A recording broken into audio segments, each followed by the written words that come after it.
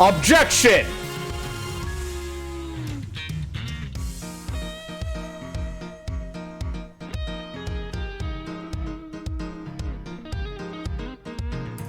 Chat, how are you all doing today? Are your lawyer brains activated? Because I'm not thinking today. Okay, I do have to think. I'm going to be doing literally 90% of this game, except for the presenting during the interrogations. I will be doing still a lot of thinking on my own. I'll be doing the logic connections. I'll be examining stuff. But for a lot of the actual like the main meat and potatoes we have to present, you guys are gonna tell me what to do. You're also gonna tell me when you want me to press a statement. Actually, what I'm probably gonna end up doing, we'll figure it out later. It is currently active. Badge. Look, chat. I want you guys to actually try and solve the cases, okay? I only have so much time to stream these games before other games come out. So if you are actively trying to troll and present useless shit, I will shut that down. We might entertain it a little bit, but for the most part, let's try to be smart, okay? All right, guys, you think you can do that for? I got hiccups. You think you can do that for me, chat? I think you can do that for me, chat. For starters, first of all, I gotta close some things, and also here is the tail, as promised. I need to turn the game's audio down a bit. We can keep the music high, because Phoenix Wright music is always a absolute banger. Alright, so first of all, who here is actually planning to join in? By the way, here's a little thing in the corner down there. Exclamation point evidence to pull up the evidence list, which I'll be adding to live as we play. And you can ask me for more information. So first of all, who here is actively going to be trying to like play along with me? Because I want to make sure we have a decent chunk of people who are actively ready to participate before I get started. Just tell me yes if you're planning to actively participate. You'll be trying? Hell yeah. Even if it's just to agree or with what other people are voting for, that's fine too. Like if you don't want to actually put forward a possibility for presenting, but are willing to like collectively vote for someone's answer to be presented, then that counts. That's fine, Fire Ninja. And most of the second? Okay, Crow. That's the problem when people have played already. I think we're good. One sec. I gotta restart Sammy. It doesn't have audio right now. Oh, whoops.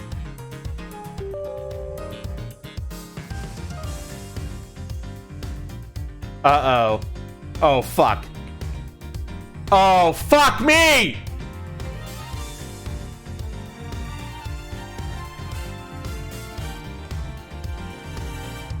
Okay, no, I think I'm okay. I think I'm okay, but I'm now small. But I think I can fix that by just doing the tail slam again. Maybe. Unless this is just gonna keep me small forever. Well, I fucked up. It's not you who broke it. It's me closing the app in the middle of the button activation, which caused it to not update back to my original size.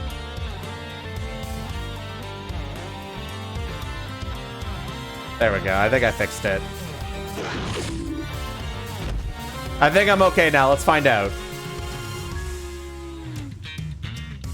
I should return. Yeah, I fixed it.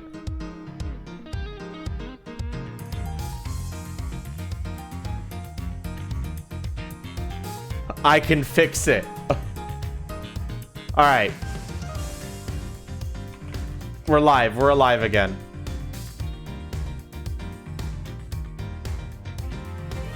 All right, let's get started, chat.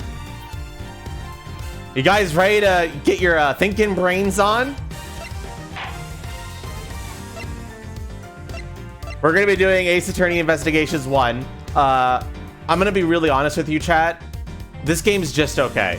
The first one, it's still got some really good Ace Attorney cases, and we've got to play through it, and it'll be a good little test run of this, but this is the real shit. This one right here is the real shit. This one right here is one of the best Ace Attorney games ever made. This one's just okay. We're gonna be doing this one anyway. You left your thinking brains at work? We'll make it happen. Pixel art or HD? Honestly, the HD looks really nice. We're going HD. What do you mean that's not even pixel art? Hey! Dayglow Panda, thank you so much for the follow. Alright, let's get started, chat.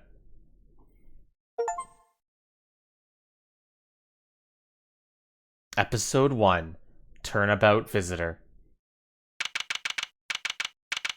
Stevish, this game was originally pixel art, so that's the original graphics on the original game. To make sure the defendant is found guilty, what other choice do I have? That's the job of a prosecutor, after all. That may be true, but why? Why go this far? Sorry, maybe I wasn't clear enough, but a guilty verdict is all that matters to me. No matter what the cost.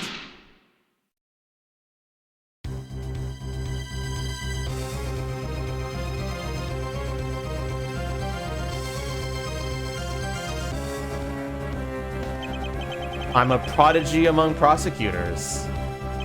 Always have been, always will be. Someone's dead. March 14th, 2:05 a.m. Prosecutors Building, 12th floor hallway. I wonder who did it. It's the first case in an Ace Attorney game. They usually show you who did it in those cases. Let's be real. It's the boy! It's hard to believe that I've been away from my office for a whole month. I hope Detective Gumshoe has been keeping an eye on my office. And keeping it clean. Huh? The door is unlocked. Detective Gumshoe? What's this smell? It's very familiar. Blood?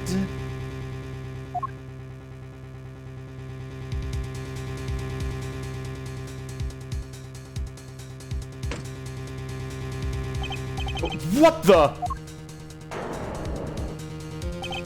What is the meaning of this? Oh shit. Freeze.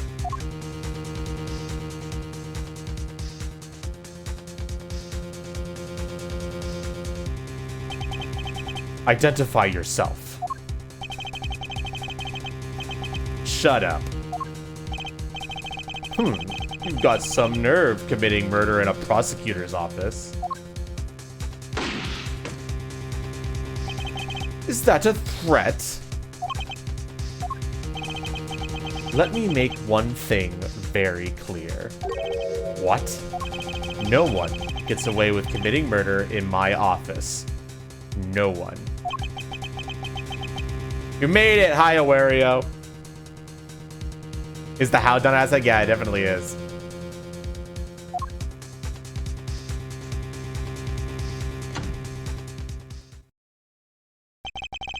My name is Miles Edgeworth, and I work as a prosecutor in my local district.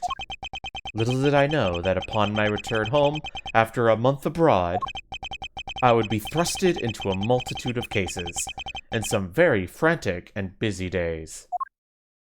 Has this happened before? Potentially. Honestly, Edgeworth had fucking aura there. He was fucking, like, I ain't taking shit from no one.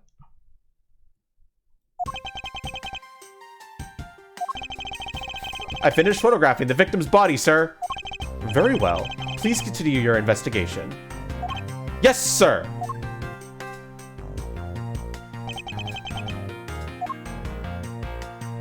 They're being held up with threatening the gunman with the finding the lawyer. Mr. Edgeworth, sir! Are you okay, sir? Keep it down, detective. This is a crime scene. When I heard that a murder had taken place in your office, I ran here straight away. Oh my gosh, it's the boy. This is Dick Gumshoe. He's a detective with the local penitent. And the one they assigned to handle this murder case for the time being. You're looking a little pale, sir. Are you hurt? No, I'm perfectly fine. However... Ah, look what they did to your office. It's totally thrashed. These HD animations are actually really good. This is literally it having happened before. I'll say, the culprit sullied my floor with dirt rather well. No one gets away with tracking mud in my office. Whoa, sounds like you're getting really burned up over this whole thing. This crime was committed in my office, so it's my responsibility to solve it. Ho ho, that's just like you, Mr. Edgeworth. Okay, time to do some investigating. Agreed. Our first course of action is to gather relevant facts and leads. We must not overlook anything, no matter how small, if we are to find the truth. So I'll keep any leads or information we find etched into the forefront of my mind. Speaking of things that pique my curiosity, why of all places did the murder occur in my office? Crime scene, my office. Is it really coincidence that the murder took place in my office? I get the nagging feeling that this is something important to keep in mind.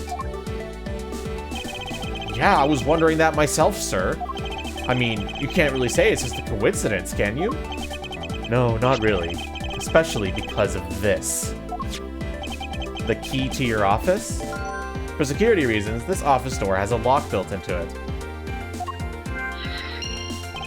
What do you mean, sir? If you think about it carefully and use logic, it should become clear to you. Logic? By finding the connection between two pieces of information and connecting them, new information is born. That is the end result of using logic. Hi, Bakiri. Just called him a dumbass. So how do you use it? Bro out here being all like, how do I logic? How do I use logic? I don't know how to use logic. I'm a detective and I can't use logic. First, I recall the information we gathered with Q. Then I connect them together with T. Now to use Q and recall the facts. So for logic would get a little too complicated. I still think it's you guys are free to shout out when you want me to do like logic connections. But for the most part, the interactive part of the stream is going to mainly focus on the testimonies and the cross-examinations, which is more like interrogations in this game, but the format is identical to how it is in the normal Ace Attorney games. So that's what the interactive part is going to be focusing on. So connecting logic and stuff, I'll probably be doing, but you're free to provide input on that whenever you want.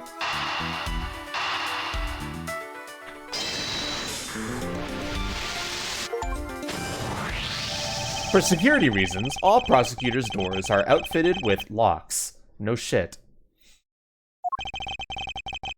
Which means it would have been hard for the murderer and the victim to get in here. Ergo, it's impossible to dismiss the location of this crime as a mere coincidence.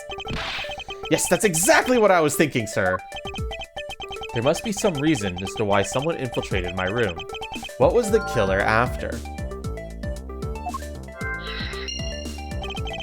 Really on the ball today, Mr. Edgeworth. That's some beautiful logic, sir. Yes, well, when you follow leads to their conclusion, only the truth remains. However, if the information doesn't line up properly, I may stray far from the truth as well.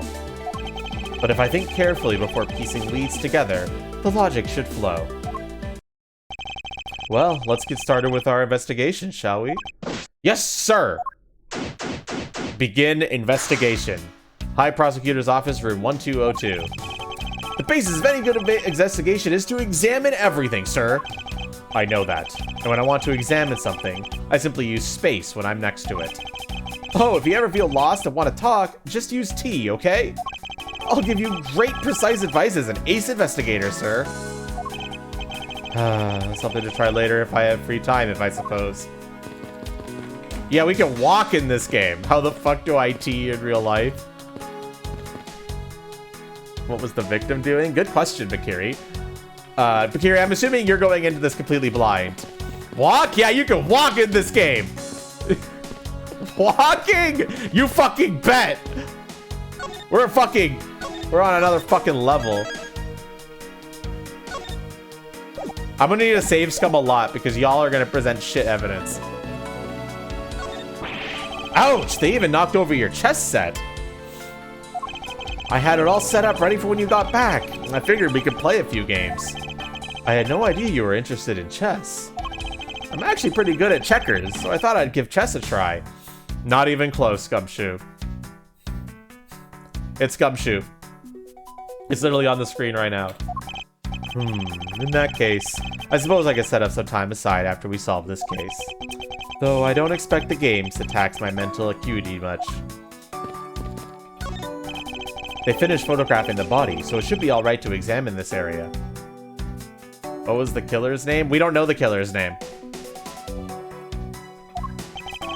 I won't rest until I've investigated every suspicious nook and cranny. What do we have here? Hey, I think I've seen one of these before. It's a police badge. Detective. Oh, hey, I have the exact same thing, actually. What a coink-a-dink. Let's take a look inside. Mr. Buddy Faith. It would appear that our victim was a detective. Just like you. Victim was a detective. According to his badge and ID, Buddy Faith was a Benedict detective. Hello, Doling. 1 second, chat.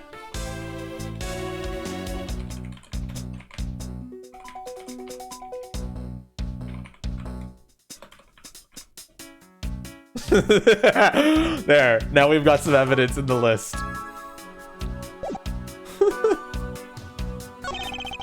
Let's see here.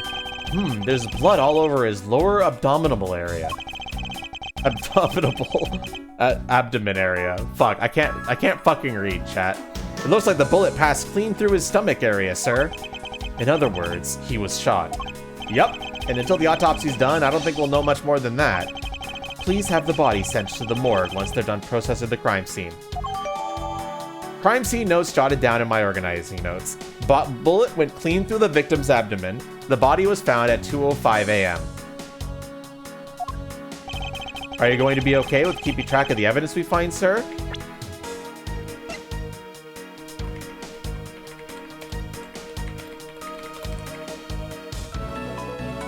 Okay, so for stuff like this, you obviously won't know what the evidence is, right? Just by typing in exclamation point evidence. But of course, when you see crime scene notes, you can just ask me to pull it up, and I'll pull it up for you if you forgot. Okay, chat? Good. Makes sense? Makes sense. Of course. This is the safest way I know to keep track of it all. All right, if you say so. I keep all the evidence I find in either in or with my organizer. When I want to re-examine a piece, I have, but press E to open my organizer. He was shot in the crotch? I don't know, but Carrie, maybe he was shot in the dick. You can believe he was shot in the dick if it makes you feel better. I don't know why you need to know that, but sure. But the organizer isn't only for evidence. I keep people's profiles on hand in it too. It's probably a good idea to make a habit of checking the facts often. Now, I don't think you can present profiles in this game, so I don't need to add profiles to the evidence list. Your files are all over the floor, sir. They probably fell during the struggle between the victim and his killer. You know, with how important logic is, I might set up a command to check the logic as well, but I'm not 100% sure if I should do that. But the assuming Edge is innocent? Yeah, we're not like, we're investigating because it happened in our office. He might have MRL, I don't know. Aw, and I tried so hard to keep this place spotless while you were away. I mean, this just rendered all the time and effort I put in pointless.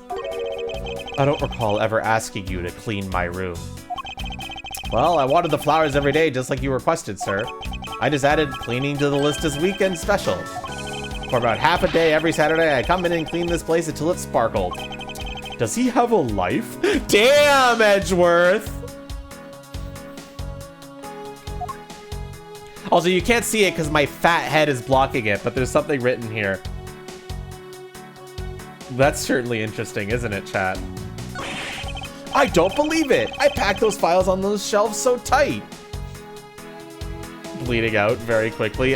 Bakiri, you realize it just makes me want to know why. They don't call him Edgeworth for nothing. Okay, moving on. That's not even an earthquake can make them fall off, but just look at them. At this rate, the rest of the files won't be able to withstand an earthquake at all. A problem, to be sure. Well, once the investigation is over, we'll put them back up on the shelf. Are we not going to talk about the very clear writing that's on the wall here? Are we not going to talk about that? No? Okay, fine. Be like that. I didn't want to know anyway.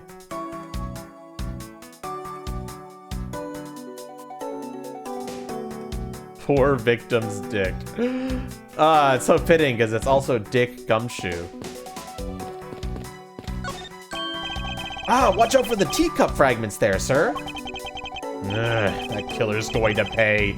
This tea set. Yikes, you're really mad over this. This tea set is very dear to my heart and can only be bought in England. It cost more than your whole month's paycheck. What? Now I feel like the killer's wasted one of my monthly paychecks. What's the big K for? It's the prosecutor's, one second. The killer's goal, signs of a struggle, victim was a detective. I'm not sure if any of this logic links together quite yet. Hello, Silver. And yeah, it's a very, very important piece of evidence in the first Ace Attorney game.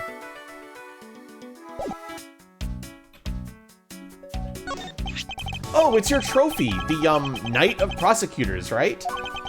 King of Prosecutors. And it's not a trophy, it's a shield. They only send this to the winning prosecutor, right? Yes, but I have no real interest in the perceived worth of other people. As for my own worth, that is something only I can determine for myself. That's so slick, sir. I'm gonna have to try saying that sometime. Unfortunately for him, his monetary worth is tied directly to his worth to me. Wow, you don't mince words, huh? It's been a while since I've sat at this desk. Oh, how I've missed you. It's so tidy that it looks newer than when I first bought it. Oh yeah, that thing's so polished that it makes mirrors jealous. Don't tell me you had no other work the entire time I was away, detective. My job is to protect your office, sir. And you did such a good job protecting it that a murder occurred in it. Wow. That's harsh, sir. I have to admit, the desk has never looked better, so I guess I can't dock his pay. Poor guy. What have we here? Could this perhaps be the murder weapon? If so, it would mean that the killer made their escape after disposing of their gun here. I think I've seen one of these before. Care to enlighten me as to where? Oh, I know! I was issued the exact same model, I think. Detective. I don't really like guns all that much. I mean, they're really dangerous. But now that I think about it, you do see this model around the Benedict a lot, sir. I don't use mine much, except in emergencies, so that's why I didn't recognize it. So it's the same type of revolver as the ones used by this Benedict's detectives. I seem to have gathered a few pieces of pertinent information. Now to calmly use some logic and figure out if any of them connect with each other.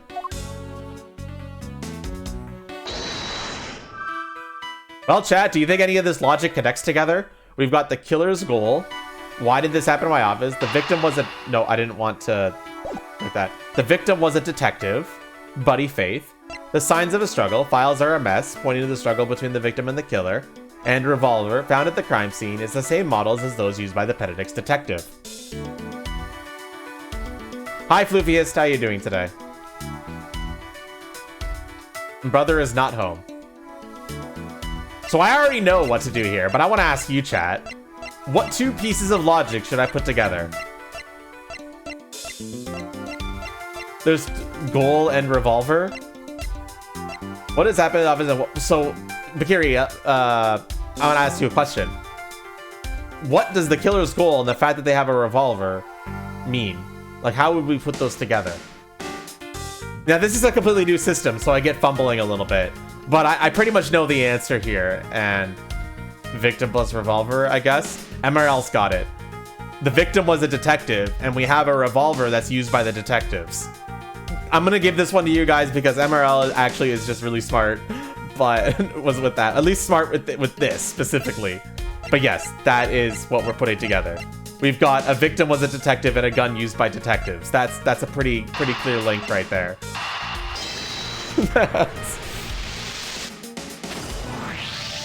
The revolver, the standard model used by detectives, could it have belonged to our recently departed? Detective Gumshoe, could you please thoroughly check the victim's body one more time? Yes, sir. On it now, sir. Excuse me, pal. Let's see. What have we got here? Mr. Edgeworth, sir. This guy's wearing a gun holster. So it appears our killer somehow managed to take the victim's gun from him. Victim's revolver.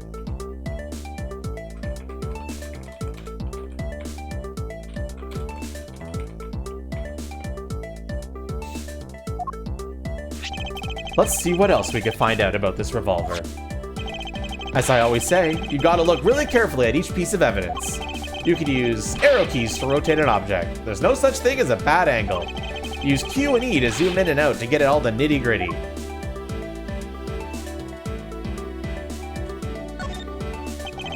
To think that it's so easy to take a life with just the pull of a trigger. You know, I can't ever see myself really liking guns.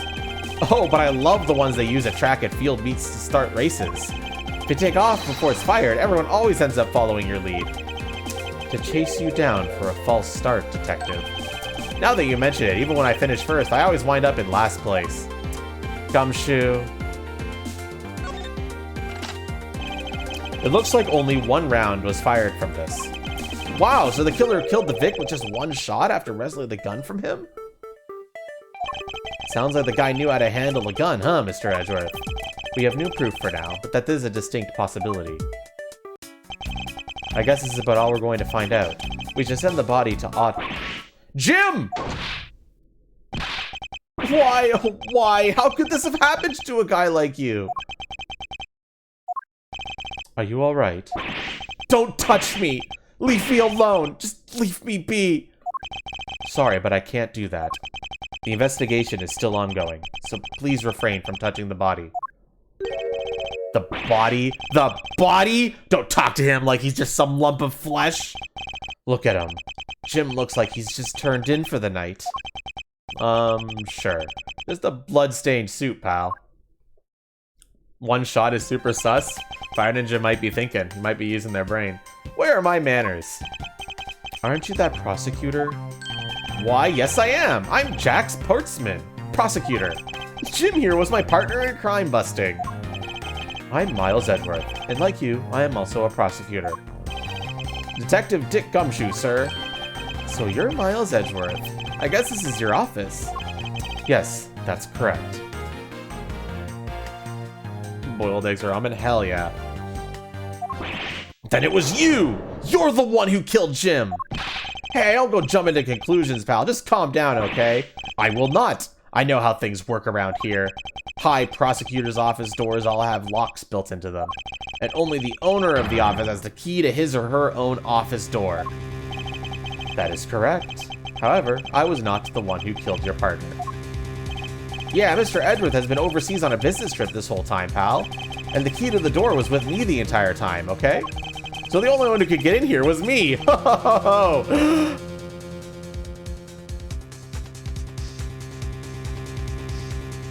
I don't think Gumshoe is really clued in to what he just said out loud. Gumshoe, please. Gumshoe, please. Gumshoe, counter 3. Wait, that means... I'm not sure what that means. So it was you then. You're Jim's killer. No way, pal. You've got it all wrong. Everyone calm down. Mr. Portsman, correct? If you are a real prosecutor, you should know how to stay collected. The investigation has only just begun. Isn't it too early to be drawing conclusions? Alright, I get the point. You're right, my mistake. I tend to get a little too hot-headed sometimes. You sure are one cool customer, though, Mr. Edgeworth. I've heard all the rumors about you. You're the great genius prosecutor. You're something of a legend, you know? Anyway, let's call a truce and work together, okay? Now how about a handshake to seal the deal? A pleasure to work with you. You guys were conducting your investigation, right? Sorry for barging in like that. Carry on then. It's your room after all. Thank you. I intend to. I just want a little bit more time to say goodbye to Jim. You there, sir.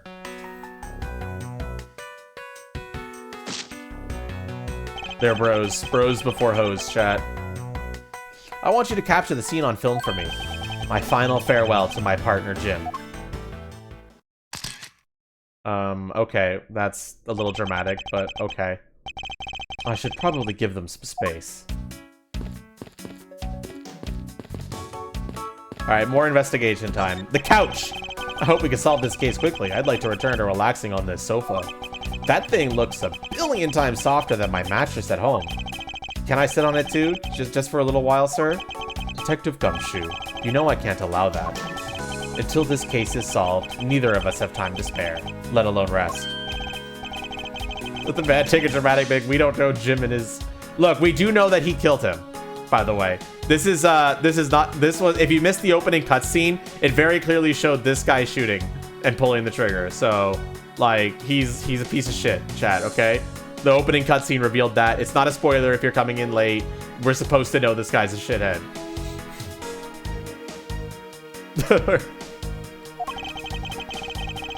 Even once this case is over, I don't think he can afford to take any time off. Ah, your jacket, sir! What's it doing on the floor?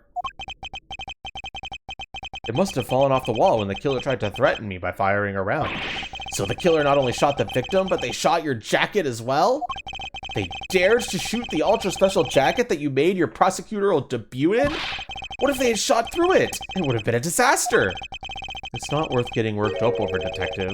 Not when there's something more here. Huh? Like what? I take it you haven't noticed it yet, detective. There is a giant contradiction right here in front of us. Really?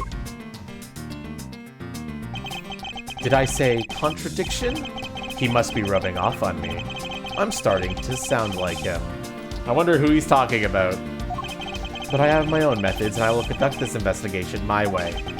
When the scene before me contradicts a piece of evidence or seems off, that's when my deductive skills come into play. First, I have to find the spot that holds the contradiction. Alright, chat, what's the spot that holds the contradiction? Feel free to type exclamation point evidence if you want. But what is the spot here on front of my screen here that contradicts the alphabet? Bullet hole, the hole? Anyone else? Anyone else want to vote differently? Going once? Going twice? This is it. This bullet hole is where the contradiction lies.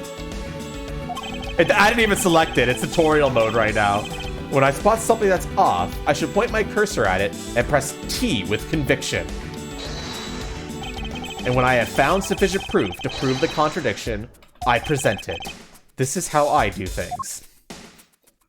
Alright, chat, what am I presenting here?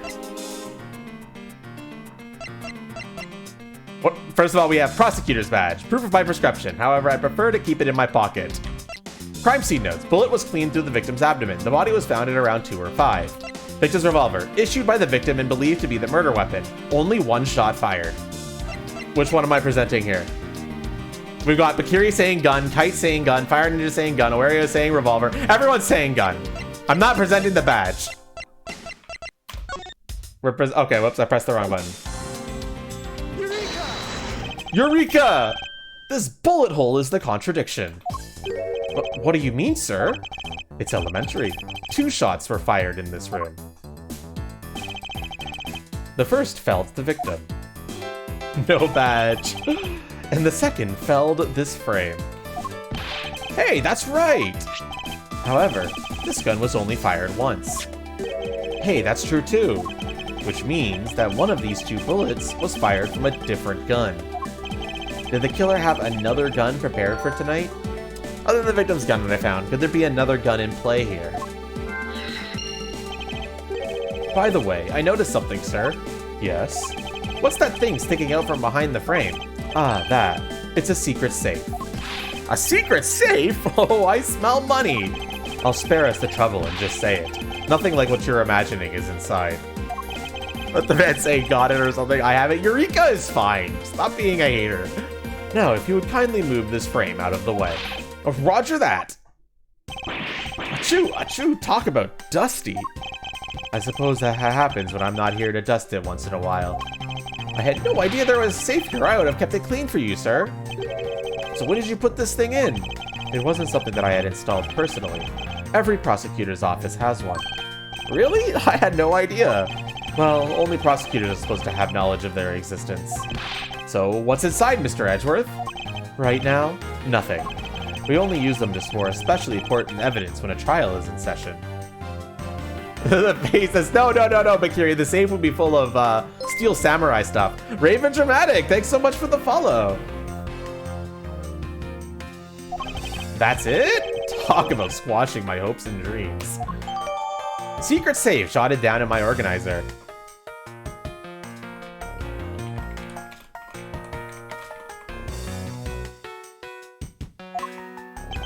I won't rest until I've inspected every suspicious-looking nook and cranny.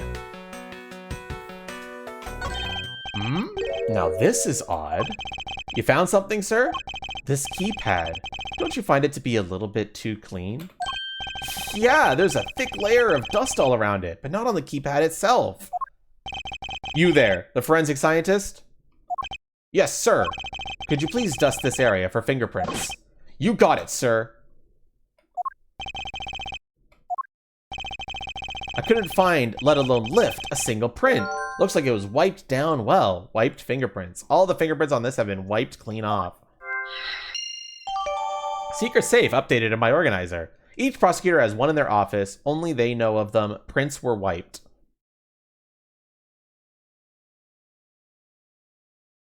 Yeah, I would be the innocent defendant. As I thought. It appears that logic is the only way around this setback. Time to rationally and calmly connect the dots with the information we have. Alright, chat, it's logic time. So we've got the killer's goal. Why did this happen in my office? What was the killer after? Signs of a struggle. My files are a mess, pointing to a struggle between the victim and the killer. Wiped fingerprints. All the fingerprints on this have been wiped clean off. Another handgun. Other than the victim's gun that I found, could there be another gun in play here? Do any of these two pieces of logic go together? Awario is saying killer's goal and wiped fingerprints. Does everybody in the chat agree? I need at least 3 confirmations for me to commit. Okay, we've got commit. Let's commit to it.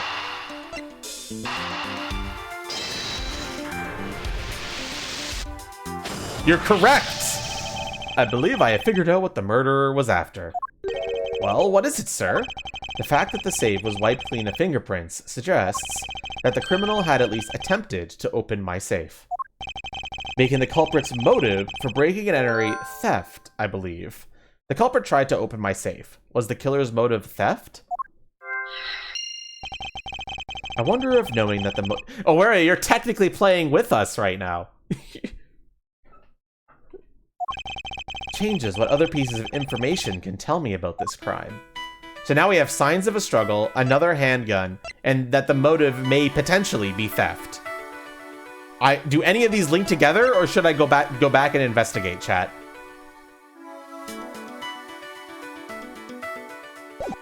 One second, I'm gonna save before because you guys might stray me a path. You'd say investigate?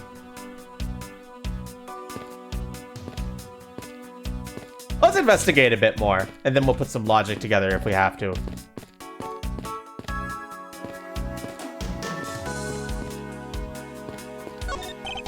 How is it coming along? Please, I need absolute silence. This picture is too important to mess up. I'll leave the man to his art. Mr. Portsman, a word if I may. Jim, I swear I'll find your killer and bring them to justice. You wait and see. It'll be for the both of us. Now then, you wanted to talk to me about something? No. That's alright. I feel like I'm interrupting their conversation. Honestly, there might not be anything else to investigate. Do you have anything to report? Sir, yes, sir. Nothing out of the ordinary right now, sir. And yet, there's something out of the ordinary right in front of my eyes. Talk about contradiction. Something out of the ordinary, huh? I should look around a bit more.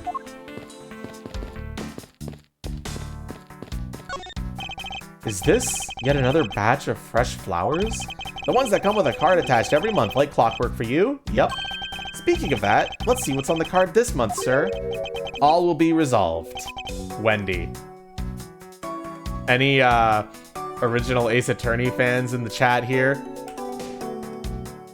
Know what that we'd be talking about here? Oh, Miss Irony, how painful are thy thorns. Wendy. Isn't that the name of that old lady with the whiny voice that stalked? That's enough, detective. You need not remind me further. Well, it's a good thing my Steel Samurai doll was spared any harm. Hey, Phoenix, thank you so much for the raid. And it's my fucking stream announcement is still saying undefined. I'll need to figure that out. Which I still haven't actually sat down and watched any of that show. What's it about again? Well, I don't know much about it myself, but the hero of the Steel Samurai, warrior of Neo Tokyo, is the Steel Samurai, and his goal is to defeat the evil magistrate. It's a show geared towards kids. However, its high production values and riveting plot draw in a number of adults as well.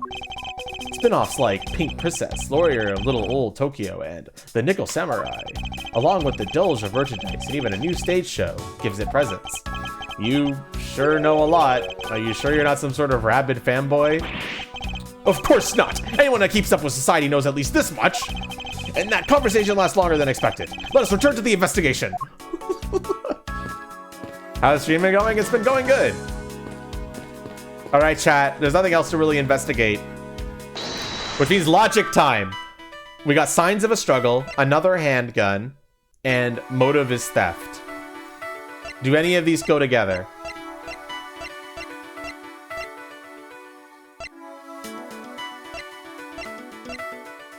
We started info dumping. Motive, theft, and struggle. Anyone agree with that?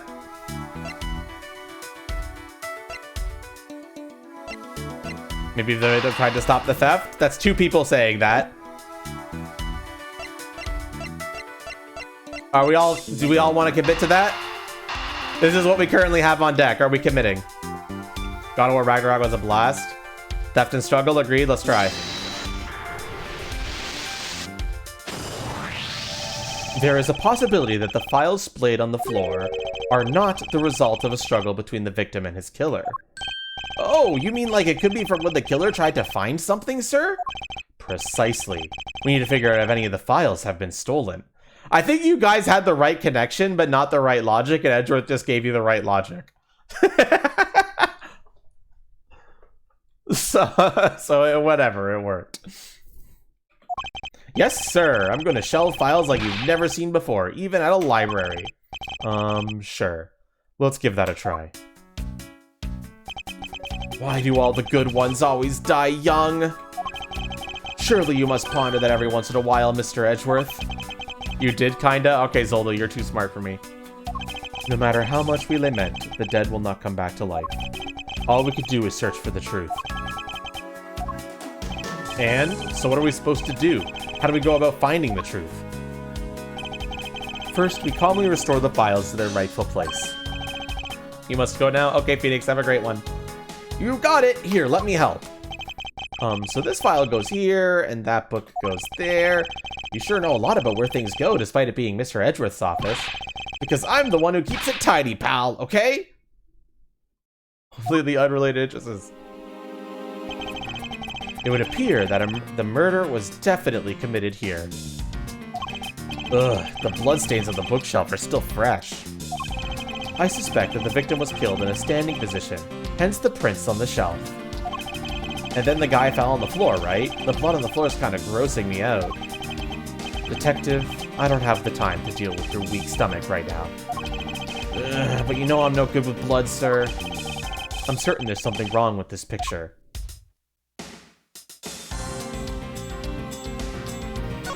The victim's handprints. He must have tried to support himself with his hands here after being shot. There are prints on the floor, too. Those must have been made when unable to stay standing, he dropped to the floor. So this is where the bullet lodged itself after it went through the victim, huh? For the bullet to be lodged so squarely in a file spine indicates that the files were ransacked after the shooting had occurred. Then I guess the victim was moved because he was in the killer's way. I put them all back, just as they should be, sir. Doesn't it look like anything's missing? Doesn't look like anything's missing. Although it does look like the killer moved the body to flip through the shelves. I wonder if they found what they were looking for. The blood on OA and OB is setting you off. I'm going to examine everything and then we'll go into the deduce section. It appears that the victim was in a sitting position here after being shot. Oh, so that's why the seat of the victim's pants has blood on it. That would be the logical conclusion. Alright, chat, so we have a potential contradiction here. Here's the evidence. You can type exclamation point evidence as well to pull it all up. But we've got prosecutor's badge, crime scene notes. Bullet went clean through the victim's abdomen. The body was found around 2:05 a.m.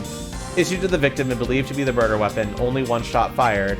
And each prosecutor has only one in their office. Only they know one of them. Prints were wiped.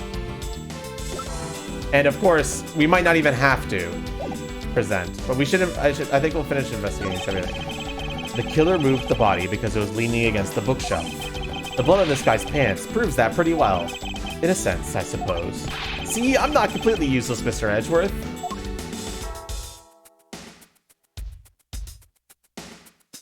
The OJ bloodstain? No, I cannot. The game book. That'd be cool, Sage. So, what part of this image is off or incorrect that I should deduce on, chat? I'm officially asking now.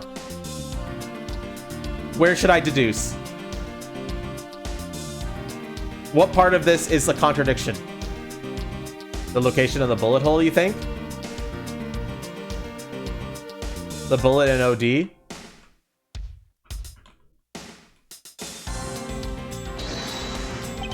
Is this spot somehow connected to any of the evidence I hold? Now, does any of my evidence cause a contradiction here?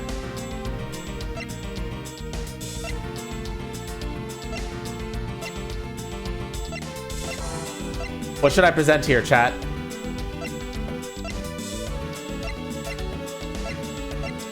The bullet be all the way down there? Crime scene notes? Okay, we've got a bunch of people saying crime scene notes. Do we all agree with this?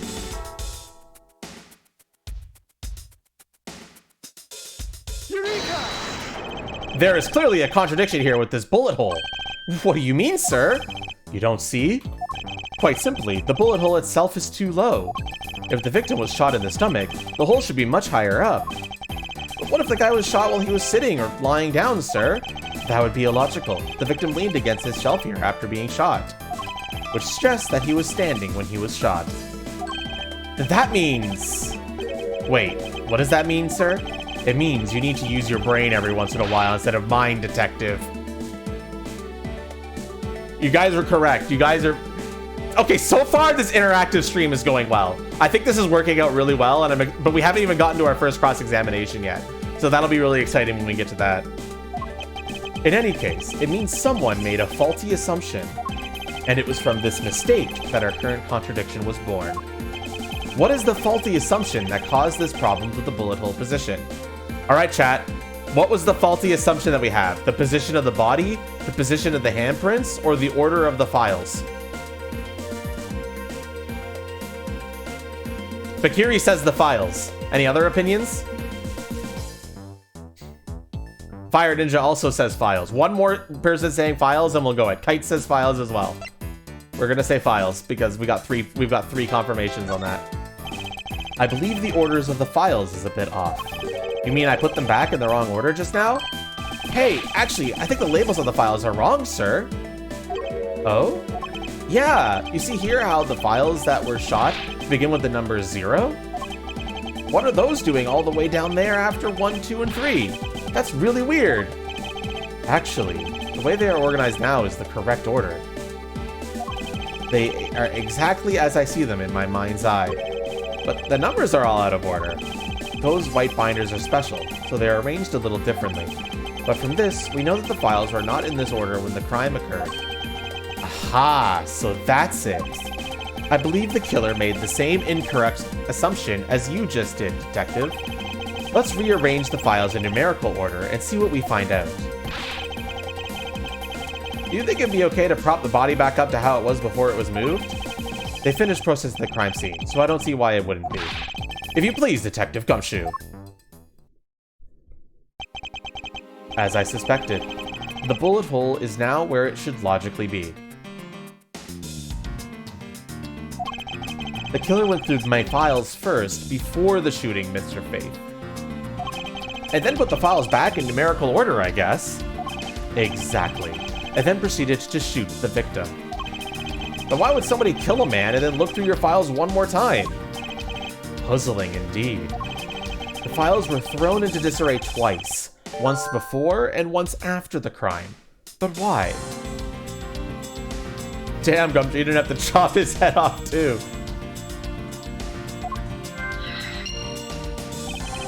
Now the crime scene as was the time of the murder. Time to give it another look.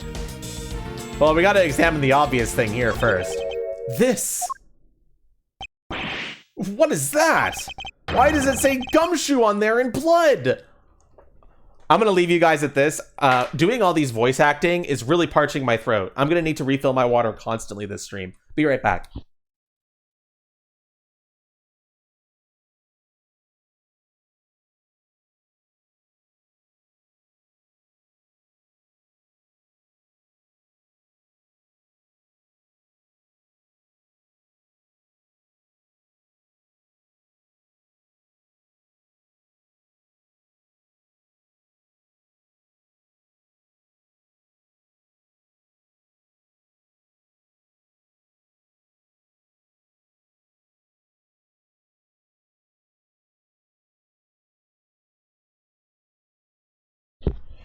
Says no, it's not a Rain World reference. Holy fuck.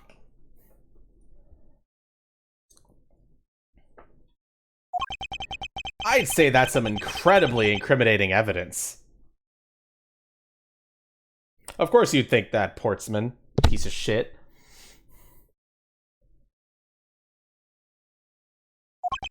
Yes, indicative of criminal activity indeed. No, wait, there's gotta be some mistake. Mr. Edgeworth, sir, help me. Say something, sir. It appears that one of my files was stolen. Is that all, sir? What about me and my situation? Is this what the killer was really after? Stolen file data jotted down in my organizer.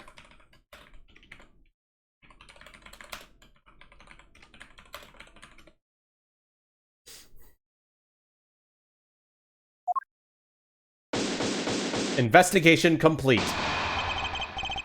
Looks like Jim was able to leave us the name of his killer in the end, and this most important message managed to reach us.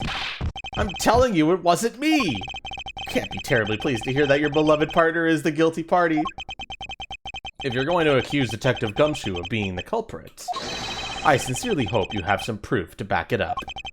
Jim's words, they're more than enough, wouldn't you say? If that's how you want to play it, then at least allow me to understand your reasoning. You got it! I don't like this one bit. There's something strange about this man's attitude. And there must be some sort of flaw to his logic, waiting for me to dig out. This truly was an Ace Attorney investigation.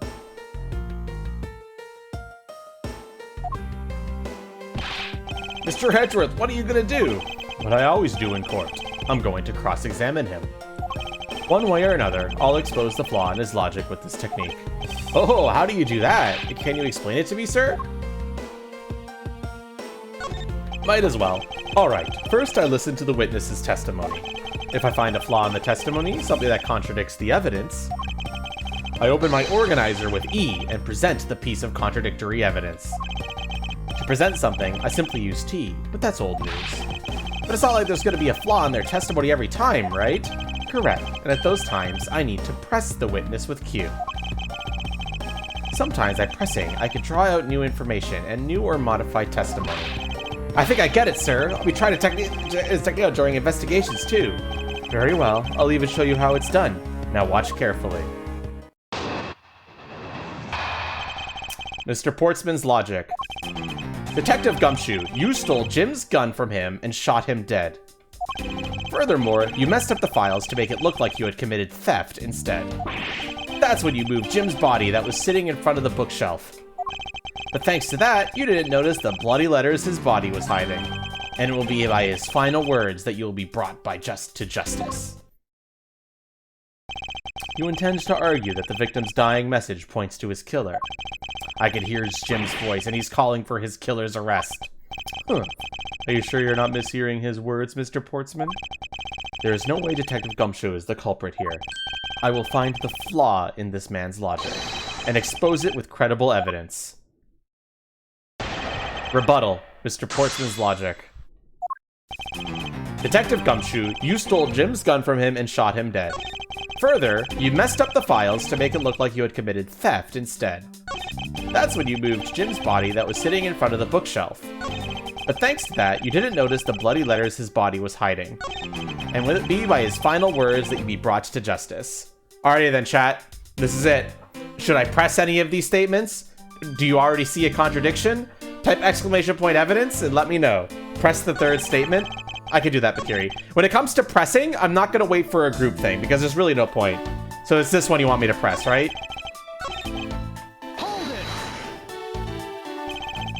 And why would Detective Gumshoe do such a thing? Because the body was getting in his way. He had to mess up your bookshelf somehow, right? Anyway. That didn't give us much information. Wow. Why would it... You meant the fourth? Okay. Hold it. Why do you think that the killer didn't notice the bloody letters? The body was covering it quite well, wouldn't you say? That's how he missed it. But judging by what I've seen, it doesn't take much for your detective to miss something. Who do you think you are? You know nothing about me, pal. There's a lot a person can understand about another from first impressions alone. I can't say I disagree with him on that point. Why don't you say something, sir? Not you too, Edgeworth. Despite his lack of attention to detail, I don't believe the detective to be the culprit. Nobody could have overlooked the bloody letters, and I can prove it, with evidence. I couldn't ask for a better setup for the game-finishing spike. Alright, let's take a quick look at the evidence. So we've got... Yeah, you could... Any particular evidence you want me to look at better?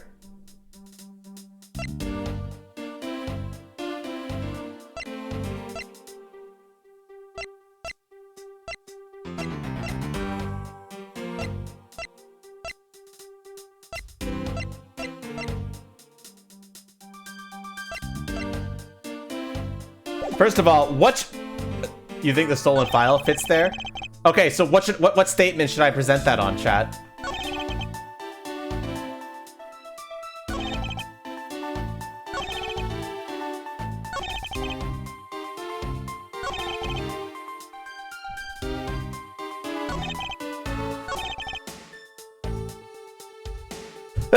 Okay, Bakiri, so what am I doing? Bakiri is currently proposing stolen file on 4.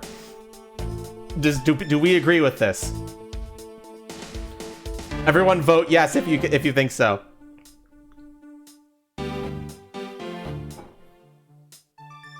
Agreed? Oreo agrees. We need one more agree and I'll do it. Yeah? Alright.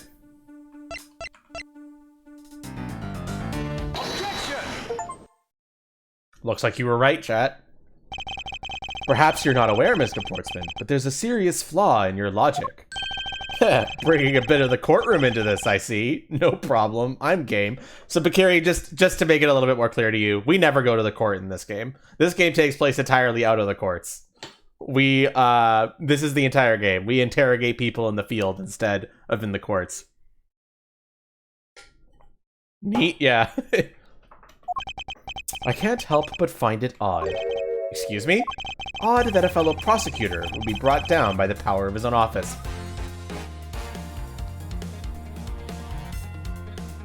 The objection theme chat.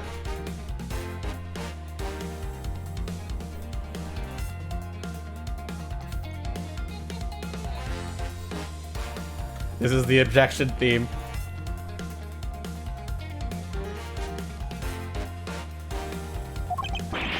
What are you talking about? Oh, you're joking. I get it. If you have the time to laugh, then you have the time to take another closer look at this. Do you still not see? If not, may I direct your attention to the missing file? Free count? Fire Chief, I'm down for that. What? That's impossible. We're bringing out the bubby.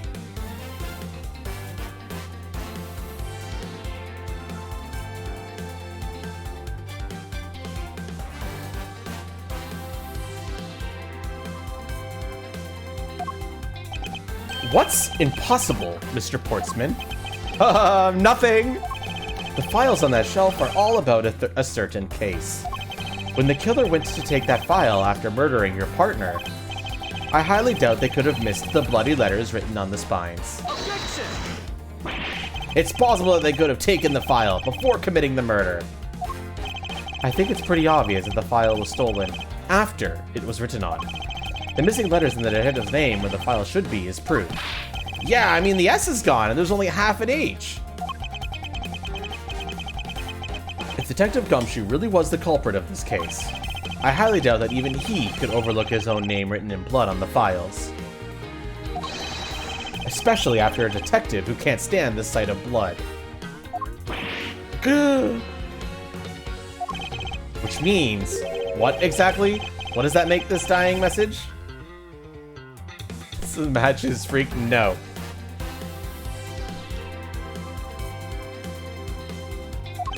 It makes it the work of a criminal intent on tampering with the crime scene. That's so low. I can't believe the criminal tried to pin this whole thing on me, sir. I'm gonna get him, sir. You'll see. I'm gonna have them under arrest in no time. Well, Mr. Portsman? Haha, brilliant. Absolutely splendid. Logic deserving of an Olympic gold. I appreciate the praise, but it doesn't change the fact that your reasoning is flawed. You win some and you lose some. That's how life goes. Sorry, I didn't want to get copyright. I thought it was Power, but it was just a mobile game. Fuck the mobile games. I will root for Nintendo to take down mobile games, but I won't root for them for taking down other things.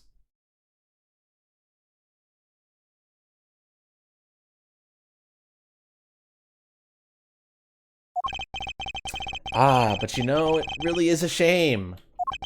I really didn't want to have to bring this up. However... What is it this time? Are you still after me, pal? Humor me for a second. Who has the key to this office? That would be me! But Mr. Edgeworth just proved that I'm innocent, pal!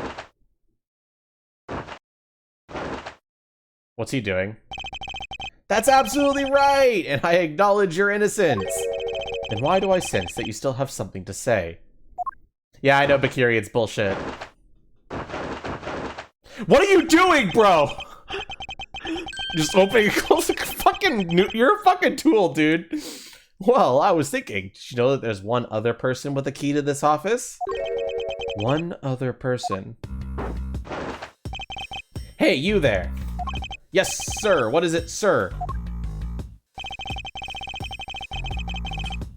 Would you kindly fetch and escort that lovely young lady here for me?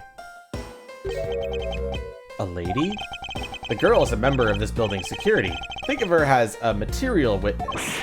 Security? Did you say security? No, stop it, pal. Don't. What's wrong with him all of a sudden?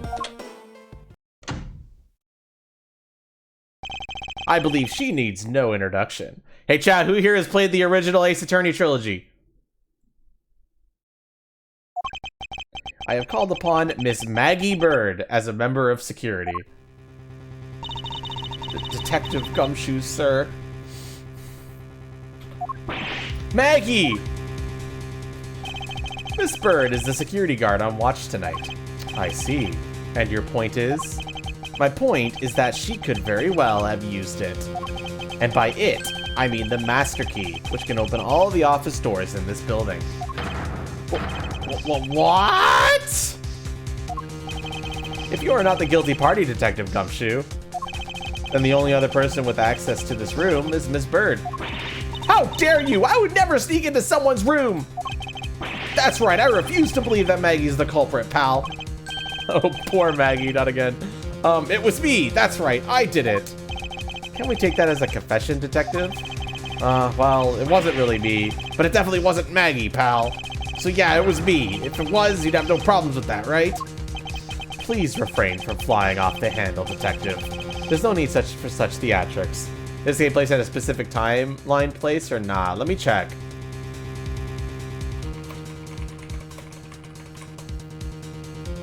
Let's look up the timeline.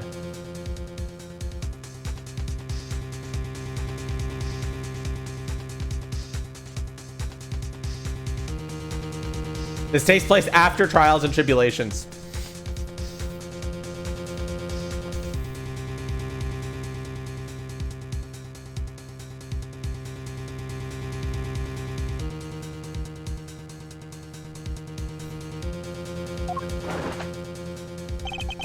Listen to your boss, Detective. He understands what I'm saying here.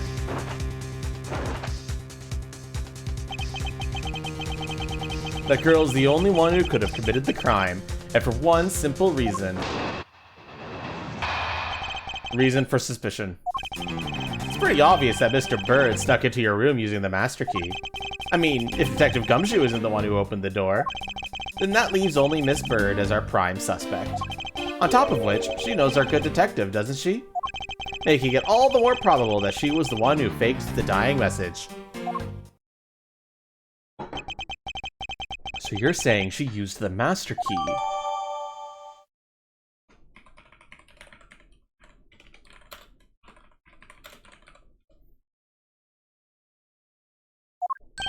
Incredibly incriminating evidence, wouldn't you say? That's what you claimed about the evidence earlier as well. That was then, this is now. The flow of a good match always changes during a rally. It's all about your reflexes and reaction time, especially for an athlete like me. I wonder if there was anyone else other than Miss Bird who could have used the master key. It seems that the only way to get Mr. Portsman to give me more details is to press him. Okay, so this game is very much obviously telling me to press, so I'm just going to press every statement, but if a multiple choice comes up, you guys got to answer it. Okay? It's pretty obvious that Mr. Bird stuck into your room using the master key. Are you sure Miss Bird is the only member of security who could have used the master key? There's only one person on staff at this time of night, and tonight she's it. Isn't that right, Miss Bird? That's, true, but I wasn't able to use the master key at the time of the crime, sir. Wasn't able to? What's that supposed to mean? Yes, moving on. I hate to get sidetracked by something unrelated. What do you mean unrelated? I want to hear what she has to say, pal. You can't really trust her not to tell lies. Plus, I hate wasting time. Should I hear Miss Bird out? Should we hear her out, chat?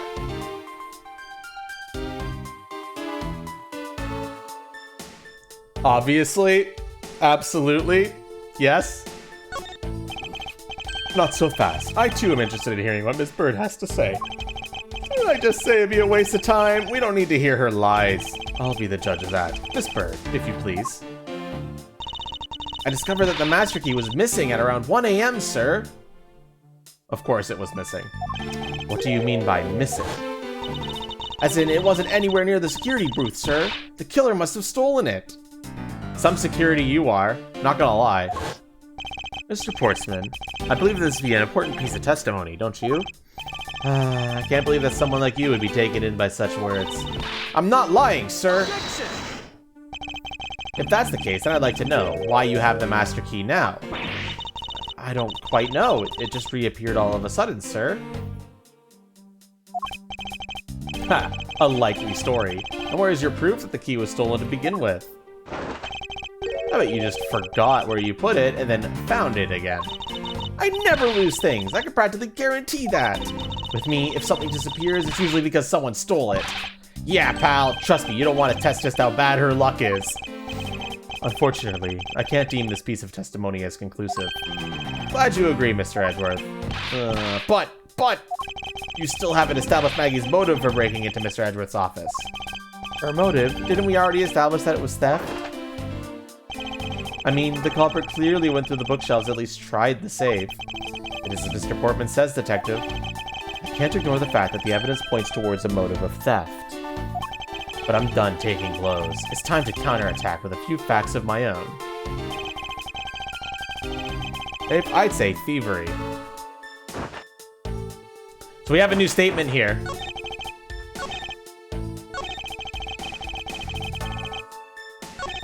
Let's press it.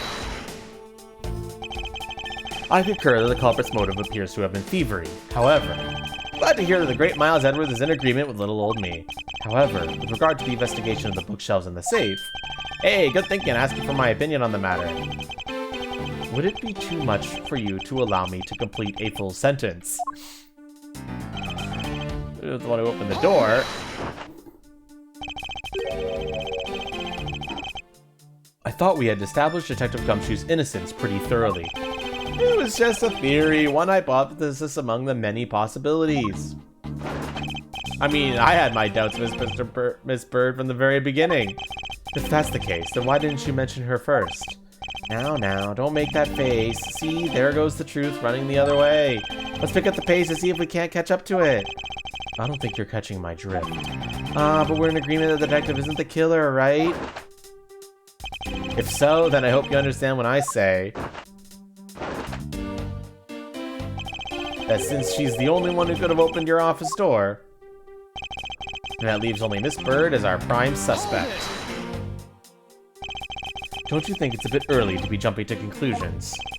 Are you saying that there's another way to open the door other than with the master key?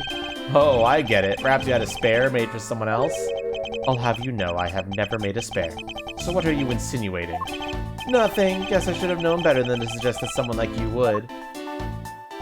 On top of which, she knows a good detective, doesn't she? This dude's annoying, I agree. Is there anyone in this district who hasn't at least heard of Detective Gumshoe? Good point. He's practically a celebrity among us prosecutors. Really? I never knew I was so talked about, sir. We're holding our collective breath, you know. For when you screw up so badly that you're literally chased off the force. Wait, what? Is that true, Mr. Edgeworth? Of course not. That's hogwash. Don't scare me like that. I almost had a heart attack there. Poor guy, man. Hold it! By dying message, you mean bloody letters that spell out Gumshoe? I figured that whoever wrote his name must have wanted to frame him, and just the act of choosing his name is proof enough that the two knew each other well. Mr. Edgeworth, what are you waiting for? Hurry up and present some evidence! I would love to, but first we should listen a bit more and digest what he's saying, and press him for more information. Alright chat, we got the messages laid out. What am I presenting on what statement? We got statement, pretty obvious that Miss Bryce stuck into your room using the master key. Her intent, from the messed up shelves to the wiped down safe, I'd say thievery. I mean, if Detective Gumshoe isn't the one who opened the door, then that leaves only Miss Bird as our prime suspect. On top of which, she knows our good detective, doesn't she? Making it all the more probable that she was the one who faked the dying message. And if you want me to load up any details on any of that evidence, let me know.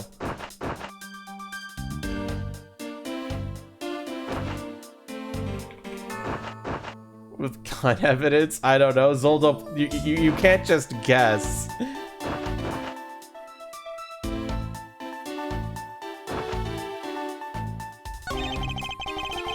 Look at third to last then. This is the one. Then that leaves only Miss Bird as our prime suspect. That's the third to last.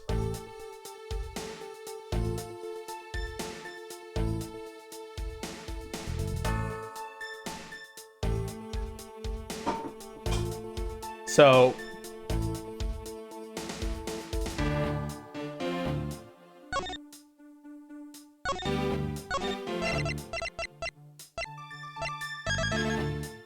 did Bird have a gun? Well, we know the victim is a detective, and it was probably his gun. so it doesn't really matter.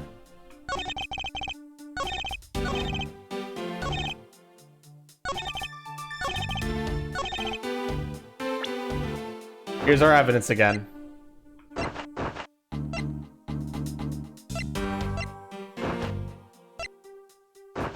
I know what it is.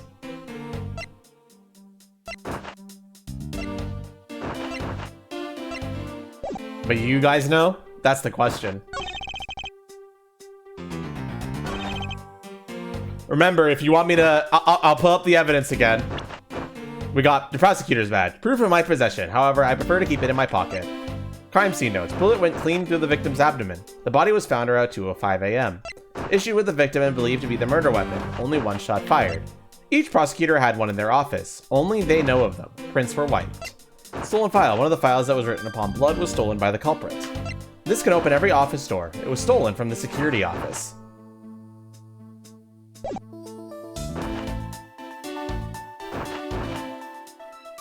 What profiles are there again? Profiles are irrelevant right now, but I'll check for you guys anyway. We got Buddy Faith, the victim, Dick Gumshoe, Jack Sportsman, and Maggie Bird.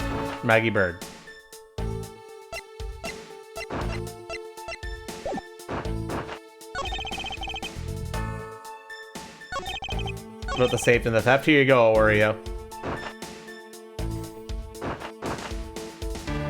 I know what it is already, but does chat know? That's the question.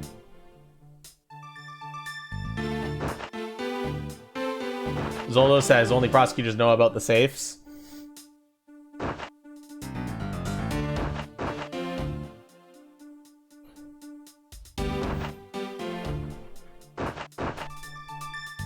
Is that what we're going with, chat?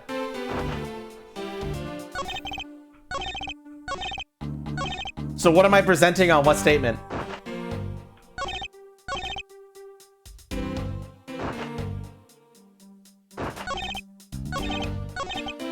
Chat, I need you to explicitly tell me.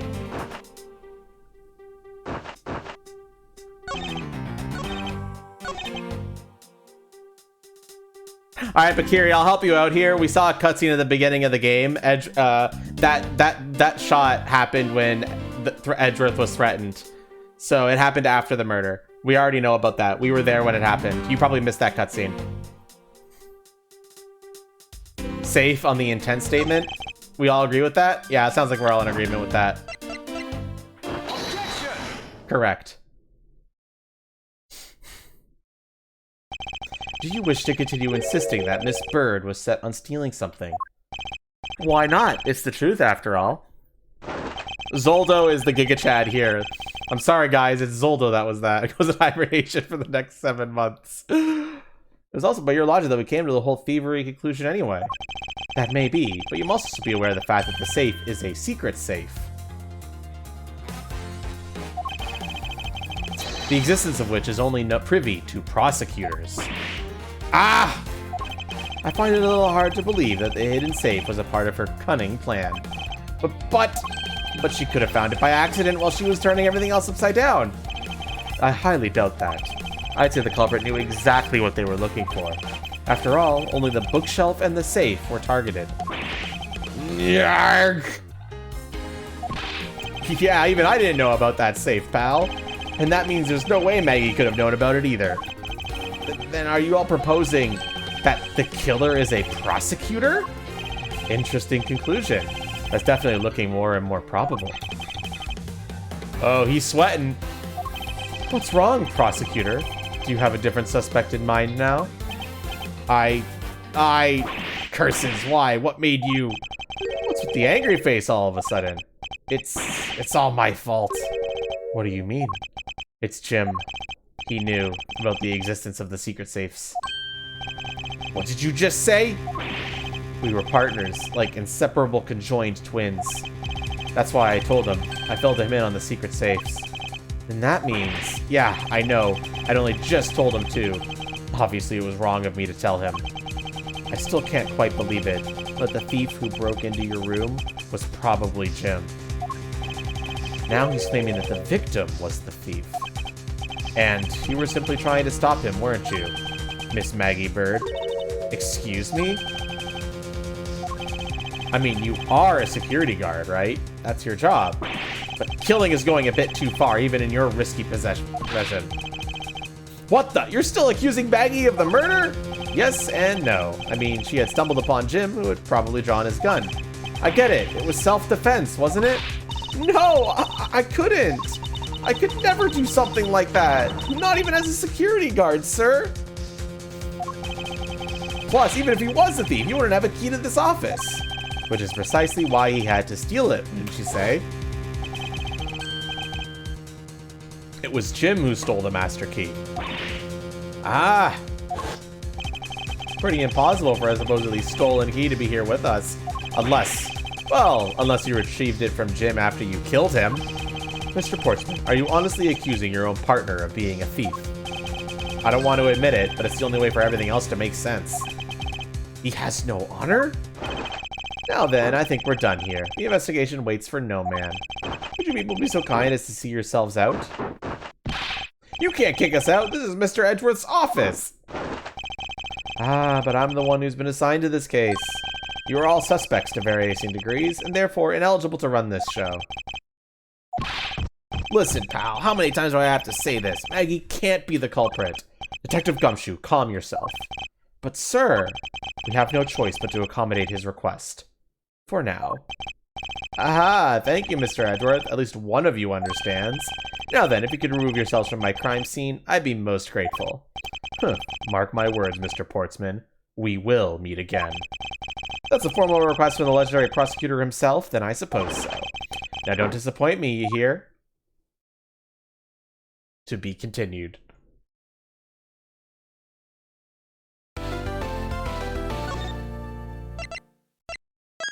I love having a bajillion save files, chat.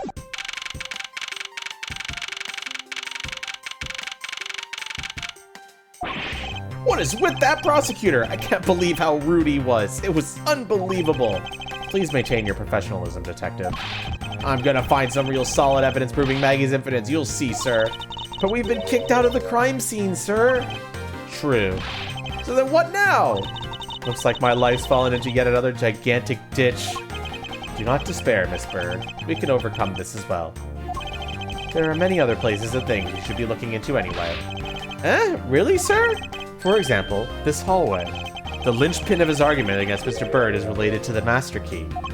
In that case, this hallway is the perfect place to look for more information regarding the mystery surrounding my door. Begin investigation. Well, let's examine his door first.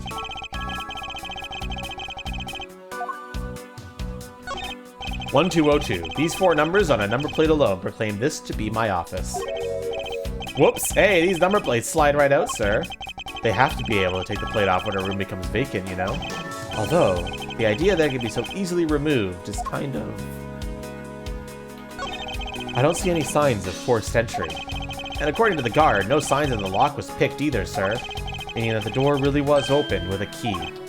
Do you happen to ask if any prints were lifted from the doorknob? Apparently the doorknob's clean as a whistle. Wiped, they think. Whoever this thief is, they did a good job of not leaving any clues behind. A minimalist, yet classy door made of top-quality wood. It's steadily made, making it near impossible to break in by force. It's almost majestic, sir. I wish I could be as stately as this door. Only Gumshoe would praise a door as something greater than himself. Poor Gumshoe. Being a detective has its own rewards and a certain virtuous value, I think. If you live up to your full potential, that's a potent trait that anyone can admire. I see, you're saying, sir, that me being me is the best thing I can do for everyone? Right. Edgeworth might have made some regrets there, but it's fine. That long pause wasn't exactly reassuring, sir. So the lockpicking lawyer didn't do it. Lockpicking lawyer is safe.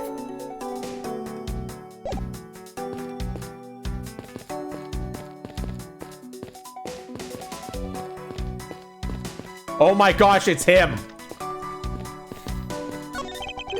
What is a basketball doing here? That's Mr. Portsman's prized possession, sir. I heard he also plays soccer, dodgeball, and even tennis. And not a single one of those sports is suitable to be played in a hallway. This office. 1203, 1203. Hey, Maggie, whose room is this again? Winston Payne, yep. It's Mr. Portman, sir. So he's my new neighbor. I see. I suppose he moved in when I was away overseas? What is a basketball hoop doing here? Hey, didn't this used to be just outside next to the building a long time ago? So when and why was it moved indoors? I don't remember exactly, but I saw one of the officers drag it up here recently. Drag it? I heard that it wouldn't fit in the elevator, so the poor guy had to bring it himself. All the way up to the 12th floor? I ordered McDonald's for dinner. It looks like you're in quite the pinch, Mr. Edgeworth. To be sure, a murder within the walls of the prosecutor office is no trifling matter. We must find, apprehend, and punish the killer accordingly post-haste. Sounds like a messy case you got on your hands. If you ever feel lost or need some advice, my door is always open. How gracious. I will keep your offer in mind. Who is this guy again? Nobody remembers him. Is everything all right? Yes, sir. If you must know, I weighed myself this morning and I'm finally at 154 pounds. Congratulations. But I was asking about this hallway and this room. Oh, everything's okay, sir. I had a McChicken, the firecracker McChicken sandwich. It was really good, actually. If I stay focused, then you may start to lose even more weight.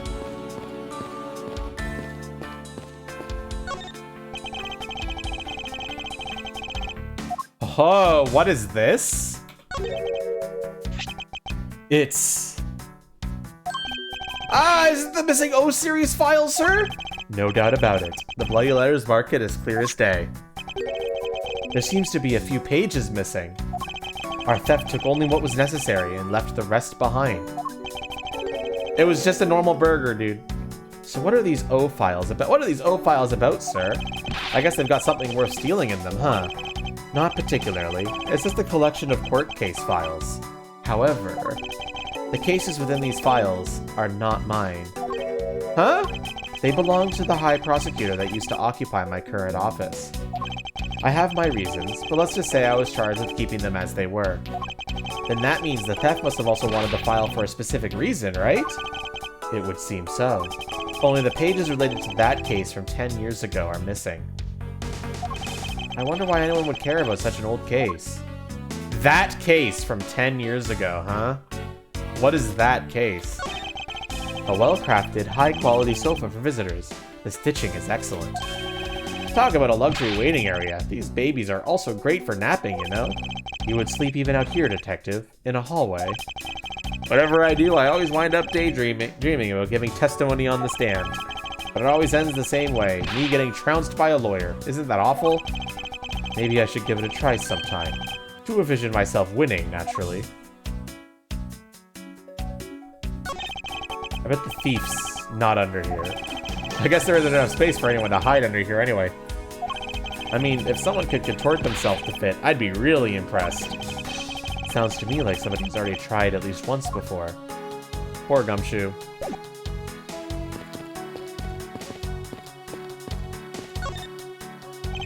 I was wondering if I may speak to you for a bit concerning this case. I've always been a big fan of the courtroom, but this is like a dream where I'm being cross-examined by the Miles Edgeworth. I can't let this chance pass me by. I must remember to ask her about the master key. I should jog her memory by showing my notes to her with tea. Have you ever met the victim before? Well, I've seen him a couple of times before when I had to go to Mr. Portsman's office. Mr. Faith was always playing basketball with Mr. Portsman, sir. That sounds like fun. Just once I'd love to play with them. It sounds fun. The only person ever taking a shot was Mr. Portsman. All Mr. Faith ever did was pass him the ball, sir. On second thought, I don't think I'd have fit in all that well with them. Miss Maggie Bird, correct? I take it that you are an acquaintance of the detective. She was under my supervision back when she was still in the force, sir. One day, she got caught up in a murder and things started going downhill, so she quit. But I owe a lot to Detective Gumshoe for introducing me to my current employer. So I thought until a few hours ago, right before I was about to clock out for the night. You got caught up in this whirlwind of a case, correct? Don't worry, my whole life has been nothing but a whirlwind of bad luck and failures. Since I was 6 months old when I fell from the 9th floor of my apartment building. I've been hit by all sorts of vehicles, gotten sick from all sorts of foods, failed at almost every test I've taken, experienced almost every kind of disaster, and now I've even managed to be named a criminal just when I've become a security guard. That's a lot to go through in one lifetime. I know! And just when I thought I had finally found my happiness, I wound up getting you and Detective Gumshoe involved in my bad luck. You don't need to worry about me, Miss Bird, nor do you need to worry about yourself. I will solve this case and prove your innocence. All I ask in return is for your cooperation. Yes, sir, Mr. Edgeworth, you can count on me. I can do all I can to help.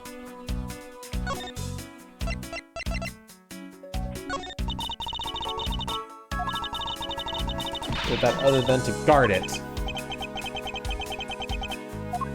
It's like talking to another gumshoe.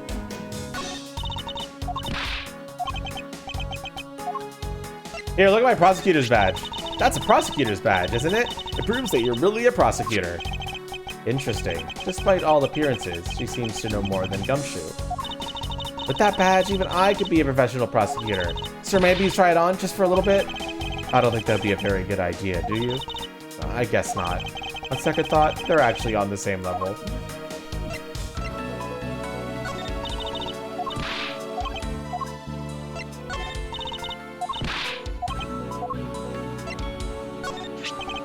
So when did you discover that the master key was missing?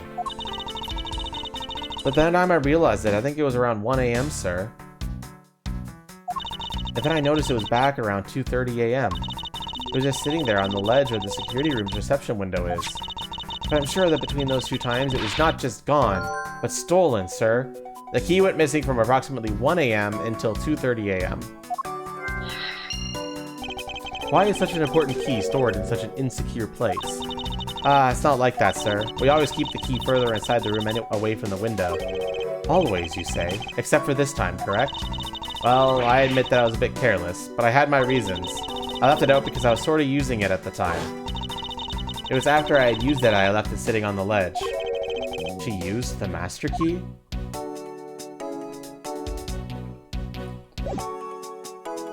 Whoops. I fucked up. So you used the master key, you say? What do you mean by you used the master key? Oh, I had to use it to open the door for this prosecutor who had forgotten his key. I mean, it's my job as a security guard, right? Ah, what is it? That's right, I just remembered. The prosecutor who forgot his key. It was Mr. Portsman, sir. What? Please tell me more, Mr. Bird. Quickly. Oh.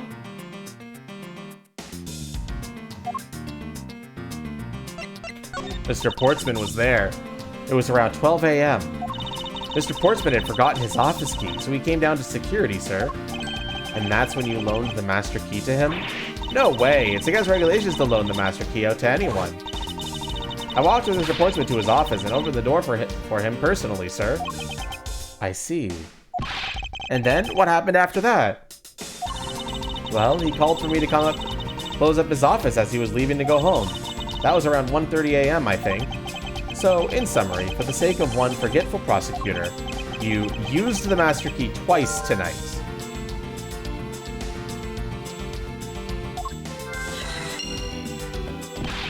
Talk about suspicious. I doubt you could say that you've never left your keys at home, Detective. I think this calls for a thorough examination of Mr. Portsman's door.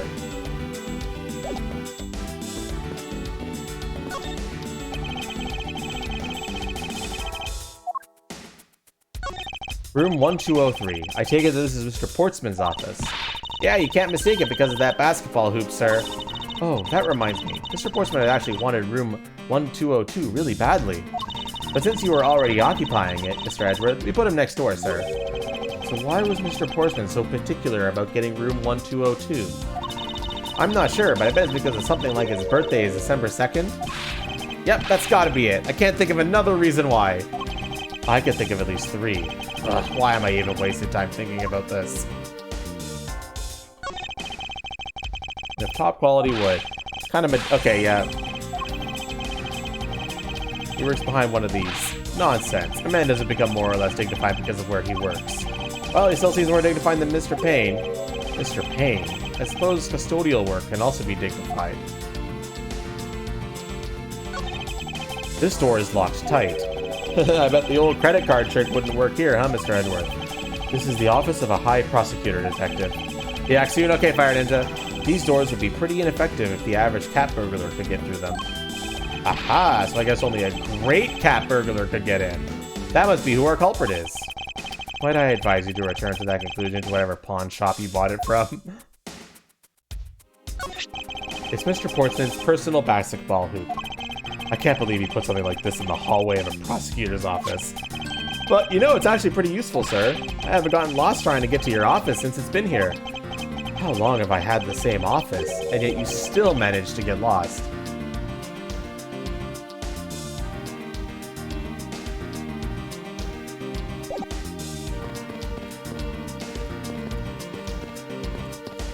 Not much else to investigate, which means it's logic time, chat. So we've got files in disarray. The culprit rearranged my files twice, once before and once after the murder. The master key went missing from approximately 1 a.m. until 2:30 a.m. Other than the victim's gun that I found, could there be another gun in play? This key was used to unlock and lock Portsman's office at 12 a.m. and 1:30 a.m. So chat, any particular logic connections that you can find here?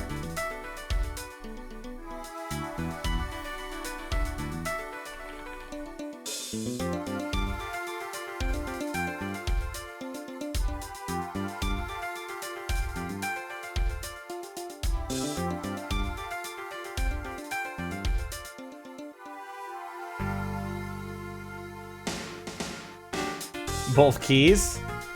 Key stolen, used key?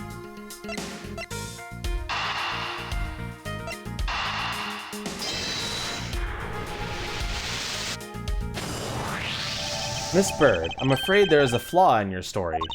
What? No way, pal. I mean, sir, you said that you locked up Mr. Portsman's office at around 1:30 a.m., correct? However, the master key had already been stolen at that time.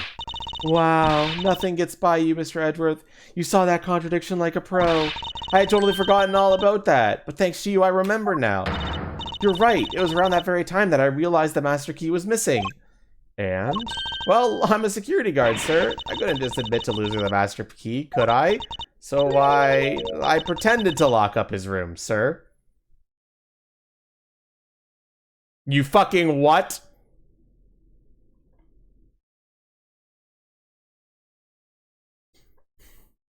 Bird, you fucking what? You pretended. Yeah, I used my house key and made it look like I was locking it up, sir. So in actuality, you never did relock the door then? Well, I thought that maybe I could go lock it after I found the key. Come to think of it, I guess the door still hasn't been locked properly. Miss Portsman office.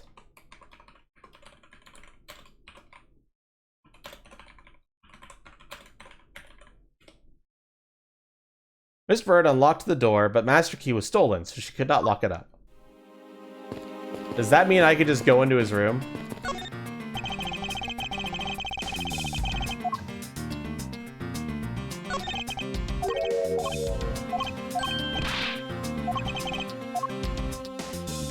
I guess not.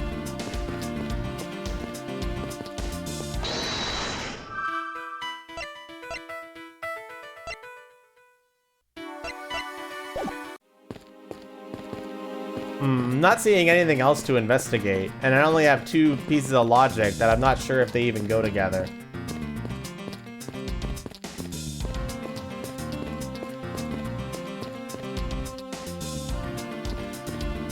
But it's quite literally the only thing that I have available to me right now.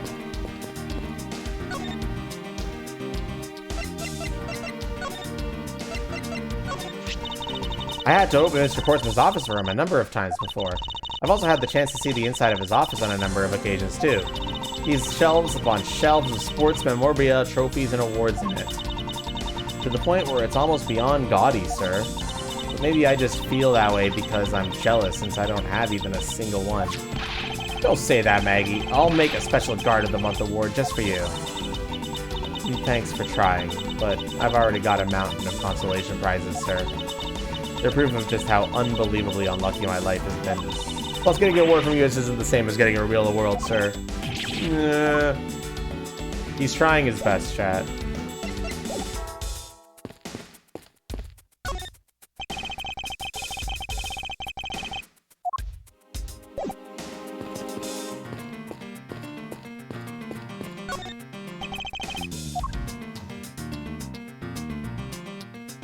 Alright, chat, there's actually a deduce here. I just noticed that now. Is there a contradiction here? I mean, do I even need to say it? It's pretty obvious, right? Like, do we even need to go through this song and dance? You guys should know, right?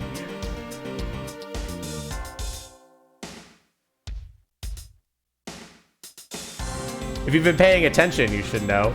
Do you chat? Chat, please.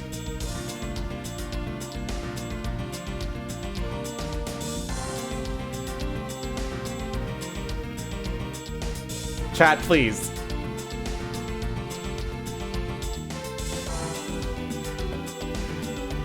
You've been paying? Look, Zoldo, the tail will always be there. This probably unlocked the door, but the master key was stolen, so she could not lock it up. So yeah, that's definitely it.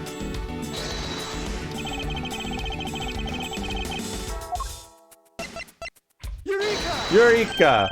There's a contradiction here between reality. If what Miss Bird has said is true, then why is this door locked tight? Huh? You know, you're right. Miss Bird, are you sure you didn't relock this door? I am certain of it, sir. And I don't think Mr. Portsman noticed it himself that I hadn't. Which means... what, sir? It either means that he actually does have the key to his office, or that the door Miss Bird opened wasn't this one at all, but a completely different one. She opened a different door, but how can you prove that? There's an easy way to find out. All we need to do is... we need to examine these. Chat, what are we checking?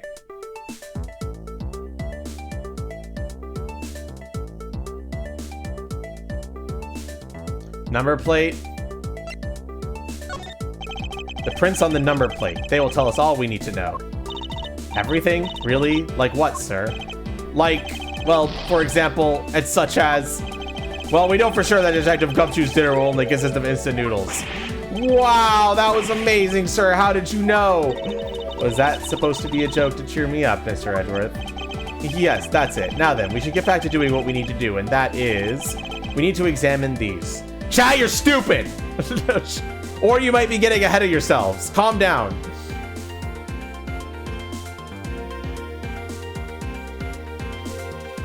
What are we checking, chat? We know it's not the number plate now. Master key or the doorknob? Kite says doorknob. Micro says doorknob. Doorknob, that's enough. The prints on the doorknob will tell us everything. Hey you, yeah you pal, do us a favor and see what you can lift from this, okay? So, what did you find out? There's no need for such belligerent nostril flaring, detective. Sir, I have found only Mr. Portsman's and Mr. Faith's prints on this doorknob. So only two people's prints were found on this, huh? That's pretty decisive. Huh? I'm lost, sir. Thinking logically, a certain other person's prints should be on this doorknob as well. Now then, whose prints should also be on this doorknob? Whose prints should be on this doorknob, chat?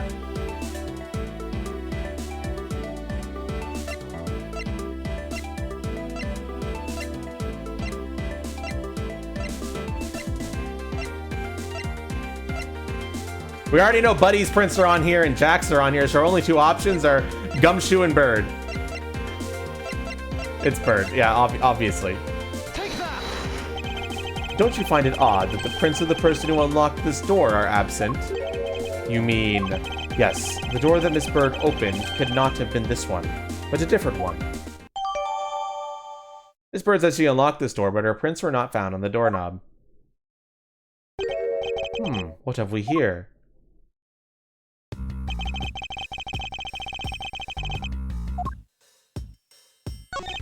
A minimalist. Okay, I already fucking...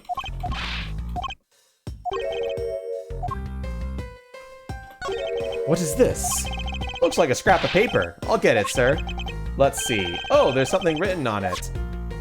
I brought the 3 pieces of evidence by, just like we talked about on the phone. But it looks like you're out. Guess I'll catch up to you later, buddy. It's like a note from the victim. Yeah, and it's for Mr. Portsman. Note left by the victim.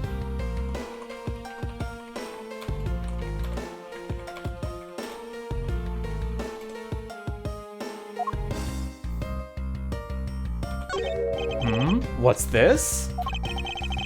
What are you looking at, sir? Oh, hey, how about a game? That's okay, detective.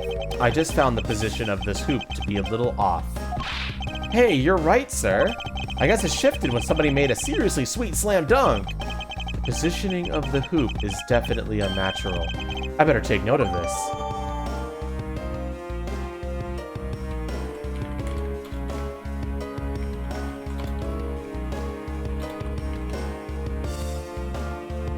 It's sitting in front of the Portsman's office. There are signs that it has been moved. Investigation complete. And I get my health back. Poking around in this hallway has actually paid off quite handsomely. Huh? How so, sir? In a variety of different ways. I think it's time we had a little chat. With the real culprit of this case. You know who the killer is? Wow, Mr. Edgeworth. As long as my logic is sound, then yes. The master behind this murder is none other than Mr. Portsman. What? Mr. Portsman?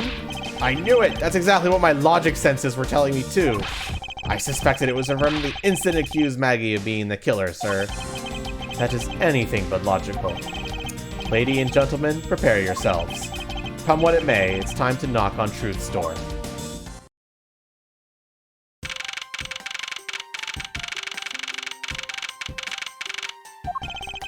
Mr. Portsman, I finished processing the bloody letters, sir. Alright, let me take a gander at it. Pass it here. Okay, looking good. You there, take good care of this. Wow. Well, if it isn't Detective Gumshoe. End of the line for you, Portsman. We've got you now. Call off your dog, Mr. Edgeworth. Is this some kind of joke? It's no joke. We know, Mr. Jax Portman, that you are the guilty party in this case. You must be pretty upset getting chased out of your own room. I'd be mad too. So I guess you could stay, if you promise to stay out of our way. You intend to hide your crime under the guise of a prosecutor doing his job. I can see right through the unsightly paper-thin mask you wear upon your cowl. Who'd ever thought it would come to this? Actually, come to think of it, your mentor was Manfred von Karma, right? The legendary prosecutor who never lost a single case for 40 long years. But there was always this incessant chatter about forged evidence with the guy. Really teaches me that I've got to stay on the lookout for false accusations, you know? Are you done trying to play mind games with me? Because they won't work. The only thing that you should be using that mouth of yours now is explaining yourself. Although that too will only dig your hole deeper. Either way, your game is up. Well, aren't we full of ourselves, even though you have yet to prove anything? Mr. Portsman's rebuttal. I have no idea what sort of harebrained idea you have in mind, but...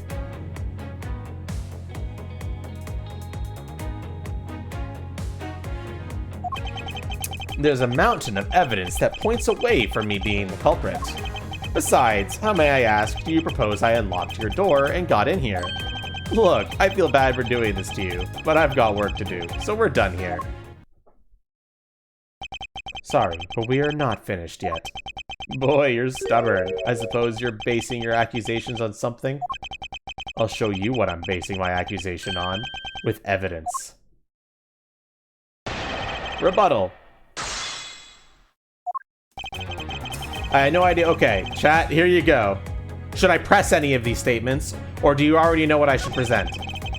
There's a mountain of evidence that points away from me being the culprit. Besides, how, may I ask, do you propose I unlocked the door and got in? Look, I feel bad for doing this to you, but I've got work to do, so we're done here. So, where's your proof? Saying evidence is everything isn't limited to just the courtroom, you know? You need not remind me. I'll show you all the evidence you want in time.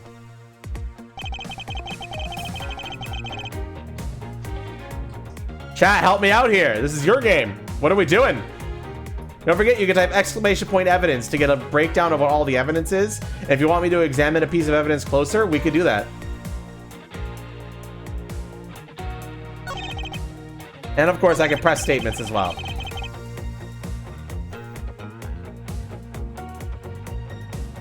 Your brain is booting up. Hold on.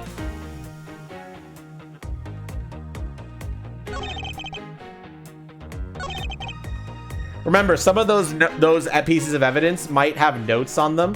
Press the statement about how we got in there. Hold it. Unfortunately, I believe I've already shown how earlier. Your speculation means nothing, as I still insist I cannot gain access to your room. What should I do now? Should I raise an objection? Should I raise an objection, chat? Or should I don't? Wario says we should. Zoldo says we should. Kite is saying yes. You claim to have had no way to open my door. However, is that really the honest truth? Haha, alright, I'll humor you. Go ahead, shoot. Very well then. I propose that you used this to open my door. What did they use to open my door, chat? We have prosecutor's badge, crime scene nose, revolver, secret safe, stolen O series file, master key, Mr. Portman's office, note left by victim, and basketball hoop. Zoldo says master key. Sandman says master key. Any objections to that?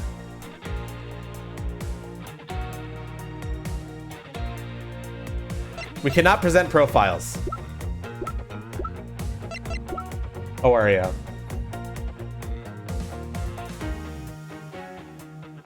Master key? That's 3. That's enough. Take that. I believe you were able to open my office door with the master key, no less. Objection.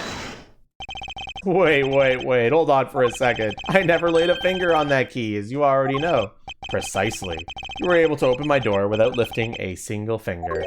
Well, maybe you did, but only to direct. Oh, he's starting to sweat. That's right. You used your finger to direct this person to open my door with the key. What are we presenting here, chat? I mean, it's pretty obvious, but I want to hear it from your mouth. Kite says bird. We could present bird. That's enough. 3 people. Yeah, this one's obvious. You would ask Mr. Bird to open your own office door for you, yes? Yeah. I kind of forgot my key at home. Happens a bit too often for my taste, you know? But the room you had Miss Bird open at the time was not your own, was it?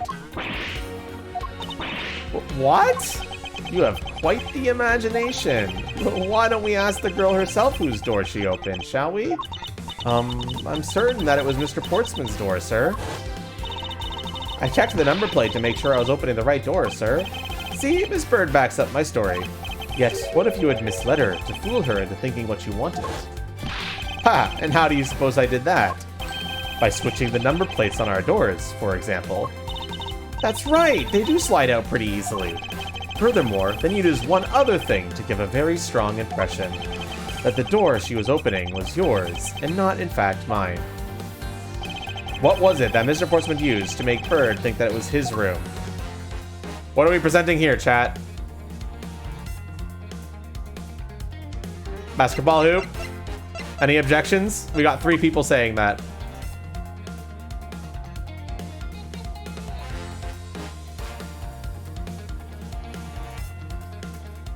That's enough for me. Take that. What? The basketball hoop, sir? It's quite the peculiar fixture in any hallway, let alone a hallway in this building. Which is why it left an unusually strong impression on you. It's an object perfectly suited to sit just outside the office of a peculiar prosecutor. Wow! That's very true, sir, because there's a basketball hoop sitting there. I thought the door I was opening had to be Mr. Portsman's. There are signs that the hoop has been moved. To sit in front of my office, to be sure. I see. So that's how you throw suspicion on people. Thanks for the tip. But I think your conjecture is a little off the racetrack. Conjecture's rebuttal. Now you're just sprouting nonsense. I had the girl open my office door. After that, I was in my room the entire time. You don't have a single reason to suspect me. So he intends to claim his innocence to the end, does he? I'm as pure and innocent as my jacket. And Miss Bird is as dirty and guilty as the jacket she wears. My jacket's not dirty, I'll have you know. I just washed it yesterday. Please calm down, for I intend to show who is the one truly covered in slime here. Hi, Mike. That was such a flimsy rebuttal. Now you're just sprouting nonsense. I had the girl open my office door. After that, I was in my room the entire time. You don't have a single reason to suspect me. Anything I should present to your chat, or should I start pressing statements?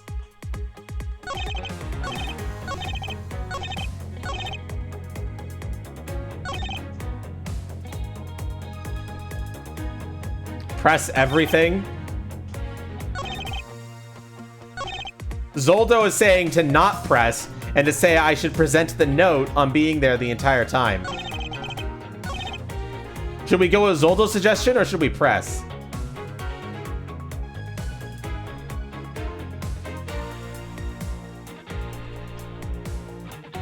That's interesting.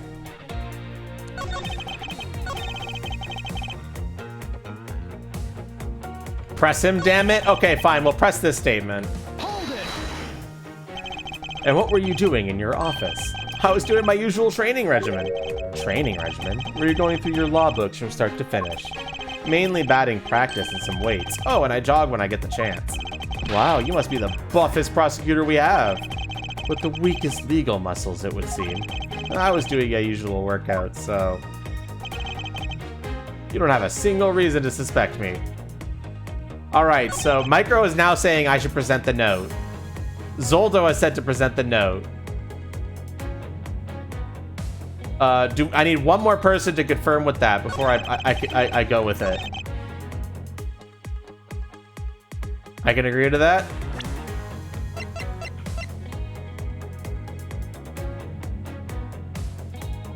Objection! You were correct.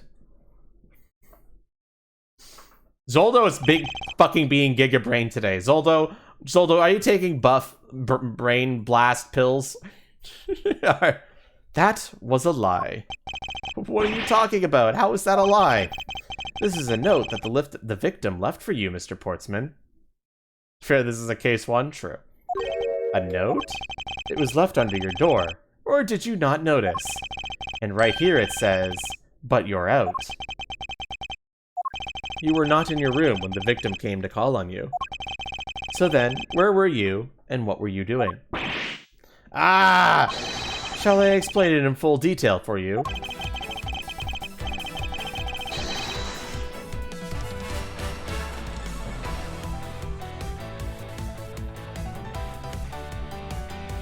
Corner team!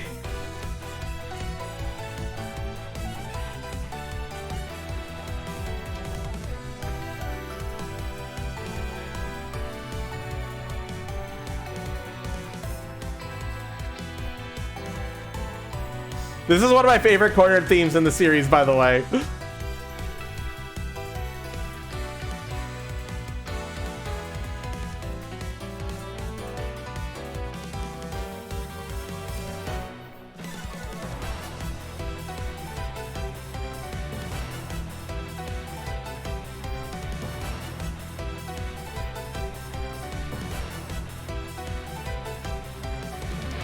You were busy snooping around in my room, the very room you had Miss Bird open for you.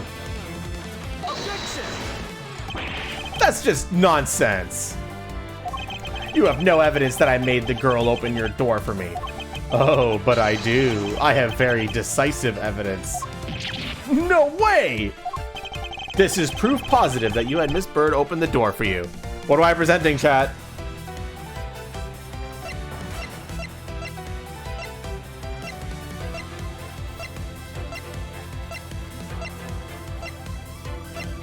Oops, I wasn't paying attention. What have you missed? A lot. We have proof positive that you had Miss Bird open the door for us. What's our proof? Kite is saying door.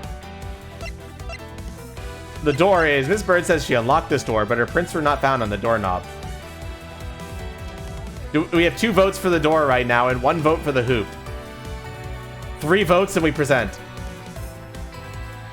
No, yeah, door. Oreo has switched over to door. Any objections?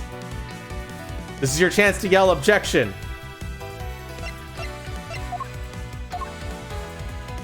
Micro's examining, so I'll just wait. Micro says door. Send it in. Sending it in. Take that. I had your door dusted for prints. My door? What for? Come on, I bet you didn't find anything. You sure are good at wasting time. You're right, I didn't find anything. And definitely not Miss Bird's fingerprints. Her prints? What do they have to do with anything? Let's put it this way. If she really was the one who opened your door, then her prints should naturally be on the doorknob she touched. Ah! Further, all the prints on my office door's knob have been wiped clean off. I can only assume it's because Miss Bird's fingerprints are on it. Don't you think it's time you gave up your charade? We know you stole into my office with the intent of stealing something from me. And Detective Faith found you out. Possibly because he heard sounds coming from a room whose occupant was on leave. Mr. Portsman, you killed Mr. Faith to silence him. And I had the misfortune to return when I did. You had to threaten me as you escaped. As I said when you had the gun to my back, no one gets away with committing murder in my office. It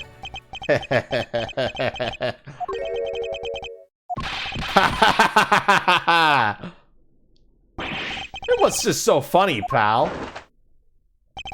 Well, that look of stiff seriousness on your face is the office's finest prosecutor, as he makes a huge mistake, and accusing me is simply too much to bear. There's just nothing else like it in the world. What? Mr. Edgeworth just explained it all and even backed it up. You're the murderer. So stop trying to be slippery and just admit to the crime already. As I said earlier, it's all so circumstantial, so full of conjecture.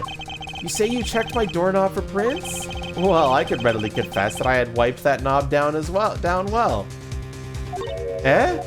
I'm a little obsessive-compulsive, you see. I didn't want to touch a doorknob that you had touched, which is why I wiped the knob down as soon as I could after you opened the door. After that, it makes perfect sense that only Jim and my own prints would be on there. You made that up just now, didn't you? Furthermore, as for the note Jim left for me, do you know exactly when that was? For all we know, he could have left it there before I arrived at the office. Like, early evening, for example? Are you saying that you failed to notice a note in your doorway? Hey, even geniuses fail at times. I was probably too preoccupied by work-related matters, although that's no excuse. Now that's just a flat-out lie. There's no way you didn't notice a note that size. Ah, but you can't prove that, can you? Say something, Mr. Edgeworth. Back me up here, sir. Ugh, Portsman makes a good point. I can't prove that he didn't simply overlook it. Besides, I have an airtight alibi. Airtight, you say? I only just realized I had one as we were talking. I guess it would have been better for all of us if I had told you sooner. Portsman's alibi. If memory serves, you came back to this office at around 2 a.m., correct? And it was then that you had that unfortunate confrontation at gunpoint with the culprit. But at exactly that time, I was down in criminal affairs. Ask around. I'm sure the other detectives will corroborate my story. It's the perfect alibi. Do you really think it's that perfect? Well, like I said, I don't care. Ask around all you like. You'll see for yourself. Detective Gumshoe. Sir, yes, sir. I'll go check out his alibi, sir. Be right back.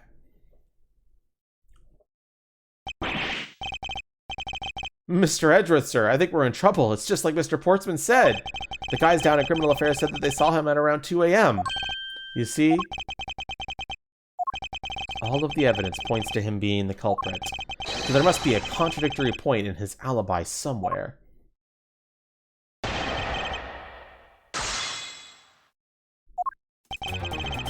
If memory serves, you came back to this office at around 2 a.m.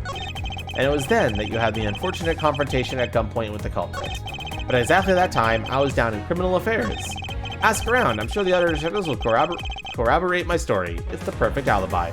Anything I should press, chat, or should I go right to presenting? There's only 4 statements here.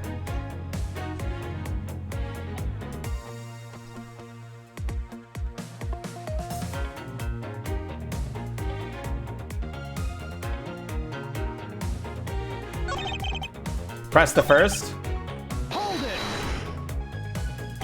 You are correct. It was around 2 a.m. Are you sure? It's really important to me that you're spot on with the time. I remember checking my watch then, and make no mistake, it was 2. Oh, giving testimony like a pro. Okay, so you came back to your office at 2. I'll press all of them, might as well. Invitation and gulping with the culprit. It is as you say, however. Yes, however, you're the only one who claims to have bumped into the culprit. So tell me, did you see that person's face? Was it me you saw?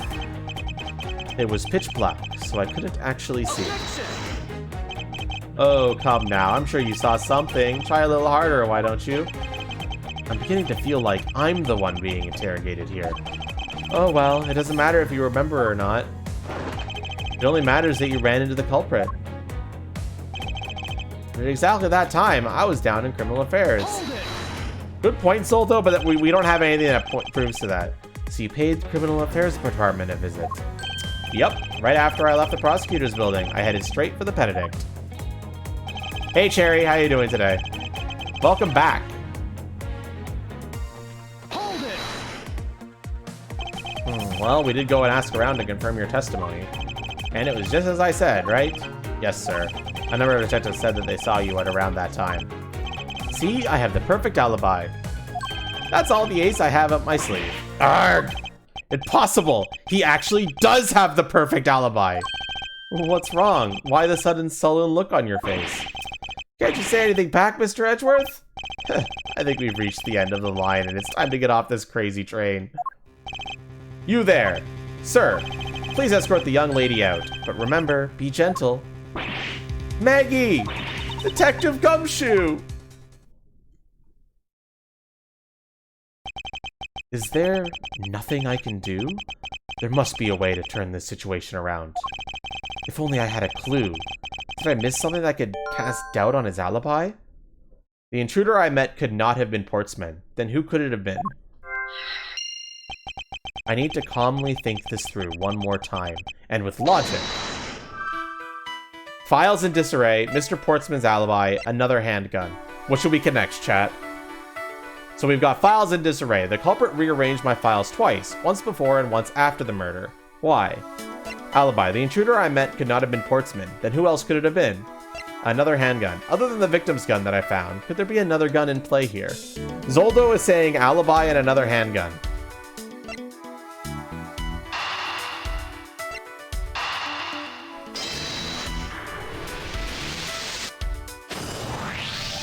There were 2 bullets left at the scene of the crime. One that robbed Mr. Faith. No, the order does not matter, Zoldo. One that robbed Mr. Faiths of his life. And one that nearly robbed me of my jacket. However, the murder weapon only shows sign of being fired once, meaning that it is entirely possible that a second gun was used in my office tonight. But seeing as how the killer had to steal Mr. Faith's gun, I doubt the killer had another gun up their sleeve. Therefore, the second gun could have been the property of an entirely different person. Which could mean that there was another person who paid a visit to my office tonight.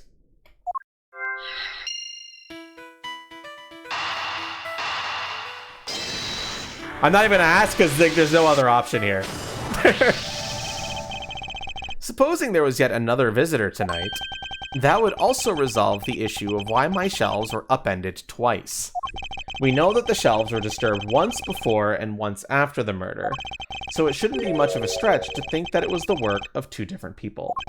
Once by the person who stole the victim's gun and then killed him with it, and once again after the murder by our second culprit, who was the owner of the second gun. If you suppose that the second culprit's gun was the one that was pointed at my back... Objection! Mr. Portsman, it seems that I need to amend my assumptions regarding this case. Great, so you finally come to your senses. Mr. Edgeworth! Sir, what are you saying? This has been a big misunderstanding on my part from the start. I had assumed that the person I ran into was the killer, but that may not be the case. What do you mean? The person I ran into was just your average thief. A thief? But, sir, doesn't that cause some sort of contradiction in the facts? Not at all. It simply means that the killer was someone else. And it means that in actuality, 2 culprits stole into my office that night. What do you mean, 2? It explains both why my shelves were disturbed twice, and how there were 2 guns. Mr. Portsman tricked Mr. Bird and gained entry into my office. Objection! Now you're just leading the argument. You still don't have any actual proof, you know. If you could please go along with my hypothetical situation for now, Mr. Portsman. This is a really good Pursue the Truth theme, by the way.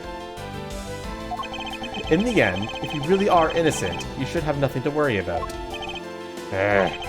Now then, returning to my scenario, Mr. Portsman was out to steal something from me. Which is why he checked my secret safe and ransacked my shelves. This is the first time. So then, this would be when the files are put back in the wrong order, right? Correct. And then, just when he's about to look somewhere else, who should walk in but his own partner, Mr. Faith? But why did Mr. Faith come into your room, sir? He probably had business with Mr. Portsman, which is why he was in the area. But that's when he noticed sounds coming from my office, would be my guess. Oh, because you were supposed to be away, right? And he must have thought it was odd, so he came into this office to check it out.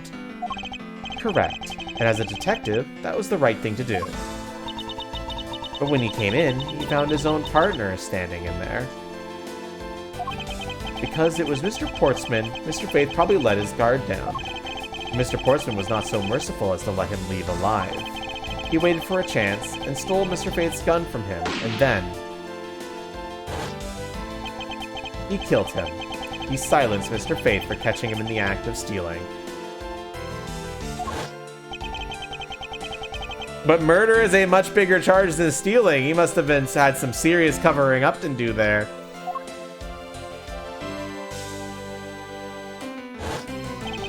This was the moment in which the first shot was fired, the one that landed in my files.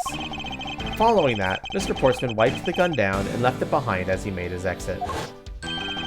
He could afford to do that because he had also left the fake dying message behind. You're such a complicated troublemaker, you know that? Well, if things were as simple as that, then all would be solved. However, there was yet another visitor to my room, and this is where it gets complicated. There was another visitor, sir? Yes, and this other person's objective was to steal something from me. Now then, even after Mr. Portsman left, the door to my office remained unlocked. However, this new visitor had no way of knowing that, and so they stole the master key from the security guard's room, and then entered my room and searched through my shelves. This was the second time that they disturbed, and it seems the thief found their prize. The stolen old file, right, sir? Correct. Only just as the thief was about to leave with the file, I appeared. The thief then threatened me with their own gun and made their escape. The second bullet was fired during that brief encounter. The shelves getting messed up twice and the 2 bullets was all because 2 different people were doing those 2 things at different times. Precisely. So now do you see, Mr. Portsman? The person I met was just a thief, and was not, in fact, Mr. Faith's killer. Your alibi for the time frame in which I ran into the other person is now irrelevant. Because we now know that the murder took place during the first culprit's visit. Objection! Ha ha ha ha ha! What's so funny, pal? Absolutely splendid! Your scenario explains everything! Of course it does. It's Mr. Edgeworth, after all. But, you know, it still doesn't change the fact that it's all circumstantial. Supposing if, and that's a big if your theory is right, it would indeed render my alibi, which is wizard scrutiny, mind you, irrelevant. But there is still one defining point of your argument for which you have no evidence. Your supposition that I was the first visitor.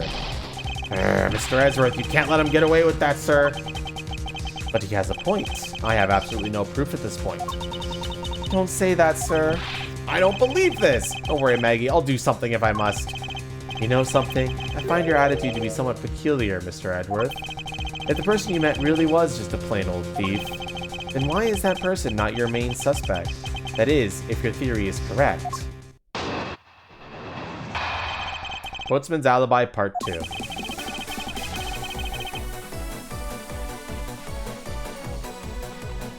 This is something that's only in the investigation games.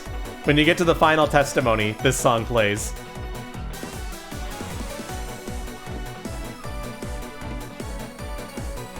And it's always so hype.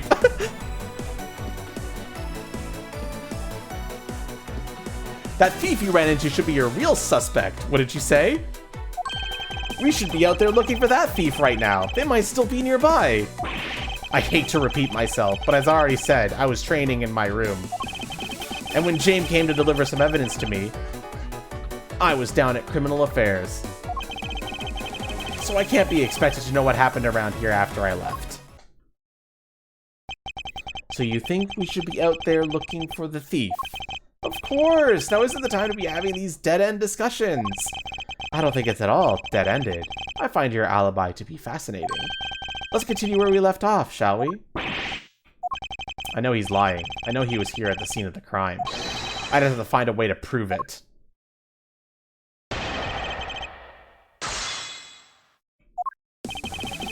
The thief you ran into should be your real suspect, wouldn't you say? We should be out there looking for that thief right now. They might still be nearby. I hate to repeat myself, but I've already said I was training in my room. And when Jim came to deliver some evidence to me, I was down at Criminal Affairs. So I can't be expected to know what happened around here after I left. I know he's lying. I know he was here at the scene of the crime. I'd have to find a way to prove it. So what should I present then, chat?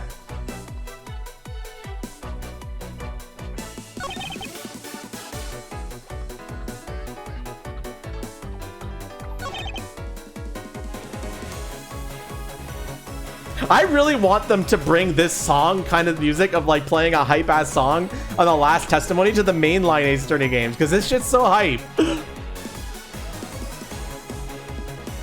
The note mentions that he claims to have not have noticed. Here's what the note says. I bought the 3 pieces of evidence by, just like you talked about on the phone, but it looks like you're out. Guess I'll catch up to you later.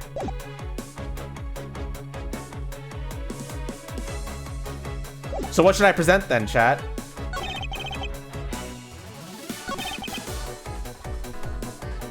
You want me to check the crime scene notes?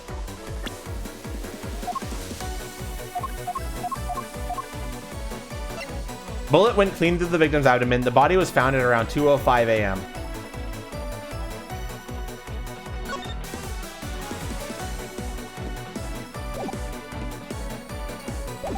Alright, what should I present, chat? Or should I press anything?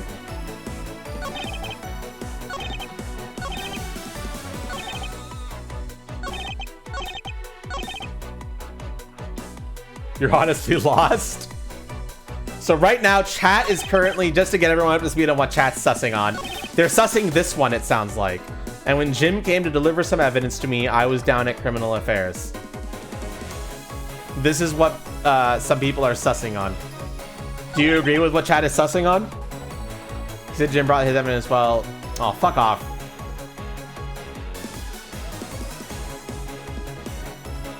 Press that? Sure. Hold it.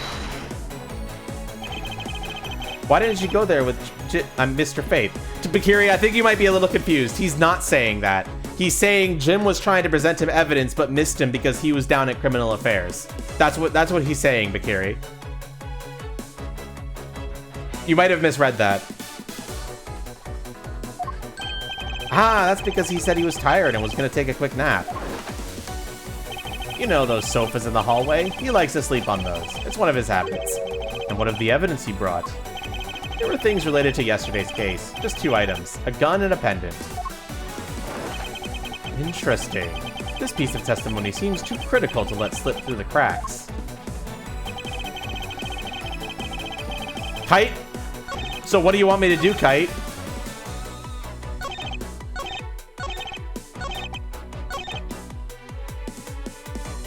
Guys, I think you're on the cusp of it. I just need you to tell me to present something on a specific statement.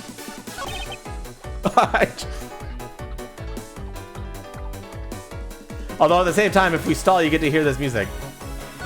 Try presenting the note to him mentioning this.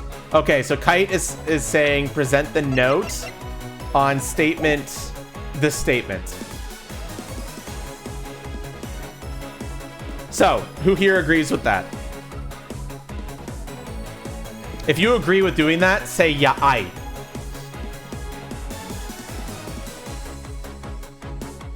You guess? You can always present a different option if you want. Fire Ninja's in agreement. Bakiri seems confused. Suin says sure. Micro says sure. You guys were wrong. There is a large flaw in your logic. Really? I think it holds up rather well, actually. What do you think is wrong with it? Nothing. Let's just move on. This isn't like you at all, sir. Concentrate. This was careless of me. I can't afford to do that, and the truth will slowly slip away.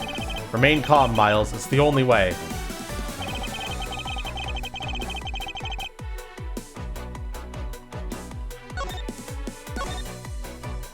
Just gonna do a quick save. Now, chat, I will say, I think you guys might be on the... Oh, fucking hell.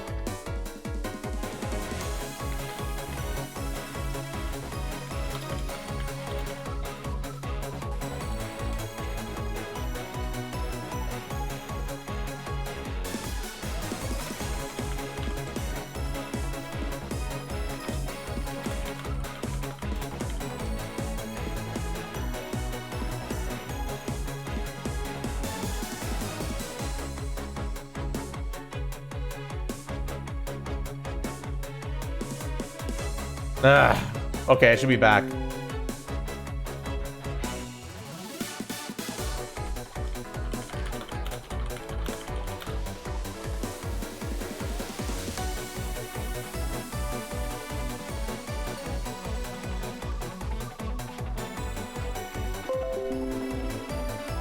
Oh my gosh. Fuck, it's gonna split up the VOD! I hate it when this fucking happens!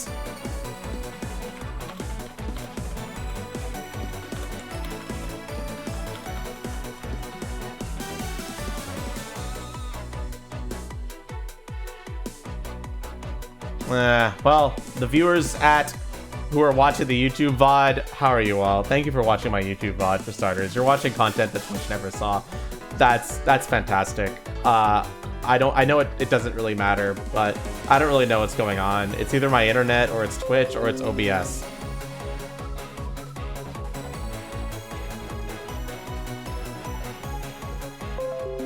It's saying reconnection successful. Are we back again?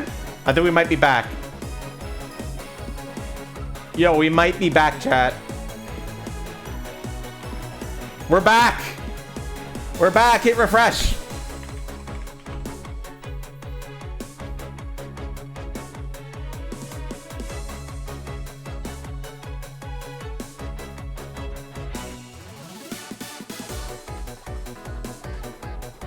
All right, chat. So just in case you missed it, that previous statement presenting was wrong. So you guys didn't lose anything. You guys were wrong. We lost health. Presenting the note on this did not work.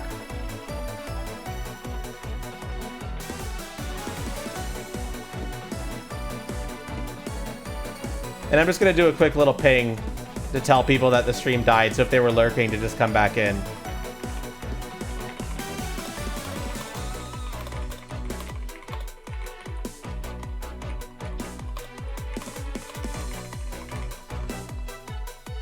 Okay, sorry for the ping. And Zoldo gets the first. Go through the statements again? Sure. So we've got the thief you ran into should be your real suspect, wouldn't you say?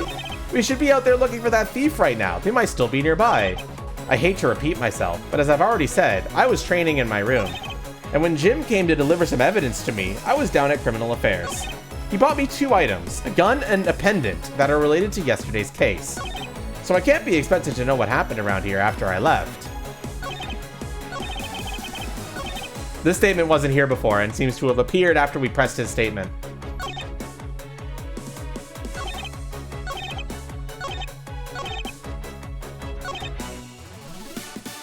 Press the new one. Hold it. A gun and a pendant. Yes, this gun, which was the murder weapon, and this pendant, which belonged to the victim. And why were you taking them to criminal affairs? There was something in a past case file I wanted to compare these two to. But all this has nothing to do with this case right now. Anyway, I believe you'll find the long paper trail I left to your satisfaction. This is all matching up with what Detective Gumshoe found out. Anything unusual there, chat?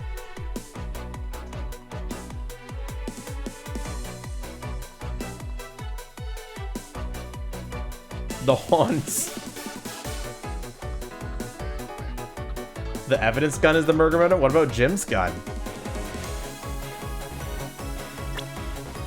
Pretty decent question.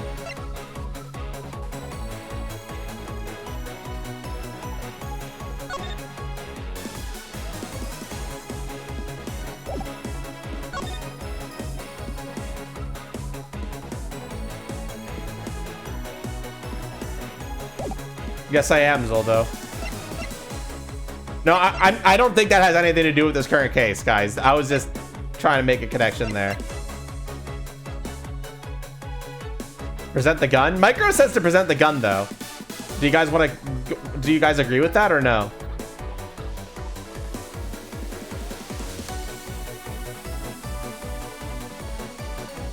You should use the badge? I'm not using the fucking badge, chat.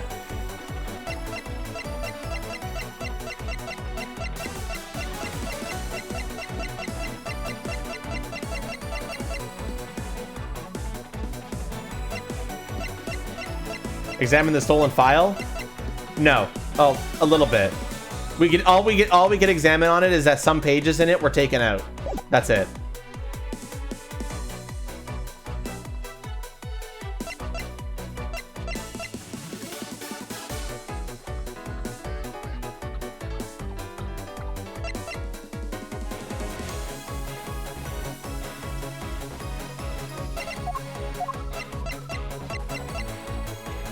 E-D-D-D.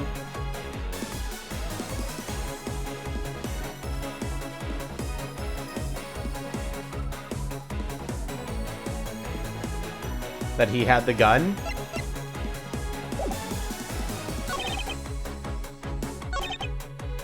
No, I'm pretty sure he's saying that they missed each other. His argument is that they missed each other and that these are the evidence that he was planning to bring down. Personally, I know a contradiction here. I already know the contradiction. I'm wondering if you guys can remember it, though. I don't know if it's right, but I'll go through the evidence one more time for you guys. We got prosecutor's badge, proof of my possession, crime scene notes, bullet went clean through the victim's abdomen. The body was found at 2:05 a.m. Victim's revolver, issued by the victim and believed to be their murder weapon. Only one shot fired. Secret safe. Each prosecutor has one in their office. Only they know of them. Prints were wiped. Stolen O-Series file. Pages pertaining to a case tried 10 years ago by my predecessor are missing. Master key. This can only open every office door. It was stolen from the security office. I don't think there's anything worth investigating on this. Mr. Portman's office. Mr. Bird says she was unlocked this door, but her prints are not found on the doorknob. Note by my leftum. Found under the door for the absent portsman. I brought the 3 pieces of evidence by, just like we talked about on the phone, but it looks like you're out. Guess I'll catch up to you later. Basketball hoop. It's sitting in front of the portraits often. There are signs that it's been moved. Fire Ninja is saying that the note is the contradiction, and Kite is also saying to present the note here. What do you guys think? Do you agree with this logic?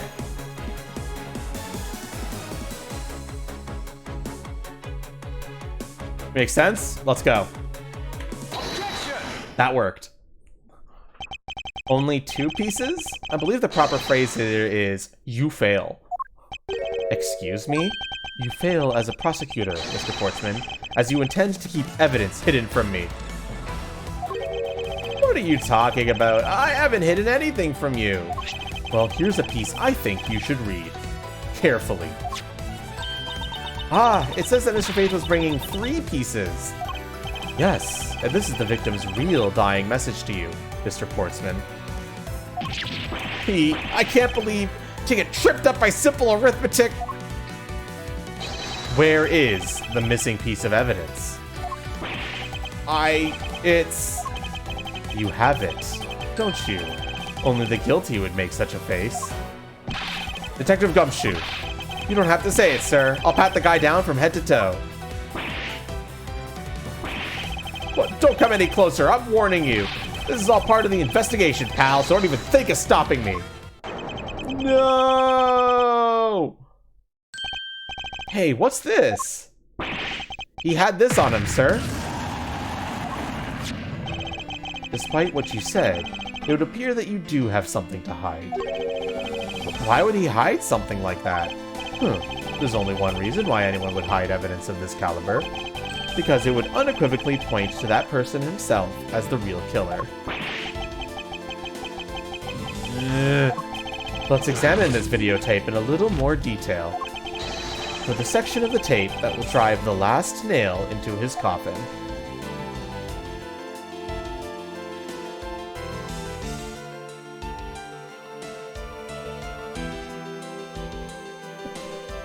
Well then, chat. Well, first I want to examine this.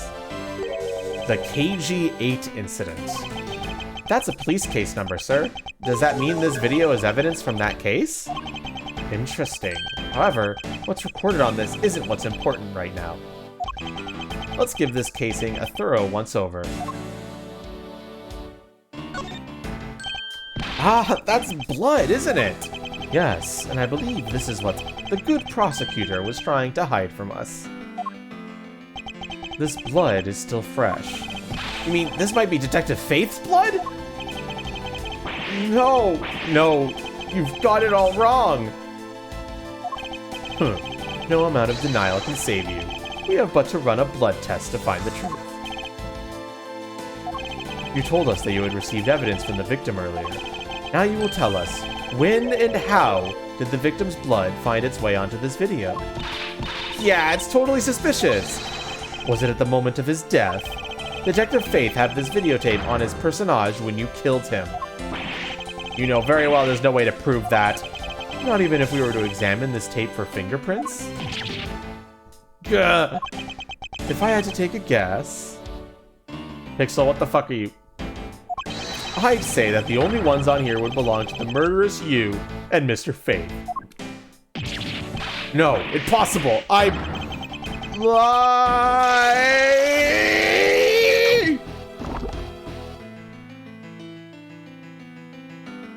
He ate the metal, chat. He did it!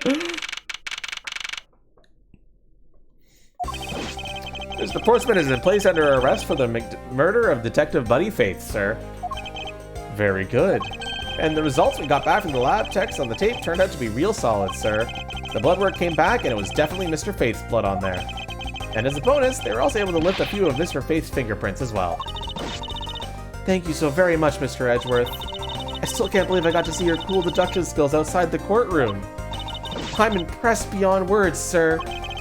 It was nothing. I'm just sorry you got caught up in a murder in my office. Please accept my apologies. Aw, it was nothing, really, compared to what I've been through, I mean. I consider myself lucky that it was only a burglary and a murder this time, sir. If it had been a holdup or a hostage situation, I'd have thrown my hands up in the air. I think I'm finally rising up from a goddess of misfortune to just an unlucky person. Something tells me we should have hired a different person for security detail. You know something, sir? That Mr. Portsman really was one corrupt prosecutor. And why would you say that he was corrupt? Well, I heard that there were a number of suspicious things related to his court cases. There's even rumors about how some of the evidence he uses is forged, sir. Forged evidence, huh? And they say he even decided not to prosecute a face for some really vague reasons. Ooh, that guy was a complete disgrace to the entire profession. We never did around to ask him what his reason for breaking into my office. Yeah, whenever we got near that topic, he just clammed up. Although we could be pretty certain that it was to steal something. It's just between you and me, sir, but there's a rumor that some sort of huge organization is involved behind the scenes. Oh, well. With Mr. Portsman not willing to divulge anything, it certainly leads credence to that rumor. It would seem that we haven't heard the last of this. Huh? That Miss Portsman isn't the bad guy? I didn't say that, but rather that there are still many more mysteries for us to solve. For example, we still haven't figured out the significance of this piece of evidence. What piece of evidence have we not figured out the significance of, chat? This one should be pretty easy. What evidence has not come out much in this trial? I am in fact tailed, yes. The badge! Of course! The badge! We never presented it! But this might be one of those cases where if I don't present it, it will just continue the game anyway. So everyone is saying the book. The people who aren't trolling are saying the book. So we're presenting that. Take that! The person who stole this file. The other villain of the night. Yeah, I wonder who it was. And what happened to the stolen pages. I wonder, who in the world was it that held me up at gunpoint? Mr. Edgeworth, sir. Yes? I came across this while I was processing your office... earlier, sir. This card! What is it, sir? Is that a bird or something on there? It's not just any bird. It is the mark of the raven. A three-legged raven. Even you should know what this is, detective. Oh, it's about that thing, isn't it? That great thief everyone's talking about. Yes, it is the mark of the great thief, Yatagarasu. Under the mark of a legendary bird, the Yatagarasu is noble to the end. A modern Robin Hood. Labeled mysterious and phantom-like, the Yatagarasu appears and vanishes at will. Though we don't know much about this thief's ultimate goal, we do know the targets. The Yatagarasu likes to find and make public evidence of corrupt dealings of all sorts. The theft is always performed in silence and always with perfection. Once a target is chosen, no dramatic calling card or announcement is sent forth. Instead, the chosen corporation is infiltrated without even the target noticing. Some days later, the evidence that was found is sent out to the mass media, along with this single card. Although it has been a while since the Yatagarasu's last appearance. Literally Joker, Phantom Thief, let's go! Hey, Mr. Edgeworth, look, something's written on the back. What? Let me see. It's the location of where the thief put the stolen files. So the person who stole the contents of the file was the Yatagarasu? Yatagarasu, organization. Quite a few key words are popping up in this mystery. The murder in my office. The return of the great thief Yatagarasu. Looking back, I can't say I didn't see these events coming. For they were heralds by the incidents that began to occur 2 days ago.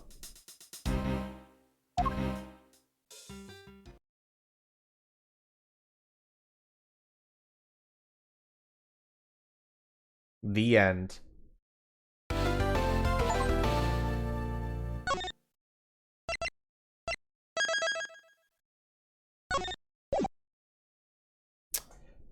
Turnabout Visitor, Episode 2, Turnabout Airlines.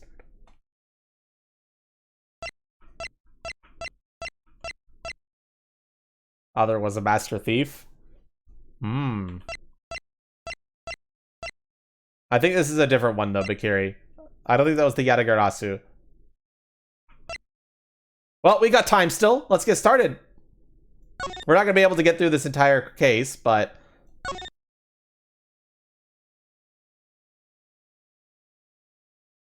Episode 2, Turnabout Airlines. The murder that occurred in my office.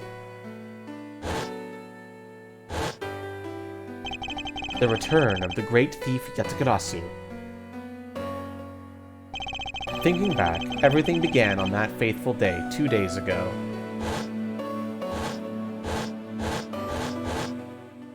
Two days earlier.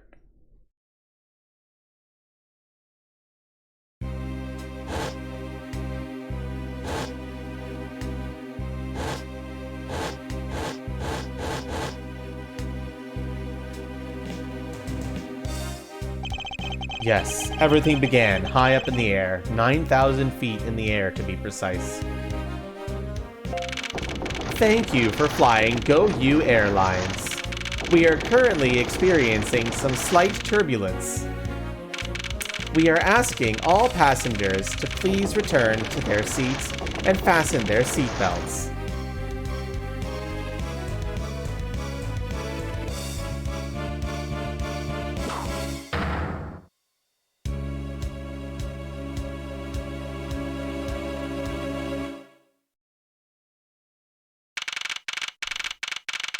March 12th, 6:30 a.m. Flight G90, first floor lounge. Bro's fucking dead. Ugh.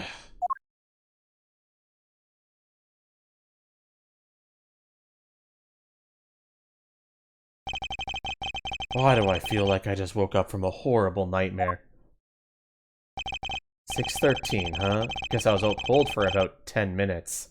Huh. Slight turbulence indeed. Ladies and gentlemen, we are currently experiencing some slight turbulence. For your safety, we ask that you return to your seat and fasten your seatbelts. I suppose the turbulence is to be expected on a flight. Since when do airlines have multiple floors? Welcome to the Ace Attorney world! We have dual-decker airplanes! Though admittedly, I'm less than comfortable with anything resembling earthquakes. What's this? A travel wallet? But it's not mine. How did somebody else's travel wallet wind up in my pocket? Oh, by the way.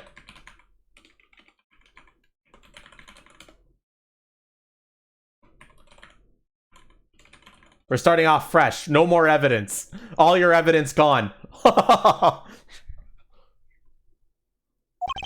Goodbye, evidence. My head. Why won't this headache go away? I'll take care of this travel wallet later, or hand it off to an attendant. From earthquake-like turbulence to an elevator.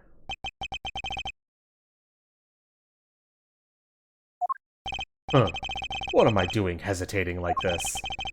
Actually, I know full well when I hesitate. It was when I was still but a young child. I was caught up in a murder that happened in an elevator. But how long am I gonna let my past haunt me? It's just an elevator. I'm a grown man now. I need to behave like one.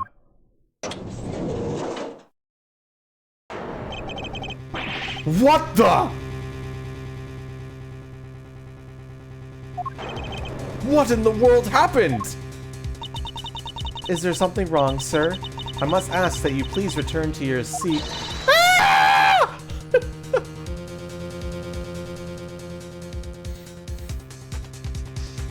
Elevator trauma!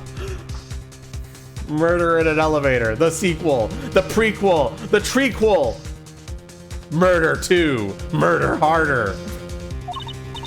He's dead! Please calm down. We mustn't jump to conclusions without all the facts.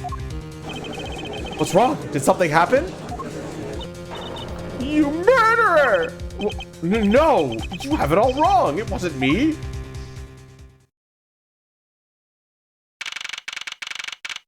This is one fancy fucking airplane, by the way. Everyone, I am sorry to interrupt, but I have an important announcement. I am one of your flight attendants today, Rhoda Tenero. Unfortunately, we have just had a minor accident on the flight. Minor accident. You wanna run that by me again, bitch? Yo, that guy with the game setup.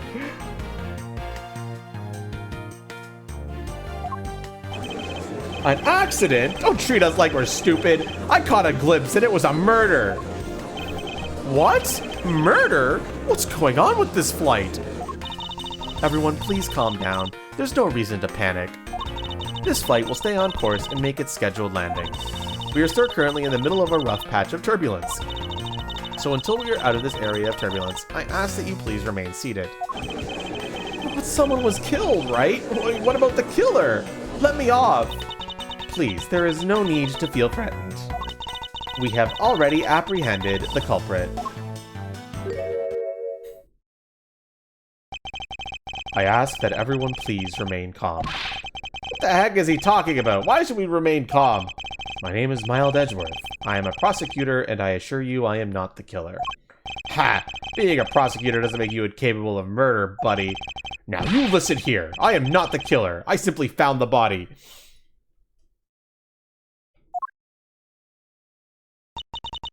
So you say. However, I am sure that you are the perpetrator of this crime.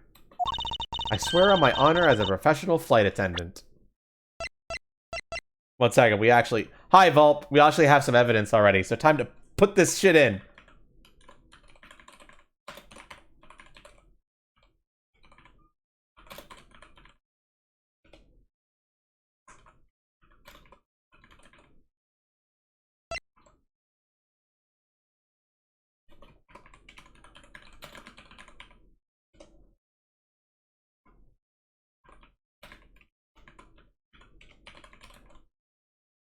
Crime scene notes.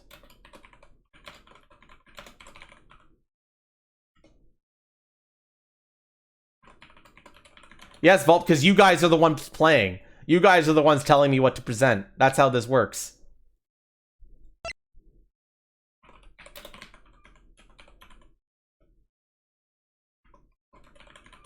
There's your full evidence list right now, chat. Vulp, only I can add evidence. I'm not that foolish. Get shit on. Alright, let's examine this stuff. Travel wallet, picked off the floor in front of the elevator. It isn't mine, so whose is it? Crime scene notes. Body found at 6:15 a.m. inside the elevator, stopped at the first floor lounge. Here's the image, close up.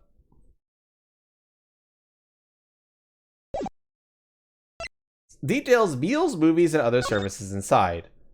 Complimentary services for all your delivered dietary needs. Best restaurant in the skies. Featuring items from the world's finest restaurants. Treat yourself to the cuisine of the gods. Flight itinerary. Meals? We got meals, drinks, and movie times. Hi, Inferno Matt. How are you doing today? All times show correspond to our departure's time zone. Thank you for choosing Go You Airlines. Thank you for the follow. I really appreciate it. Leaves in handcuffs? Don't worry about it. Oh, is that right? I know what I saw. And there's even very strong, incriminating evidence to back me up. What kind of incriminating evidence is she talking about? How are you? I'm doing good. Can we go back to the departure brochure thing? Whoops.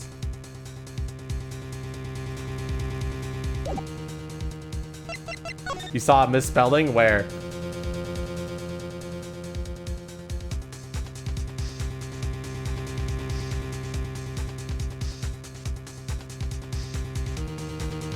Oh, never mind. RIP. We've already alerted the proper authorities at our destination. Until we land, you will remain in our custody by the powers vested in our captain. I'm very sorry, but please understand our situation. Your situation? I'm more concerned with mine and the direction this is going in. I'm not about to just sit idly by while I get accused of murder. Miss Tenero, is it? Yes. I was wondering if you might give me a chance. A chance? To do what? A chance to plead my case. And a chance to ask what you meant by incriminating evidence just now. To accuse a passenger of such a grave crime without allowing him to give a proper defense. Can the professional flight attendant inside of you really call this action righteous? You have a point. Very well, I'll listen to what you have to say. But be wary of what you reveal. I'm afraid you only look even more suspicious if your explanation fails to satisfy. I also do not have the time to deal with you all day, so please make it quick. Of course, as you wish. Good. Very well then. Let's get started. I know for a fact that I didn't kill the man in the elevator. What I don't know is what sort of evidence she has up her sleeve. But I'm certain it doesn't fit with how the crime really occurred. What Miss Tenario saw, whatever you pronounce her name. I swear to tell the whole truth as a professional flight attendant. Unfortunately for you, Mr. Edgeworth, I am certain you are the killer. The scene I saw in front of the elevator. It was you standing there with fresh blood dripping off the murder weapon. So if you would please cooperate, we'll turn you over just as soon as we land. That's it? That's her evidence? I don't think you could ask for a more perfect witness testimony. Wouldn't you agree, Mr. Edgeworth? Not really. It's hardly perfect when there's a gaping hole in it. Rebuttal.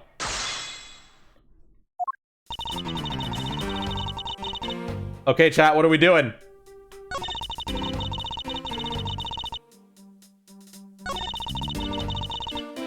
Vader, it was you standing there with fresh blood dripping off the murder weapon. Remember, you can ask me to check on any of that evidence in depth if you don't remember what it looks like or the description. So if you would please cooperate, we'll turn you over just as soon as we land. Press about the murder weapon. Hold it! The murder weapon dripping with blood? Really now? I swear that it was the grisly scene I saw before me. Thank goodness it wasn't a passenger I saw, or there'd be widespread panic by now. As I recall, you were quite panicked yourself at the time. Excuse me? You were scared enough to misread the situation and accuse me of murder. Nonsense! Professional flight attendants cannot afford to be that flustered. I witnessed the murder scene, and I am now listening to your defense, all with a smile. Apparently, you also lie with a smile on your face. Even say when the murder weapon was? Well, here's the crime scenes. I already know what it is. If you guys are paying attention, you should honestly know what it is. I'm just saying. Some of you are not fucking paying attention.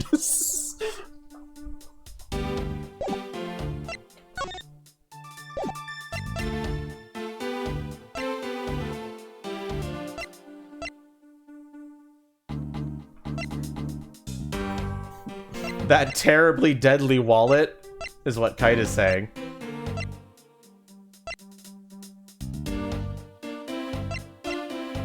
Yeah, but she'll just refute that because she didn't see that.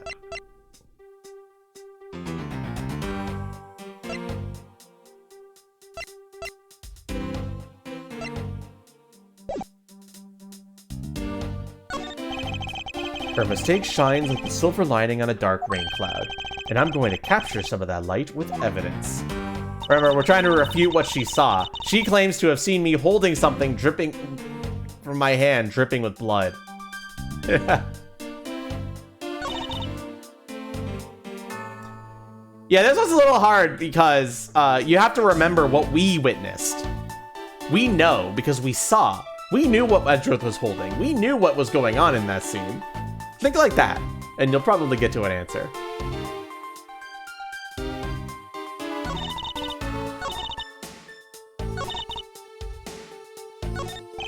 So what are we doing, chat?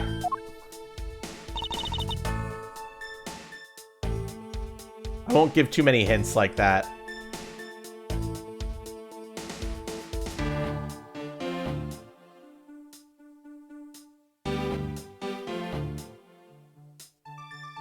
Present wallet still holding weapon line. Do we all agree on that? Here's the wallet.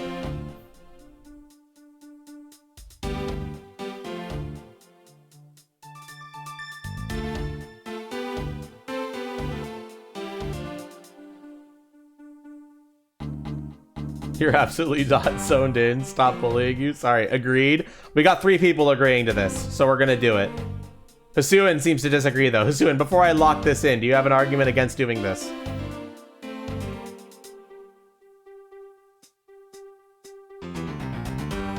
Inferno is agreeing. Remember, if you know the answer, go ahead. Okay. Objection! Correct. Miss Tenario. What is with the yelling all of a sudden? Ah, force of habit. Well, it doesn't matter. Miss Tenario, you say you saw the murder weapon dripping with blood. Is that correct? Yes. All that blood. Drip, drip, drip. Just recalling that scene sends a chill down my spine. Sorry, but your so-called professional flight attendant training has failed you. What? I'd like to direct your attention to this. Do you know what this is? It's a travel wallet, right? It looks a little big and bulky. The thing you saw me holding when I discovered the dead body in the elevator was this very travel wallet, Miss Tenario. What? Impossible! Now then, do you still think I'm the killer? That I killed him with a travel wallet?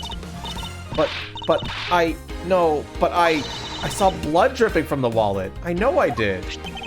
As you can see, this wallet is clearly stained. But if you'd be so kind as to take a whiff, I think you'll agree it's only grape juice. Grape juice?! You're gonna tell me they're not drinking wine up there?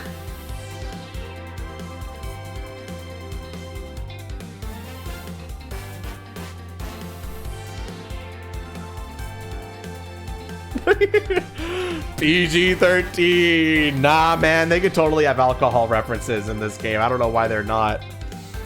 More to whine about. Then that's right. You mistook grape juice for blood. The murder weapon dripping with blood does not, in fact, exist. No! She's so surprised. There, that should clear up that pesky accusation. Wait just a sec. That is... I mean, even a wallet could be deadly if it was wrapped around something heavy. I demand that you show me what's inside, please. She's trembling at the tacked on please at the end. Sounds like I've got her. There's no need to look inside, even if you could tell from its appearance that it's light. No, I can't be sure of anything until I see the contents of that wallet for myself. She's a persistent one. I suppose we have no choice but to see what's inside. Miss Tenario, if you'd be so kind as to open the wallet and check its contents for me. Alright, I usually don't pry into passengers' belongings, but we have no choice here. I thought he was next to a big pool of blood instead of wine. Yeah, that's what they get you, bitch.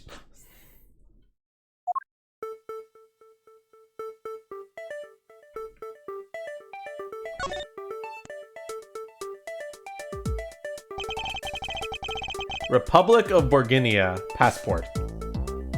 It seems that this passport is all that's in here. As you saw, there is nothing but a passport inside. This renders your wallet was the murder weapon argument moot. Wouldn't you agree? Please hear me out, Mr. Edgeworth. What is it now? Well, I was wondering, whose passport is it exactly? Can I take a look? Why not? I'm rather curious myself. This is... Oh, it's the victim's passport. Republic of Virginia passport. Type P. Hicks. Given names. Akebi Hicks. Is that like... What's the pun there? Just as I thought. This travel wallet belongs to Mr. Akebi Hicks, which makes it the victim's property.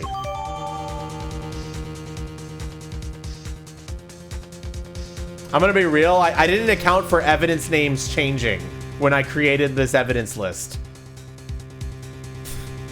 Fuck. You guys okay if I just leave that as travel wallet? It's fine, right? We'll just leave that as travel wallet. It's fine. You stole the victim's wallet, didn't you? How dare you? You said it yourself. You claimed to be holding this wallet in your hands when I found you. Perhaps I did misconstruct the wallet for the murder weapon, but it seems that I wasn't wrong about who the culprit was. Miss Tenario's logic. As you claimed, the murder weapon is not the travel wallet. However, it is something you stole from Mr. Hicks after you were done with the vile deed. I find it hard to believe myself, but your motive was very simple. You were out to steal Mr. Hicks' money, weren't you? So even though I didn't have the murder weapon on me, you still suspect me, I see. You stood up at the crime scene with the victim's wallet in your hands. How can I turn a blind eye and not suspect you of foul play? Rebuttal! Alright, chat, you guys think this over? Because I need to go refill my water. And this is the evidence that probably makes the most sense. So I'm just going to leave that up while I'm getting some water.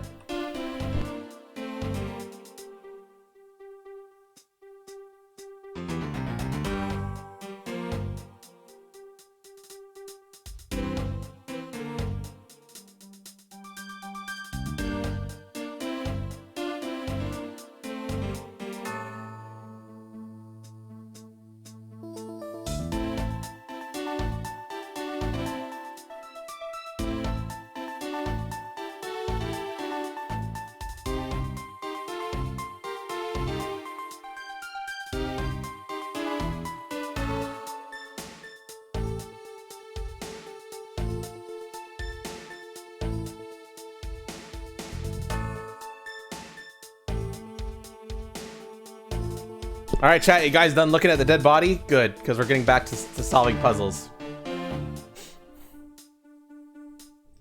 You put the answer in our face? Bro, the game puts the answer in your face. What do you want me to do about that? I believe the freak ant killed a man with a tail whip. This tail could totally kill someone. It's got spikes on it, bro. Okay, so what am I presenting then, chat?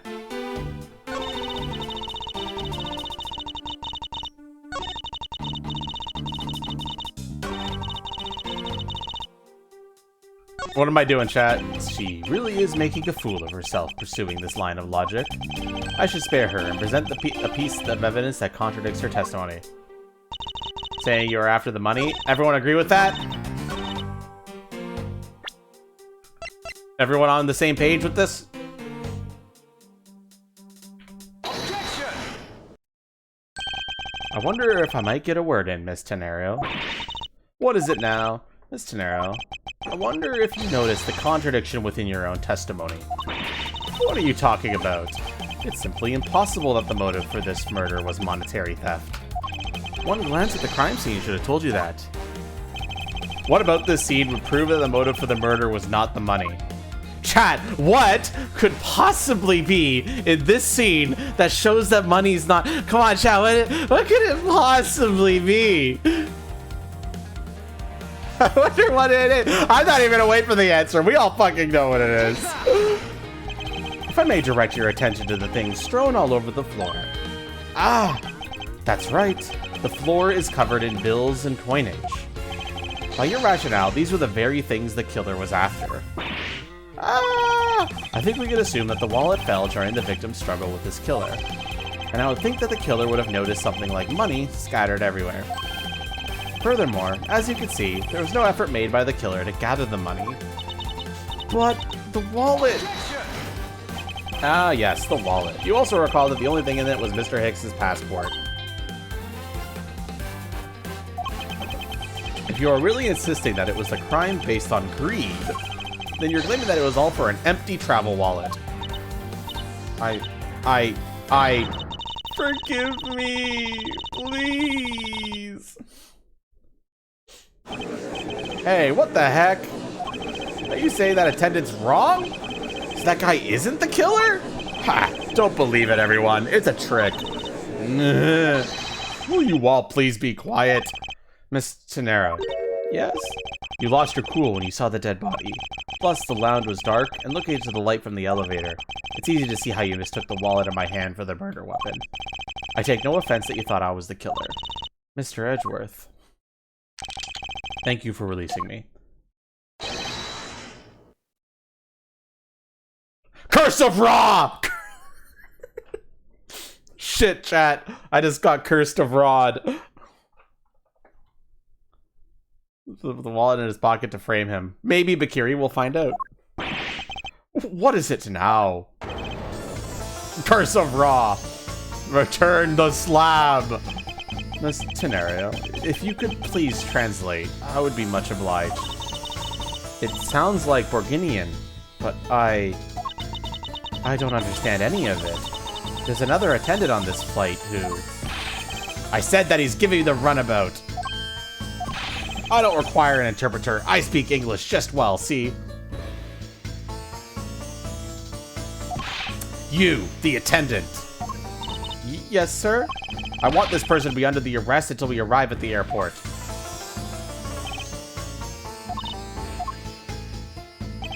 I'm sorry, sir, but what exactly are you hoping for?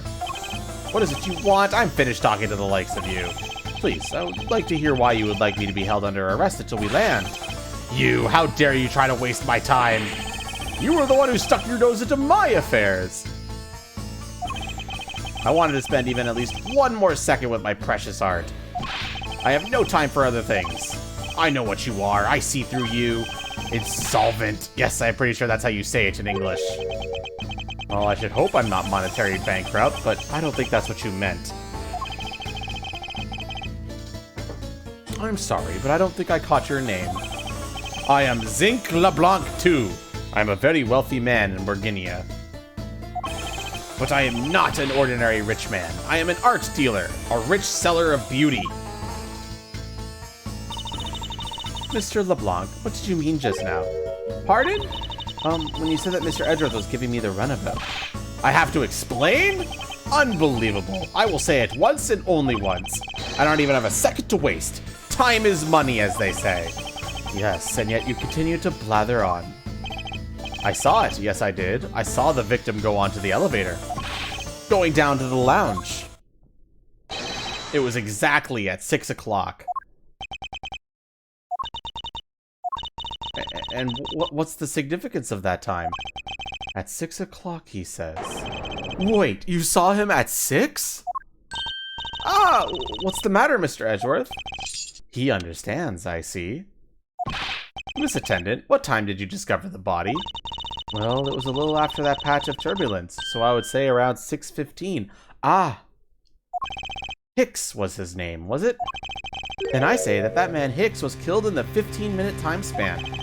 And the only person in that lounge at that time was this prosecutor, yes?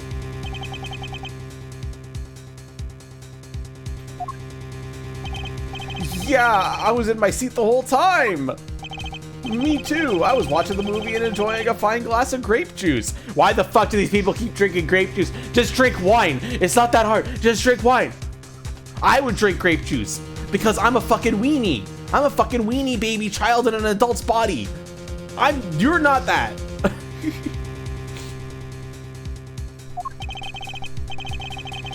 Over wine. Yeah, me too, but that's not the point.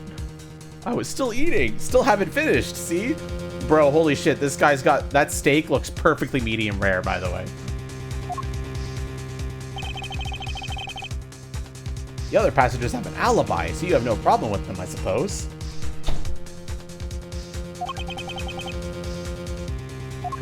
No complaint, I see. Not a single word against this, right? I have no way of discounting what you have put forth at this point, but it wasn't me. Oh, so you say. But you do have, what you say, the evidence? Mr. Edgeworth, are you really the culprit after all? Mr. LeBlanc, I suppose you are quite certain of what you saw, enough to give testimony?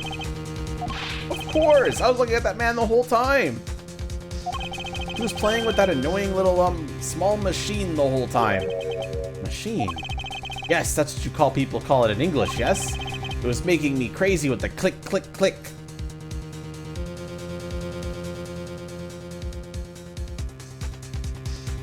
Most anime job. Lawyers aren't anime, but, you know, whatever. From that description, it sounds like some sort of small computer.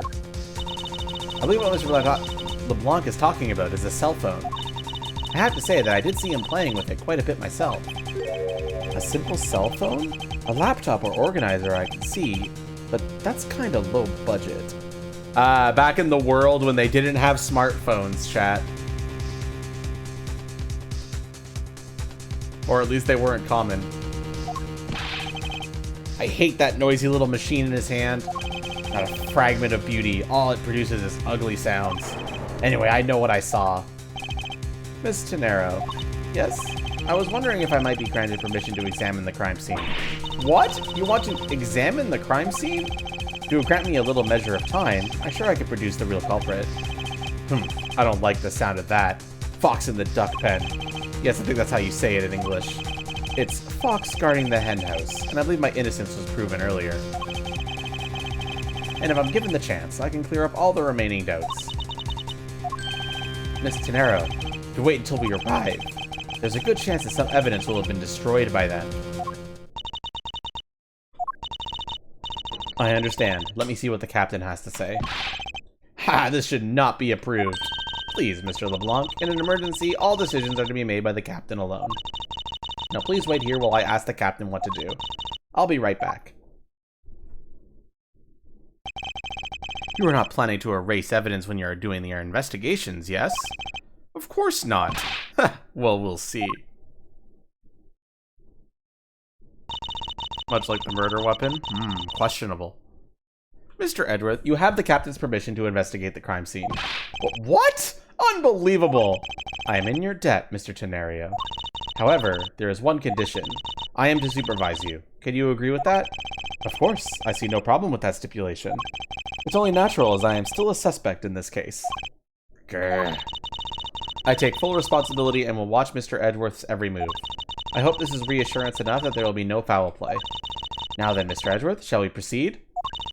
If you should need my help with anything, please feel free to use T to talk. It's time to head to the scene of the crime, the first floor lounge.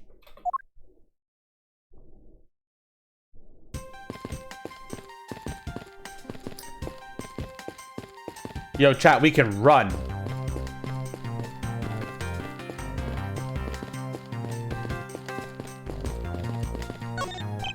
Excuse me, but may I have a word with you? You there. Yeah. If you need something, please ask Mr. Rodeo over there, okay? What the? Hey, wake up, you!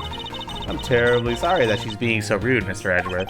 No need for you to apologize. I just find it hard to believe she's asleep on the job. If I were her boss, I'd see that her salary was cut so low that I was in the red. In order to preserve the crime scene, I'm afraid the elevator is not in service. To get to the first floor lounge, we should take the stairs. Maybe we talk to the angry guy and present our badge? I don't think so, but we could try. Time should not be wasted. Precious is human time is how you say it, I believe. Precious is human time. I'm not gonna examine everything in this room. There's no point. That would just waste time. Sorry, guys. I want to thank you for your help back there, Miss Tenario. It was nothing. You should thank the captain for granting you permission. And just so everything is perfectly clear, I still don't trust you. Your standing with me hasn't changed one iota. I see. I will bear that in mind. I received an order from the captain earlier. He wanted you to know that we reserve the right to stop your investigation if we feel you are not making progress.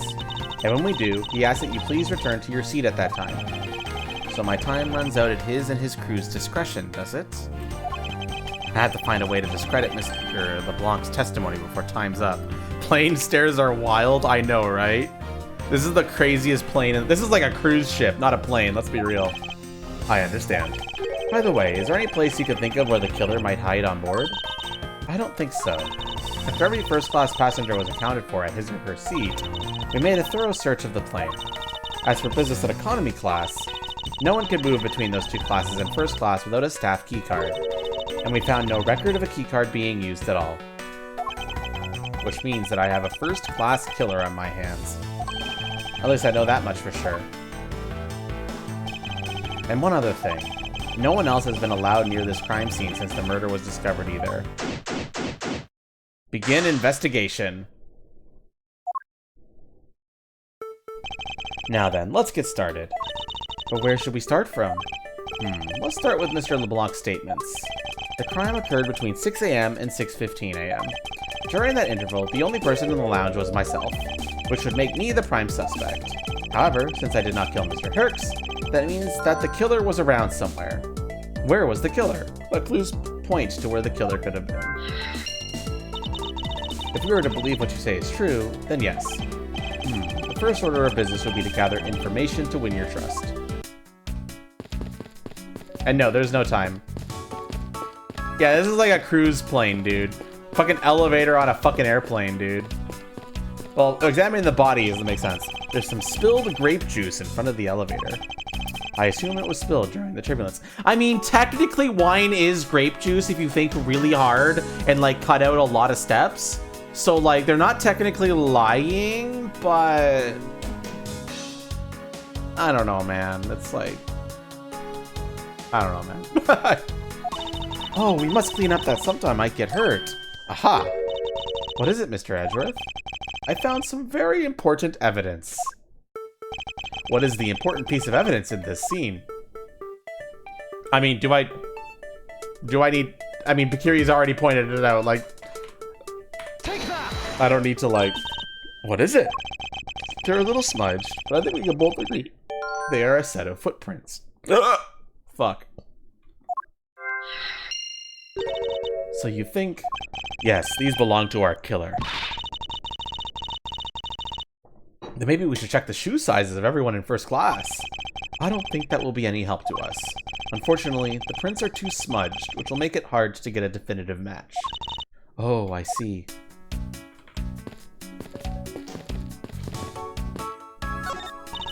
The in-flight shop is just beyond these shutters, but we don't have permission to open them, so I'm afraid I must leave them closed.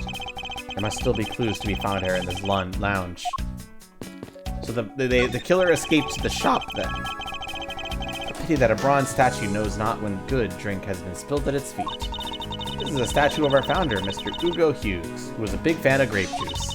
I'm sure he would be thrilled if he knew so much grape juice was here at his feet. Is that a hint of hero worshipping I detect? You know, Wario, that sounds like your problem that you have just personally. What floors does this elevator service? Only the first and second, although it can also go down to the cargo hold. However, that requires a flight crew keycard. So the only floors accessible to passengers are the first and second, huh?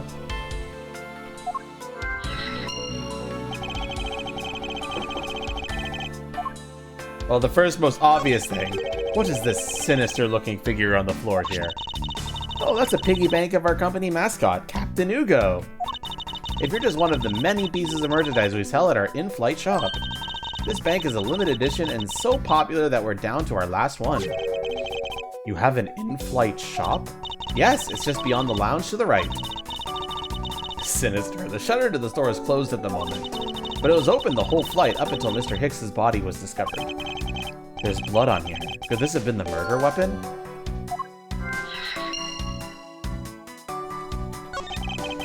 I wonder what's hanging off this lanyard. Something's missing from this picture. Now, if I could just put my finger on it. Money is strewn all over the floor of the elevator. I would guess it was all in Mr. Hicks's wallet at some point.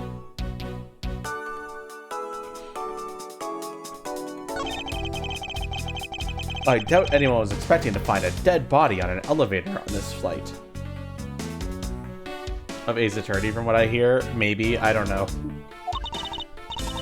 So, Mr. Hicks, he's really dead? Yes. She's trembling, although I can't fault her for that when there's a corpse right there. Mr. Hicks, if you're really dead, then please answer yes.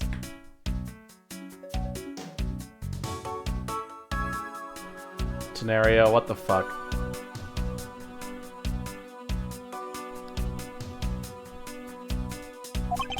I see she's over the trembling now, although a new symptom seems to have appeared. Anyway, I should focus on the victim's body. Let's see. There's blood on the back of Mr. Hicks's head. Could this be the cause of death? He appears to have been struck very hard. Even his glasses are broken.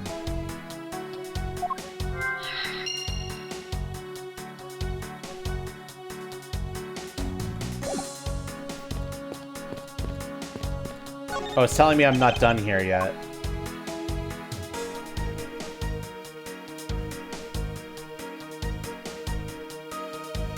But there's nothing else to examine here.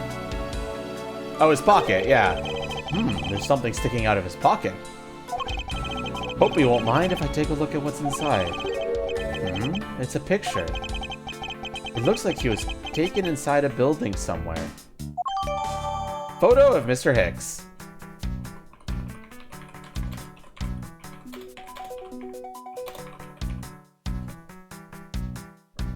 That's a big statue.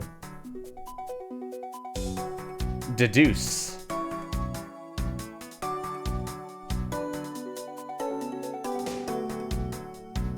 Chat, what are we deducing here? What doesn't fit? What evidence could we present here?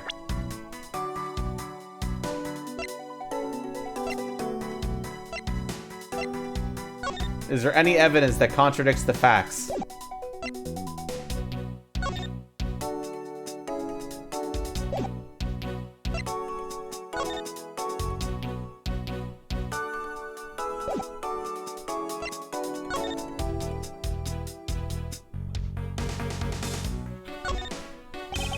Grape juice stains the outer cover. True, it was I who dropped it in the juice. However, I didn't do it out of ill intentions. The lanyard? And okay, so you want me to do something here, and what do you want me to present here?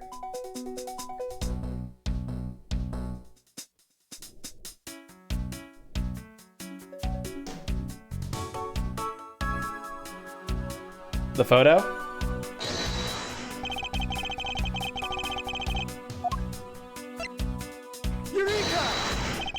Mr. Hicks's machine is nowhere to be found. His machine? His cell phone, Miss Tenario. Ah, so I guess it's because it's not here. Yes, I think we could safely deduce that the killer took it.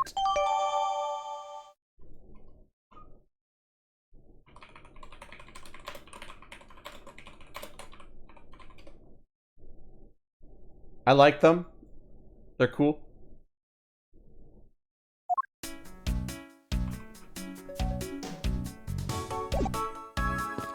It's still saying I'm not done here. Oh no, and now it's saying that I've already checked this area. So now it's saying I'm done here.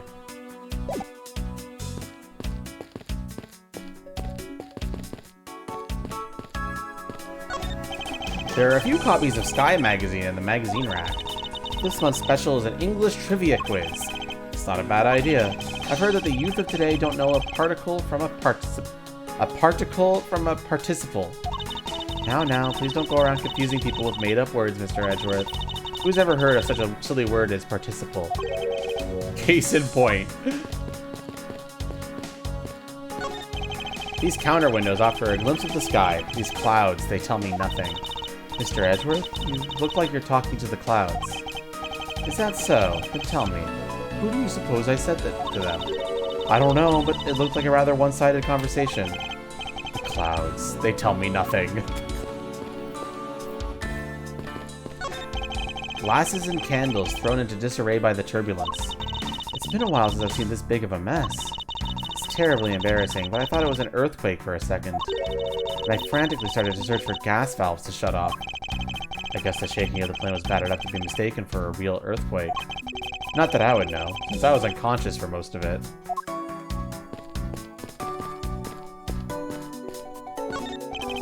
This toppled over chair, yet another victim of turbulence. Ah, no! Look at all that grape juice staining the back! It may not look it, but this chair was extremely valuable. It was? Yes, it was used when the Rocker Pals came toward this plane. The Rocker Pals leader sat in this very chair. I'm sorry, but what are those Rocker Pals? I can't believe you never heard of them! They're all the rage! The Rocker Pals are an extremely popular international band. They added the Pals part as it became more popular, especially among teens. I'm not really one for the music of today. Maybe I should ask Detective Gumshoe about them later. On second thought, I can already see how confusing the conversation would get.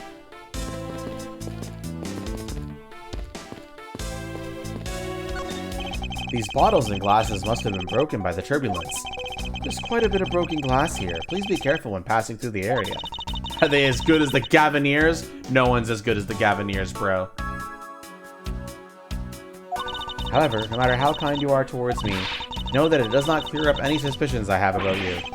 I wasn't warning you for the sake of clearing my name. This door leads to the flight attendant's room, but please understand that it is off limits to unauthorized personnel. The room is giving off the scent of women's perfume. One would think the perfume would smell great. However, to me, it simply smells.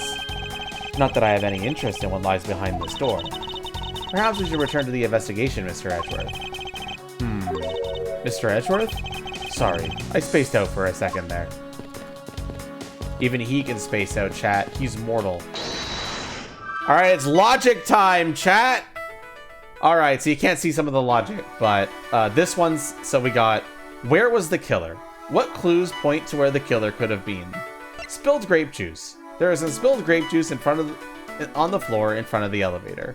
Broken glasses. The victim's glasses were broken. Were they broken during his murder? Elevator. The victim's body was found inside the elevator that connects to the first floor with the second floor. The blood on this is still fresh. Could this be the murder weapon? Wound on the back of Hicks' head suggests blunt force trauma, but what caused it? You want where, killer, elevator? I'm not sure about that one, but Gary, what's your reasoning?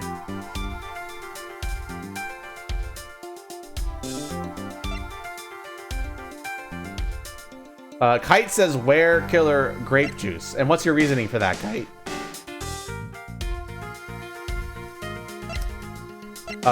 Bakari is also saying Ugo and blunt force. Footprints? I see two people saying blunt force in the weapons, so we're gonna do that.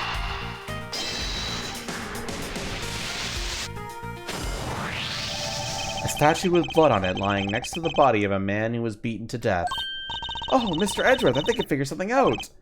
Yes? What is it? The way the blood is on this, it looks like it matches up with the wound on his head. Well, aren't we deserving of the master of the obvious title? Well, what do you think, Mr. Edgeworth? Don't you think that's worth investigating? It would appear that this figurine is our murder weapon. Oh, I just knew it. I mean, I can't think of any other connection. Perhaps Master of the Oblivious would be more befitting.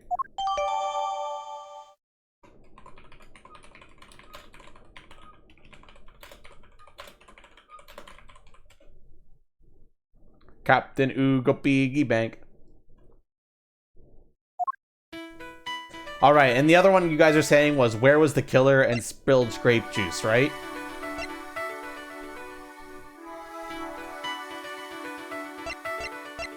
We can do those two.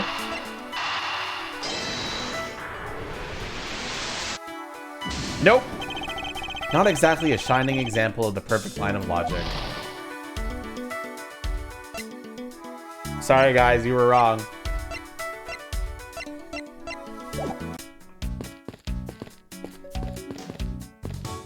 Why not, Edgeworth? This grand piano is the pride of this plane. They can play the music on whatever CD we enter into its CD drive. That's not a piano. It's more like an overgrown music box. Ah, but its keys to press along with the music, as though it's really someone playing it. Some people have entirely too much money to waste on overtly complex toys.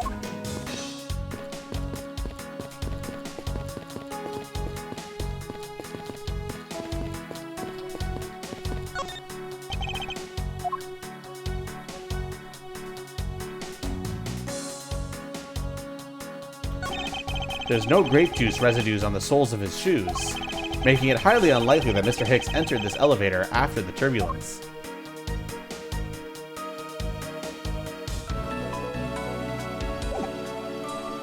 There, now I've examined everything.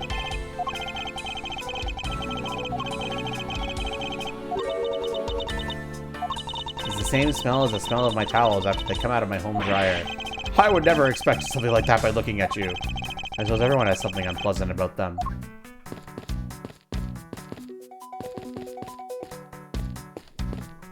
Okay, I think I've examined everything, which means all that's left to do is logic. 1 second.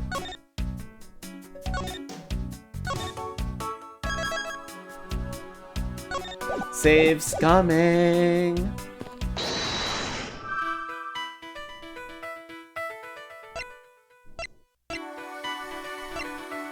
We got the broken glasses. The victim's glasses are broken. Were they broken during his murder? Awario is saying, where was the killer in elevator? Do we agree with that logic?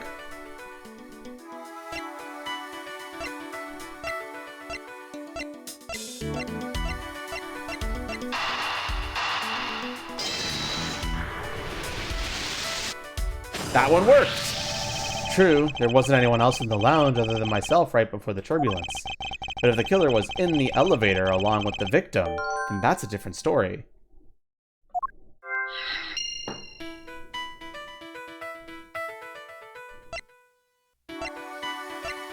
We have new logic now.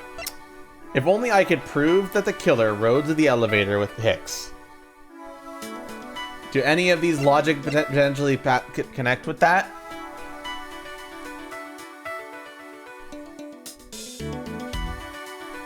You kind of implied it was wrong. I actually thought it was wrong when I first said that, okay? But I wasn't trying to imply that. I wanted to hear the logic.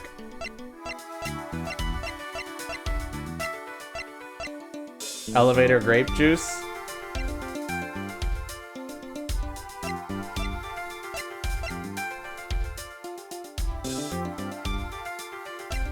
So you're thinking these two? And what's your logic for that? Not because I'm saying what's your logic for that because I'm going to say that for everything. Because I don't want to imply that I know what the right answer is by just going along with it.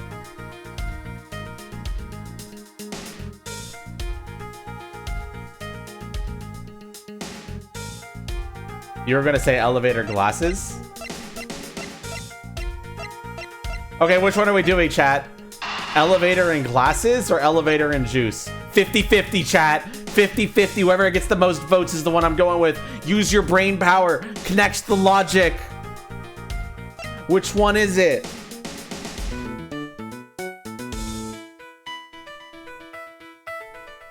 Brain blast, chat.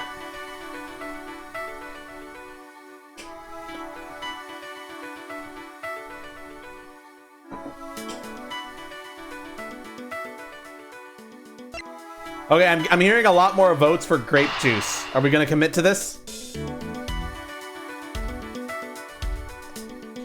Are we committing, chat? Am I pressing the button?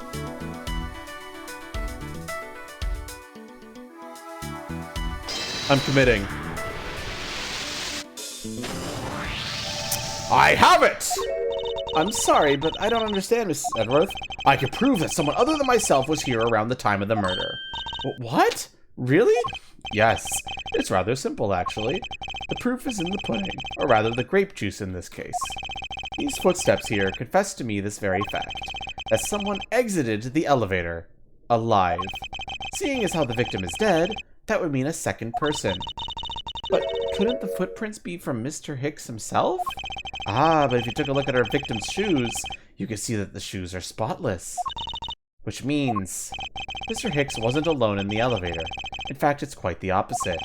There was actually one other person inside the elevator.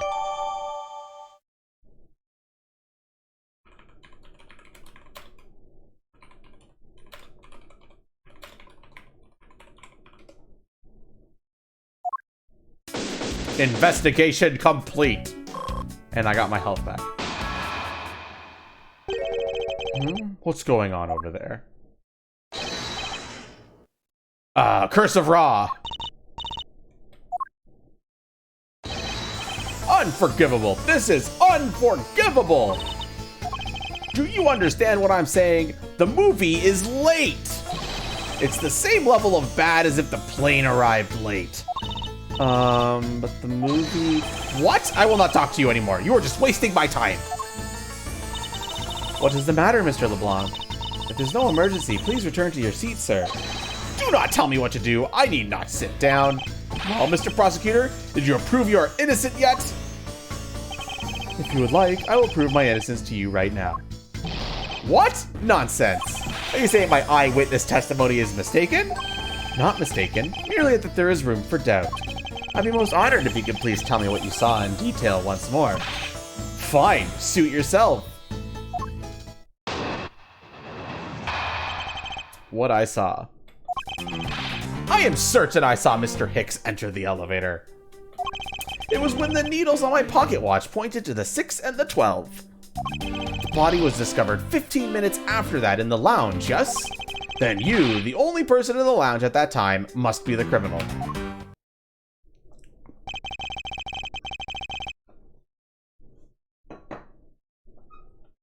This guy is super vulnerable to reverse psychology. Maybe. Mr. LeBlanc's conclusion seems to make logical sense. After all, the only person in the lounge at the supposed time of the murder was me. So, my eyewitness testimony, if you think you can destroy it, then come, let me see. Hurry, do I look like a man who's having the time to wait for you? Why is he so irritated? I'm the one accused of murder here. Anyway, I must find a way to discredit Mr. LeBlanc's account somehow, and fast.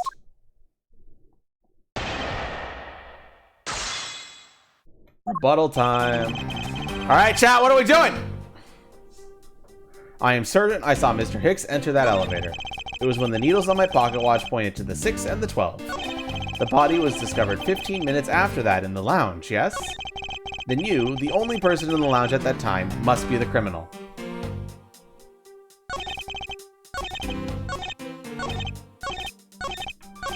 Are we pressing any of these statements, or are we presenting, chat? Press the only person in the lounge? Hold it! That is the most mistaken way of thinking I've ever heard of. No, your silly opinion is what's a mistake. Please calm down, the both of you. In a sense, you are both mistaken. Well, if that isn't the pot calling the kettle black, then I don't know what is. He certainly has a lot of confidence in his testimony. If push comes to shove, I may need to press him for more information. Okay, the game's telling me to press, so I'm going to press every statement. Mr. LeBlanc, were you able to get a good look at the inside of the elevator at that time? Of course I saw what's inside. And are you sure that the victim was in the elevator alone? Yes, the only person inside was that Mr. Hicks man. This last outburst is a bit too important to let go. The only person inside was that Mr. Hicks man. It was when the needles on my pocket watch pointed to the 6 and the 12. So we have a new statement now. Hold it! I assume the pocket watch in this case is the one you keep checking. Is that correct? Oh, you noticed. It's a very expensive antique, I'll have you know. The feeling is wonderful when I fully wind it up by the hand. It does look very well designed and quite classy. I will have to charge you if you want to touch it. That's quite alright. Let's continue with your testimony. What a cheap man you are. Now return to the time you wasted back to me. And if we must, I saw Mr. Hicks enter the elevator at 6 o'clock. Okay, so chat, we have a new statement here, so we can present on this statement, or we can present on one of the existing statements, or we can press more. Well, there's only one more statement left to press, so... It's true that I found the victim's body at 6:15, and that's when I found the two of them as well. You see, it all matches my testimony. So Kite is now currently presenting to present these footprints to this statement.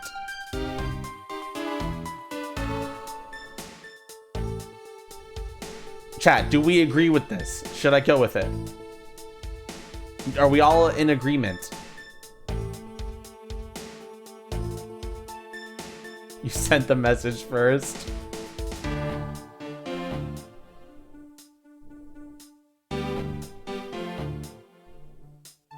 All right, we're doing it. Objection! You're good. Ship it. Mr. LeBlanc. What is it? There's a very glaring contradiction in your testimony. What do you mean? Please take a look at the area in front of the elevator. Yeah, sometimes that's why it's sometimes good to just press statements before we just commit to presenting in this game. You might get new statements that make more sense. That's just how it always is in Ace Attorney games. Yes, and will you admit you also spilled it with the blood? No, it spilled itself during the turbulence. But the interesting thing here is the set of grape juice footprints. Footprints? The ones that lead from within the elevator out into the lounge themselves. It's evidence that proves that someone other than Mr. Hicks exited the elevator alive. Oof. There must have been another person in the elevator with Mr. Hicks. Now then, I'm done playing games. Why don't you tell us the truth? Curse of Ra! Can you please translate for us? No way, that's totally impossible, I guess is what he said. No way, that's totally impossible. I know there was no other person in there. I saw it with my own eyes. If you want to know what I think, Mr. Edgeworth, I don't think Mr. LeBlanc is lying to us. I suppose she's right. He doesn't seem to be lying. But then what does it mean? What about this contradiction? Mr. LeBlanc, please, just once more, will you recall the details of what you witnessed for me? What I saw, part 2. I was very upset when Mr. Hicks passed by my seat. He was always checking the time over and over again. I happened to follow that man with my eyes while he passed me, and I saw clearly into the elevator he was entering. But I swear there was no one else inside. No one. Mr. LeBlanc, if you would please calm down. What? Dare you have an issue with my eyewitness testimony? No, not at all. Please forget I said anything. Yet again, he doesn't appear to be lying, but I can't let this testimony stand as the truth.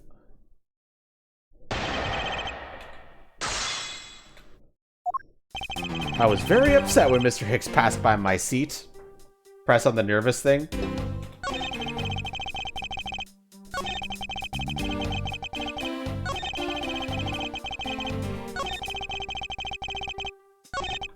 The upset thing, you mean? This one. So are you still upset now? I am always upset. The only time I am not is when I have a piece of art in my hands. It's surprisingly easy to believe that about him. Yeah, I agree, actually. But I was even more upset when Mr. Hicks walked by me. Hold it! Why were you so attentive to the time? Because something unforgivable was happening. Come to think of it, you were yelling about something unforgivable earlier. I was giving a complaint to the attendant about the movie starting time. Return back to me my time, in money. You understand the point. Movie? Is he talking about the in-flight one that's mentioned in the magazine? A summary of the plot and its start time. Interesting.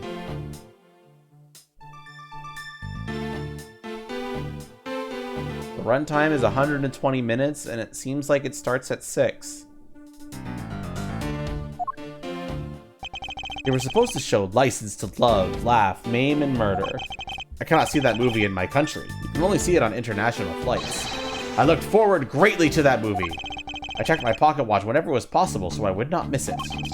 I even set my pocket watch to the destination time when I came aboard. So my watch is not wrong. It matched the schedule. But the movie was still late. Very, very late. Your pocket watch. I'd like to ask you a little bit more about it, if that's alright. The movie I wanted when I started, so I checked my pocket watch many times. Hi, Noise. How you doing today? My watch is set to my destination's time. I always set it when I board the plane. I happened to follow that man with my eyes when he passed me, and I saw clearly into the elevator he was entering. But I swear there was no one else inside. No one.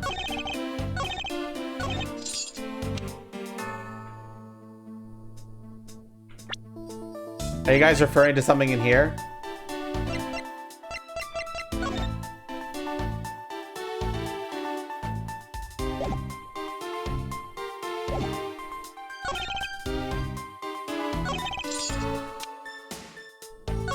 So what should I do, Jat?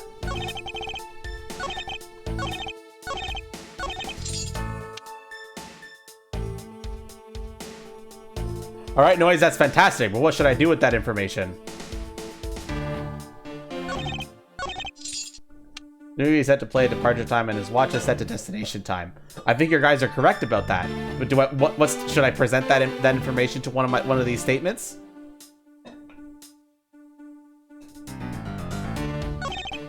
So you wanted me to present the schedule to this one, right? Or do you want me to press it? Hold it! You're sure about what you just testified, Mr. LeBlanc? Yes, of course! I'm a very busy man. I'm immediately busy when I land. I have many places to go and no time to waste adjusting my pocket watch. I see. That was a very valuable statement you just made. Flatter me all you want, but you will not get a 1 cent out of me. That's alright. All I require is this piece of testimony. All right, so chat, Noise and other people are currently saying I should present this Sky magazine to this statement. Any objections to that? Do we throw it in?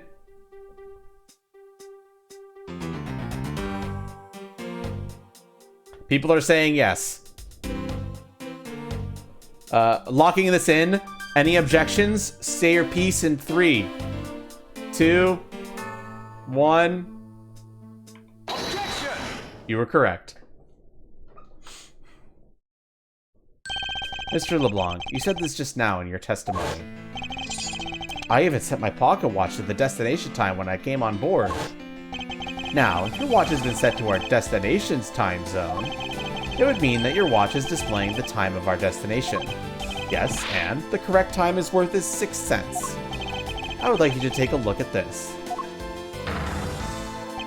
If you believe the Sky magazine, clocks on this flight run in accordance with the time of our departure time zone. Of course, the movie schedule was also created with that in mind. Ms. Tenario, for confirmation's sake, what time zone is this flight aligned to right now? Well, we made a short stop at a transfer point. That's right. It was in that small Asian country, the Republic of Zhangfa. But we didn't readjust our onboard clocks at that time. So right now, we are still running on Borginian time. What? The time difference between Borginia and our destination is 9 hours. Sometimes that's the point. I don't want to spoil that you're making the right choice, Awario. I'm trying to make it so that like I'm gonna act like that for every choice because I don't want my emotions or my voice to give away that you're correct. And that's hard to do, you know? That's hard to do. Give me some credit. I'm trying, okay? Okay?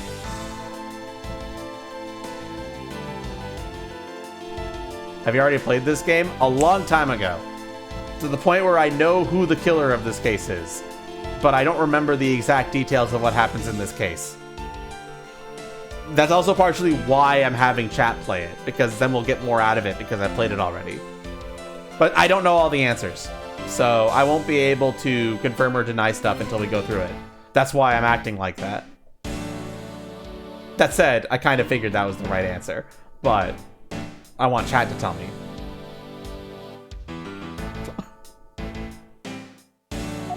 In that case, it's only natural that your watch will be out of sync with the schedule. What? Further, with your analog watch set to our destination's time, it would appear to be running 3 hours fast when compared to the flight's onboard clocks. It also changes everything about your testimony. And you can bet 1 million cents on that. In light of this information, it seems you saw Mr. Hicks 3 hours prior at 3 a.m.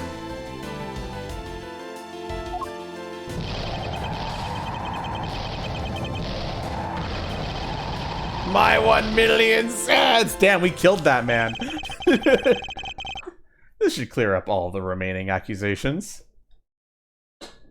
Damn, we fucking killed that man.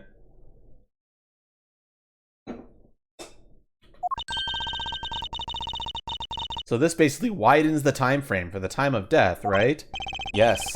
Because Mr. LeBlanc saw the victim enter the elevator at 3 a.m., it means that the time of death could be anywhere from 3 to 6:15 a.m.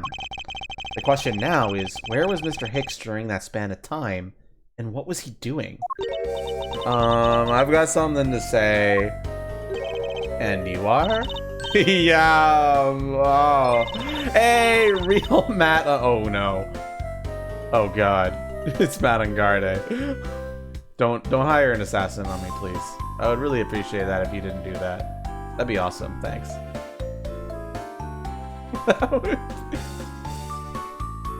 I appreciate the fallback.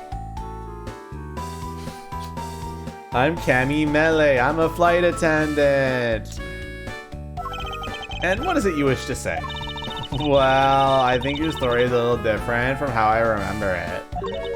What do you mean, Cammy? I saw Mr. Hicks sitting in his seat at 5 a.m., you know. What? How could he be so sure of the time? Oh, that's right. He pushed his call button while we were parked at the transfer point. This flight will be making a brief stop to refuel and transfer cargo in the Republic of Zhangfa between 4 and 5 a.m. We ask that all passengers remain on board at that time. Thank you for your cooperation. Yes, it was from 4 to 5 a.m. according to our clocks. No promises, Mr. Lawyer, dude. I'm afraid now.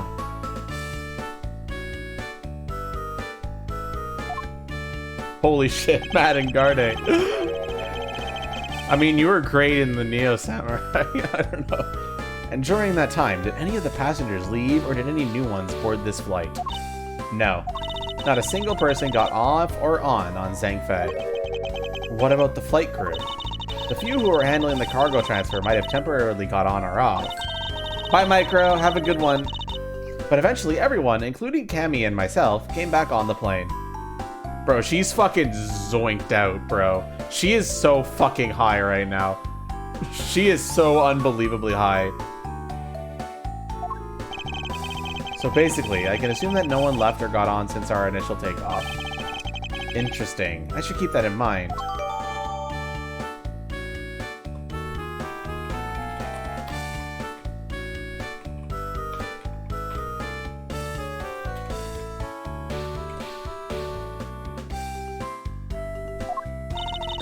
Yeah, and I answered his call.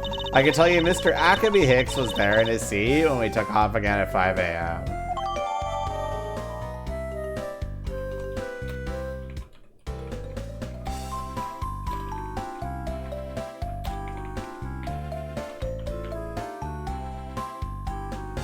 Let's get that evidence added. Alright, then that puts the time of murder between 5 and 6:15 a.m. Okay, now what time did you come down to the lounge, Mr. Edgeworth? I remember coming down here almost as soon as we left the Republic of Zhangfa. Ah! You were here the whole time from 5, yes? Then you are the only one who could be the killer! Mr. Edgeworth, were you really here in this lounge the entire time from 5 a.m. onwards? Unfortunately, yes. But then, how do we explain the footprints? Is that not obvious? This man waited for Mr. Hicks here in the lounge, waited to kill him, and then he put the corpse in the elevator. That's when the turbulence happened. My eyewitness testimony may have been mistaken, but when I saw Mr. Hicks enter the elevator on the second floor does not matter, because the entire incident concluded here in this lounge. Everything happened in this lounge? Is that what you really believe, Mr. LeBlanc? What? Do you have another idea? I simply feel that there's something out of place in the scenario you presented. Is there something that can tie this crime to a location other than this lounge?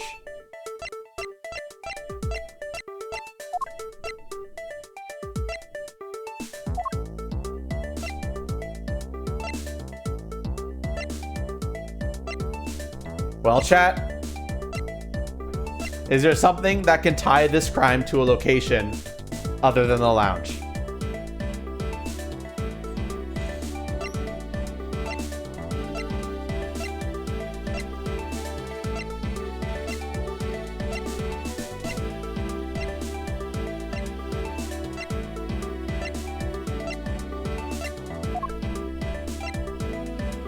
I'm just kind of going through the evidence. If there's any evidence you want me to examine closer, let me know.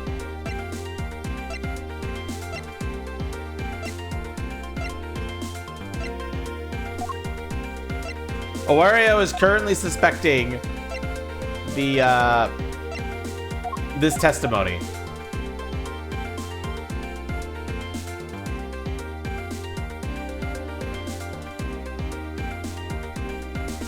However, they don't sound very confident in it.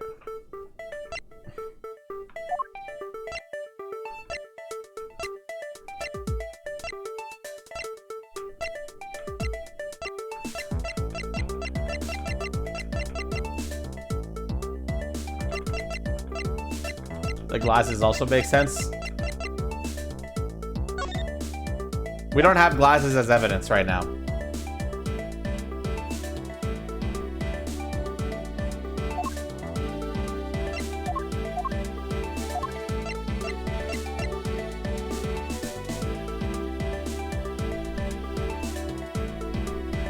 Can we look at the photo again? This one?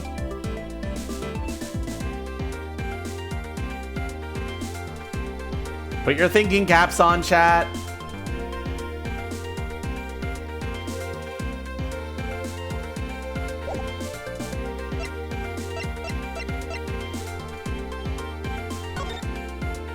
Crime scene notes could be an option.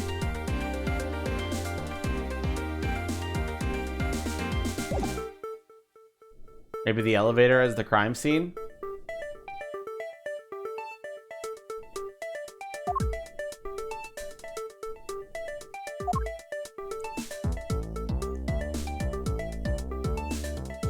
Okay, so Wario is currently saying crime scene notes.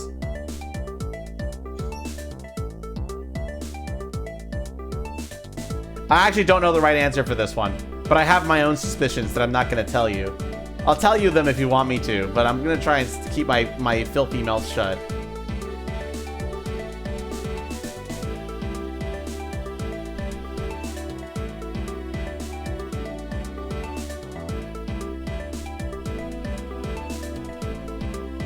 Come on, guys. Put your thinking caps on.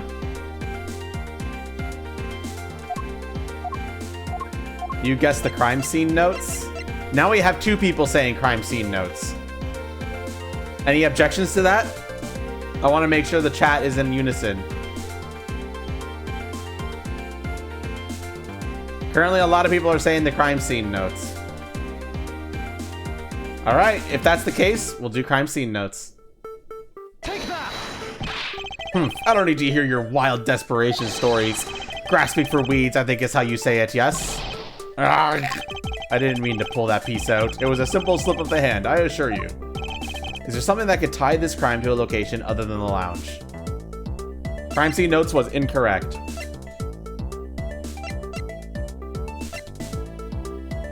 All right, chat, what's your option 2? You're damn right to doubt yourself this time. What's your option number 2, chat? Can you investigate the piggy bank?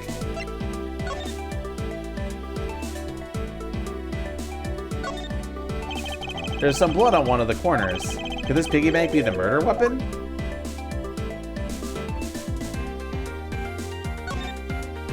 It says, "Go you airlines." You know, I've seen it occur a lot recently, and it's been bothering me greatly. But why do some brands think it's acceptable to simply smash 2 words together and call it a day? Yos, I agree. I suppose this is where you insert your coins.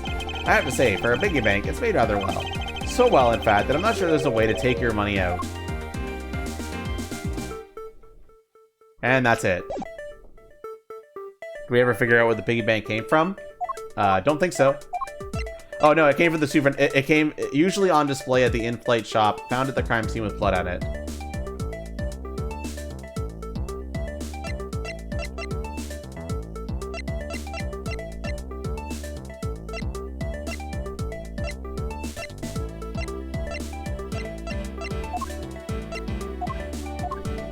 What about the phone? The victim supposedly had one, but it has gone missing. Did the killer take it? It is currently missing. And we do not know its location.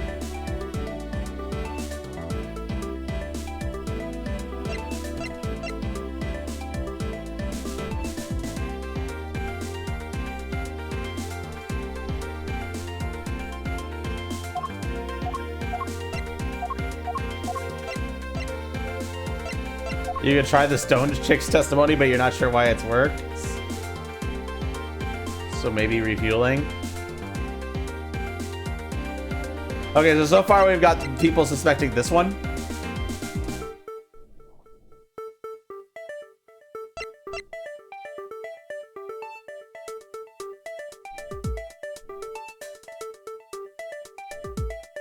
What's in your ID, please? You're not confident in any of my choices.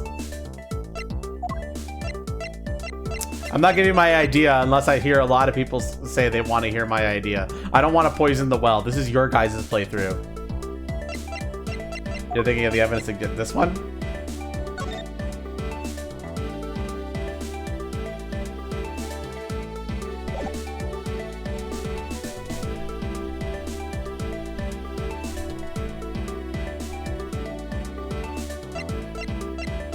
Remember, the goal here is that we want to tie this crime definitively to a location other than this lounge. That's what the question is asking. I don't think this is not the place to be presenting theories.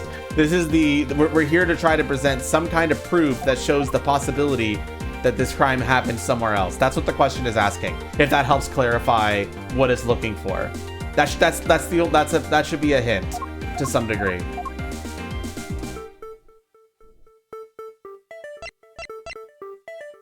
All right, Kite. I'm gonna be real with you. That hint was to try and dissuade you from that, because the refueling doesn't prove anything. I'm gonna be honest with you right now.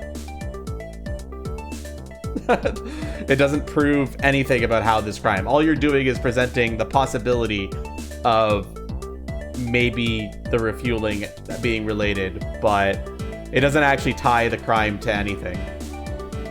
So I'm gonna nix that. I'm sorry. Just because I'm like 110% definitively know that's wrong. I'm sorry, Kite. I'm sorry to do this to you. Don't just simply curl up and cry. Yeah, but this picture is like not on the airplane at all, Noise. We just found it in his pocket.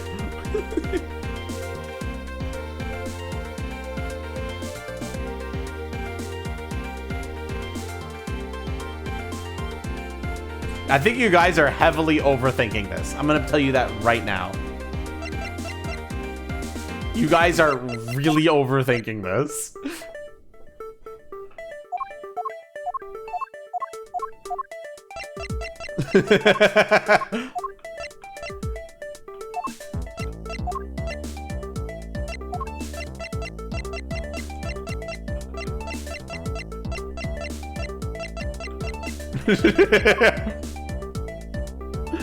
Oh my goodness, this is funny.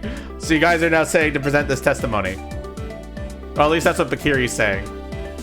What is the travel wallet? It's the wallet, it's picked off the elevator floor in front of the elevator. The only thing that's inside of it is a passport, and it belongs to the victim. I'm gaslighting you? No, I'm not. You guys are like coming to no conclusion together, by the way. Like, one person is saying present this. One sec. And like, stop laughing at me. I'm sorry.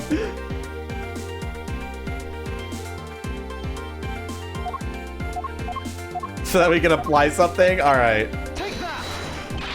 No, sorry guys, that was wrong. Our health is rapidly draining, chat.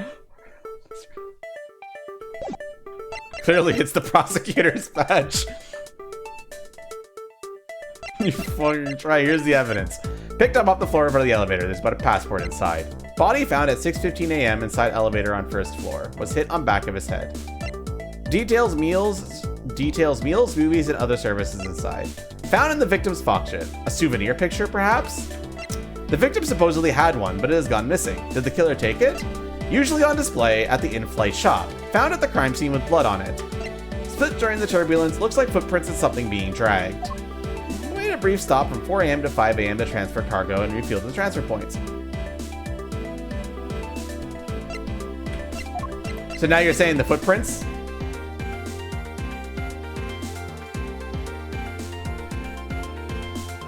Okay, so we got two people saying the footprints. Anyone want to confirm that? If you guys get this wrong, I might just tell you it, chat. Because, like, But when was the turbulence again? Around 6 o'clock. Footprints? Take that. These footprints, in which direction do you think these are headed? That would be the in-flight shop. Correct. They are headed in the direction of the shop. But they look disconnected. They end all of a sudden. You are right to point out that they do not form one continuous trail to the shop.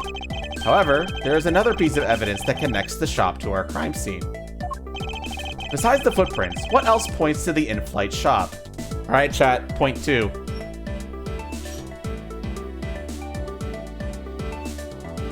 What else here points to the in-flight shop? Yes. Take that. I'm pretty sure you could have presented those pieces of evidence in any order that you wanted. Honestly, I am shocked, chat. I am shocked and appalled. Both of those evidences are pointing to the shop. The bank being the most obvious of the two. I understand, I can excuse noise because they came here late. But the rest of you, I'm sorry, man. It's over. Hi, Cider. The murder didn't happen at the shop, but the shop is definitely. But that's not the question, Bakiri. The question is, we're trying to tie this crime to another location, and we have two pieces of evidence that show that the in-shop is relevant to the case. That's what we're doing here. That's all we're proving here.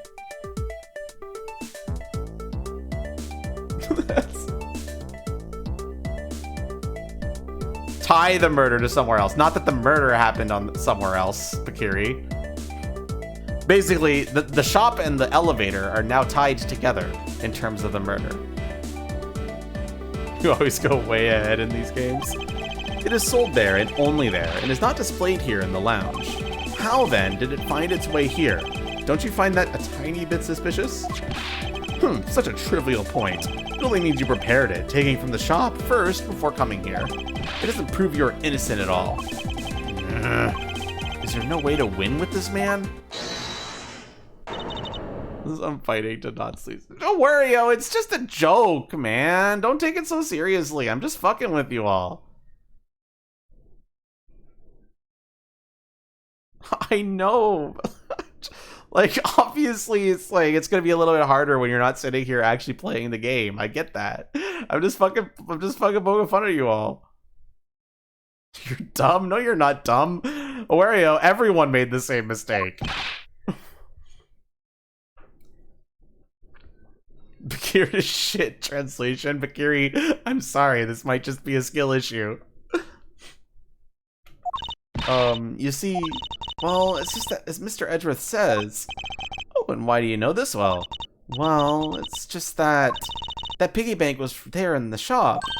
I saw it with my own eyes. And when was this? It was maybe around 5:40 a.m. Isn't that just before we hit that patch of turbulence? That's right. You were in the shop just before the turbulence? Yes, I was. Come to think of it, this scenario was when I found the body.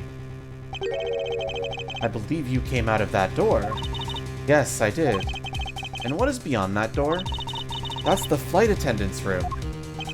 Then you were on the first floor? Yes. I had to do something at the shop and in the flight attendant's room. So I went to the shop first, and then to the flight attendant's room. Are you saying you passed by me at some point? Yes, you seemed really into the issue of Sky magazine you were reading at the time. I don't suppose you noticed me walking by. I vaguely recall someone walking by, but I didn't take notice of who it was.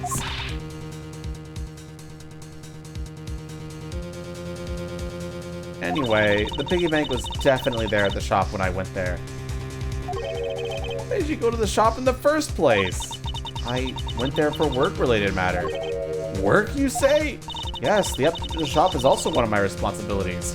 Aw, Wario, don't leave. I'm sorry. I didn't mean to, like, make you feel that way. I was just trying to poke some fun.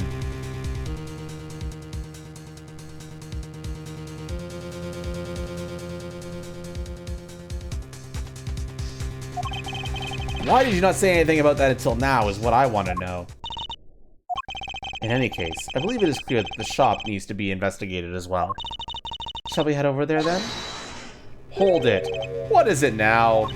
Aren't you forgetting something, Miss Rhoda? Don't you need the captain's permission to check the shop? No, I haven't forgotten. But I have already asked him for permission to search the entire plane. So I think we're all right. That's weird. What is? Well, I just talked to the captain, see?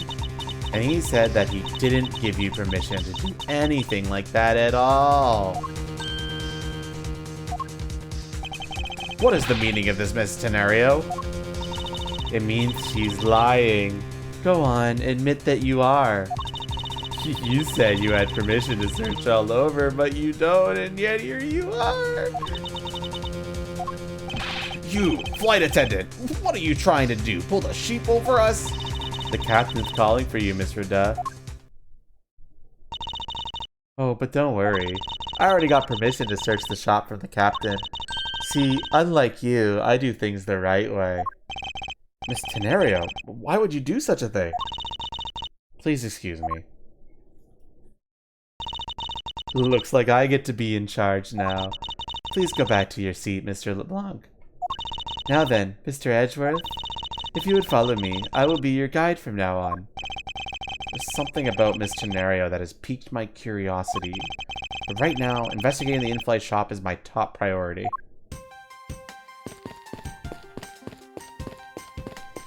It's shopping time! Well, it certainly looks like something happened here. So this is the in-flight shop. It's quite a mess in here. You think? Guess I'll have to clean things up then. Hold on! You can't clean up a potential crime scene! Oh, thank goodness. I hate cleaning so much. I mustn't rush things here. Must remain cool, calm, and collected. Because this piggy bank was left at the crime scene. There's a very good chance that the killer had paid this place a visit.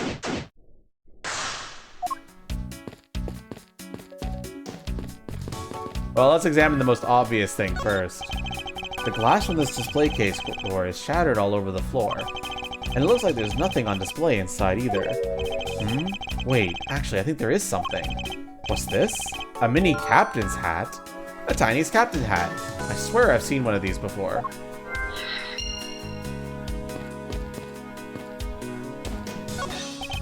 There are all kinds of luxury name brand merchandise set for sale in this display case. And they're lined up just such a manner as to scream, "Buy me," to any passerbys.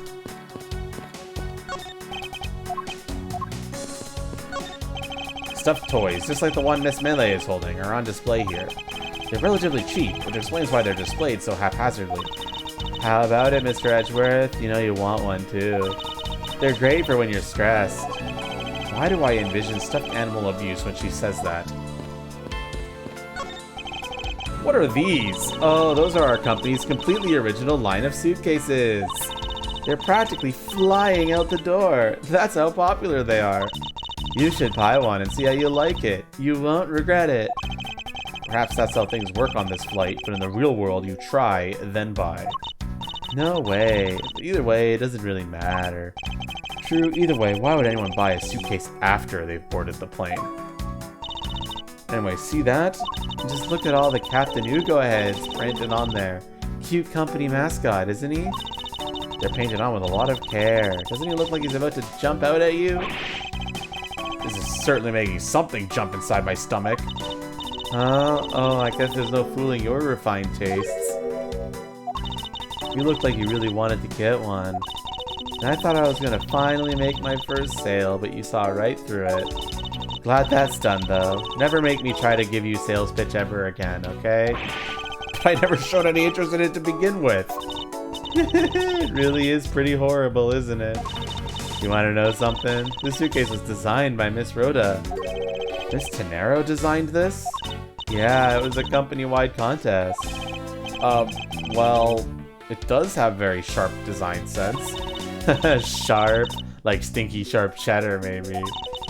I really have no idea why the bigwigs decided to go with it. It's so bleh.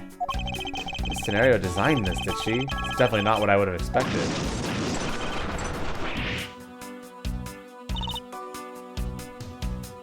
What? They're attacking. The suitcases are evil. You okay?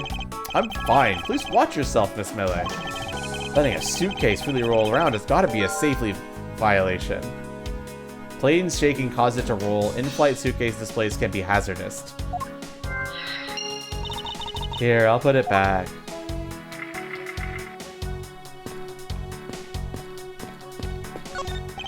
Inside this display case is a row of lifesavers and life vests for sale. We sell a lot of those when there's some kind of accident or something. You sell them?! You fucking what?!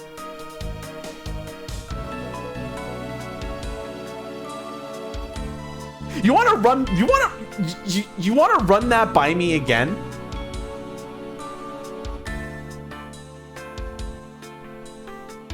Oh my gosh, Wario's back from the dead. Oh my gosh, I thought he was killed.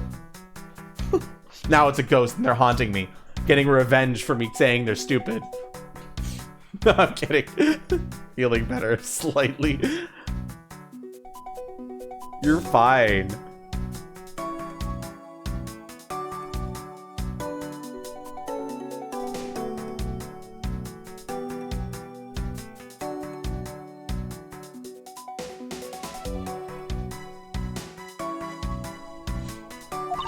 But some people buy them even when there's nothing going on. How about it, Mr. Edgeworth? Care to buy one? I sense that the shop is one shopper away from being sued. Yeah, my thoughts exactly, Edgeworth.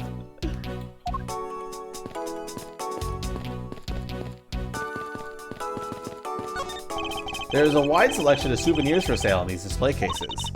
You know what I'd suggest? Sorry, but I have no intention of buying souvenirs on this trip. Okay, then how about you buy something for me then, as a present? I can't think of a single reason why I'd want to buy you anything.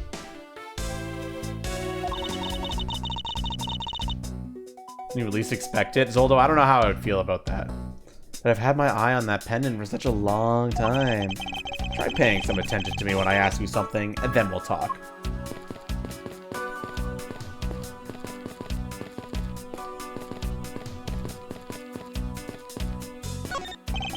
Beautiful flowers in a beautiful arrangement.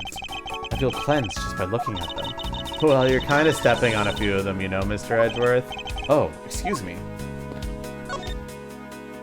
I don't know much about this shop, but you can still ask me about whatever. Notice anything? So what do you think about what has happened regarding this case? Oh, I don't know. I guess you're the killer, though, Mr. Edgeworth. I can assure you that I'm here in this shop to prove just the opposite. And she's asleep. Yeah, but it was me that got you the permission to look around. You know? So don't forget that, okay?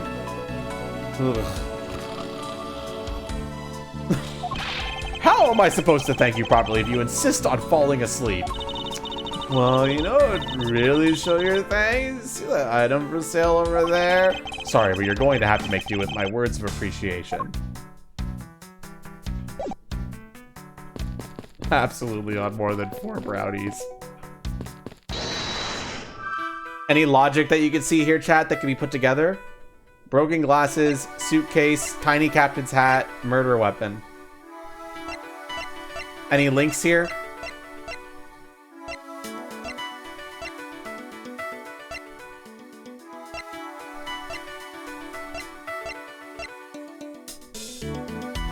So no. Man, it's like, it's not a big deal to be wrong. I'm wrong in these games all the time. I overthink these games to hell and back, dude. That's like part of it. This proves she is the killer. Noise. I don't think that's enough proof to definitively say that someone's a killer. Imagine if that worked in real life like that.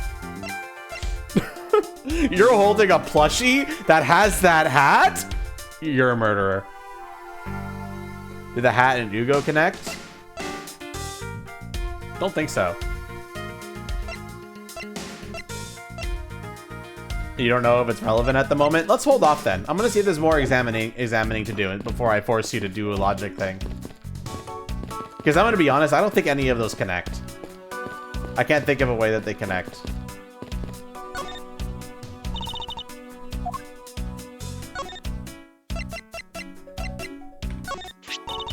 Miss Rhoda said this piggy bank was in the shop, right? Don't you find her a tiny bit suspicious? I don't think I could say either way yet. There's not enough evidence to convince me that she was lying about anything back there. Are you sure about that? So what is that? Are you gonna give it to me? Oh, but I'm not supposed to accept any presents. Unless they're really worth something. Hiccups.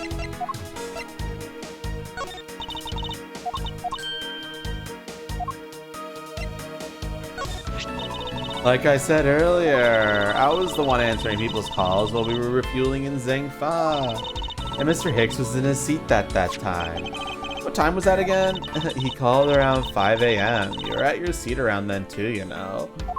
I do recall people calling for service at around that time. Even this turns out to be a waste of time, I must stand firm. Sorry, Bakiri, I can't do that. The hat is logic, not evidence. I just know that there's a vital clue or two waiting for me in this shop.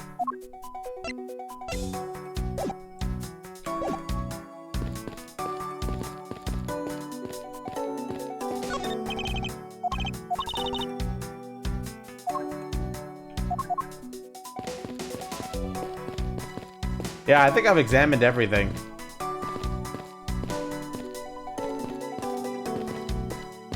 I've already examined the flowers. All Edras did was make a comment about not stepping on them. Anyway, it's logic time then. So these have to connect then, chat. Any ideas? I gotta take a very, very, very brief bathroom break. I'll be right back. Consider the logic while I'm doing that.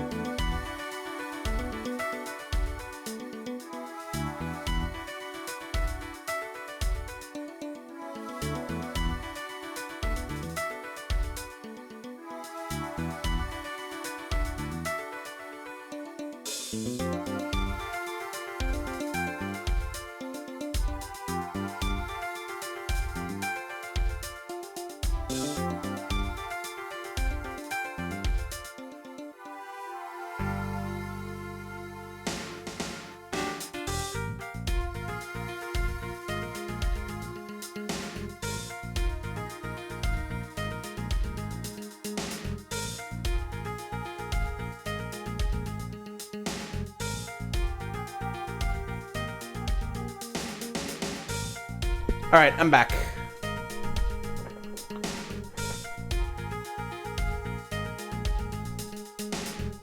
It's from the people who are getting sued. Alright. What do we got for logic, chat?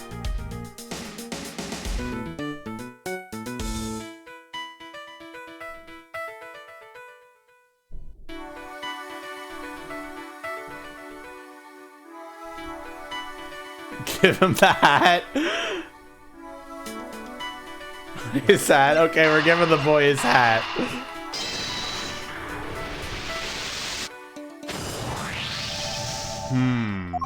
The hat probably used to be on the piggy bank's hat. Let's give it a go and see. I believe this piggy bank was forcefully removed from this display case. Does this mean that the killer broke the glass to get at it? You were right, guys. I probably would, yeah, MRL. I mean, I love that game. But I don't expect them to do that. They're going to be doing a sequel, most likely. Yeah, it was, but a lot of the devs were, like, rehired, and another company, another publisher obtained the rights to the game. So they can still make it, but they're way more likely to be making a sequel instead.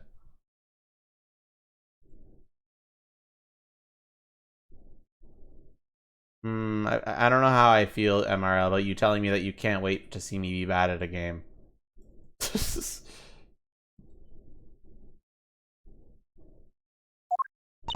Really? Tell me you didn't know what things go where in the shop? Well, I don't.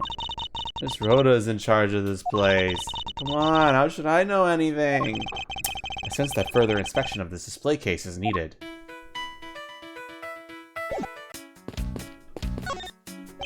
I won't rest until I've inspected every suspicious-looking nook and cranny. It's giving me the option to deduce, chat. The glass on this door is broken. Perhaps it was the killer who broke it in order to take the piggy bank? But it's a bit odd that the inside of this case is so devoid of glass shards. Plus, the glass broke rather cleanly.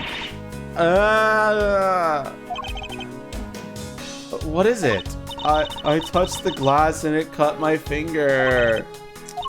It hurts, Mr. Edgeworth. It hurts. Please tell me you could deal with such a minor cut on your own.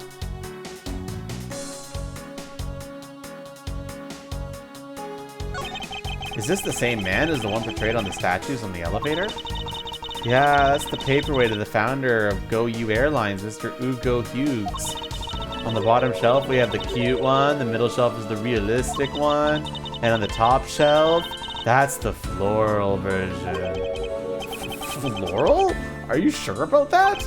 Let me guess, you just said the first thing that came to your mind, right? Looks like I hit the bullseye.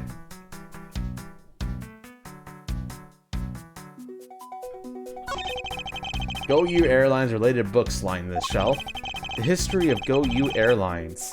The future of Go You Airlines. The 7 wonders of Go You. Fight on, Go You Airlines. Working name, You Go Airlines. You Go You! The titles make it very clear that they won't be making the top sellers list anytime soon. I apologize, Noise, but it doesn't let me. It just treats it as the same broken glass one. That said, it is asking me to deduce. So is there anything in this image that is relevant to any of our current evidence?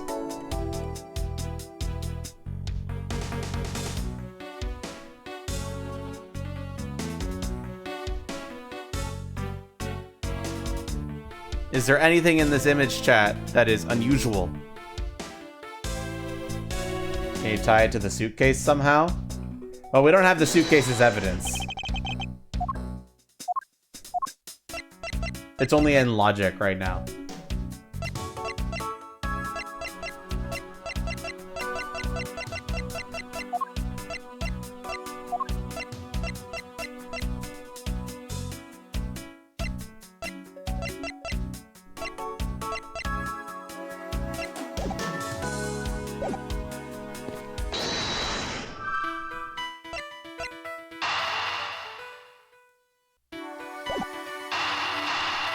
Should I connect these, chat? They're the only 2 ones that I'm not sure if they should be connected or not.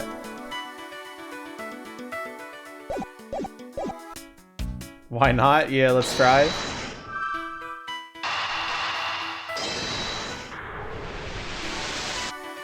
Nope, it was worth a try. My HPs! That was my idea, too. Yeah, Noise. We don't have anything to really prove that yet.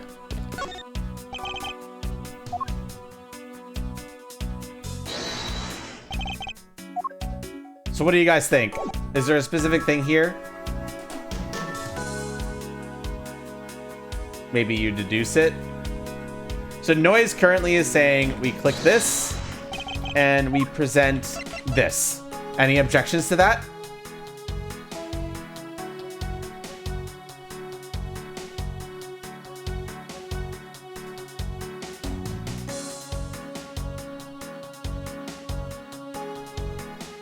Sounds logical. Hi, Cactus. How you doing? Eureka! There is definitely something very unusual about this. About what? If the killer had broken the glass to get at the Captain Ugo bank, there should be shards of glass inside the case itself. Oh, I see. I guess it'd be like that. However, there's not a single piece of glass inside the display case. Nope. No, there isn't. Which means that the glass was broken from the inside out. Piggy bank must have fallen over from the turbulence and right through the glass. Yeah, that's for sure. There's so much glass all over the floor.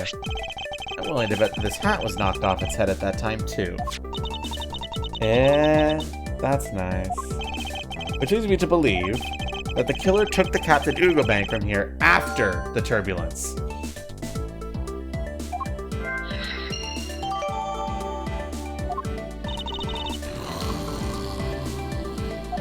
Take your power naps on your own time, Miss Melee, and listen to what I'm talking.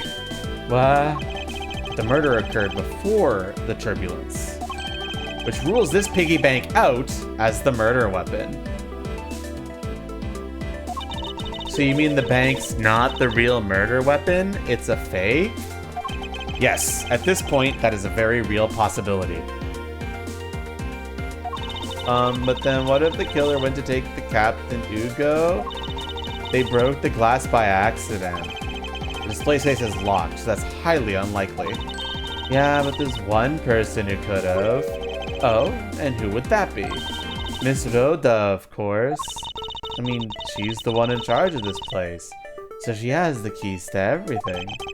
Miss Rhoda Tenero, huh?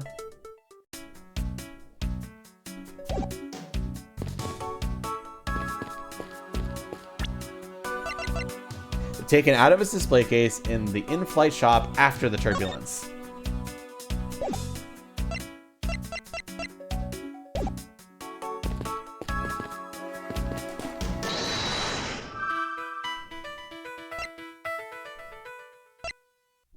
There's a pretty obvious logic connection here. Do you guys know what it is?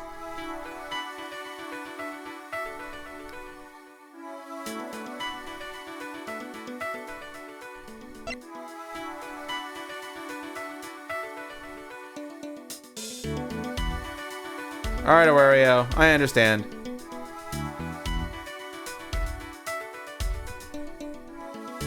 Turbulence plus suitcase, any objections to that?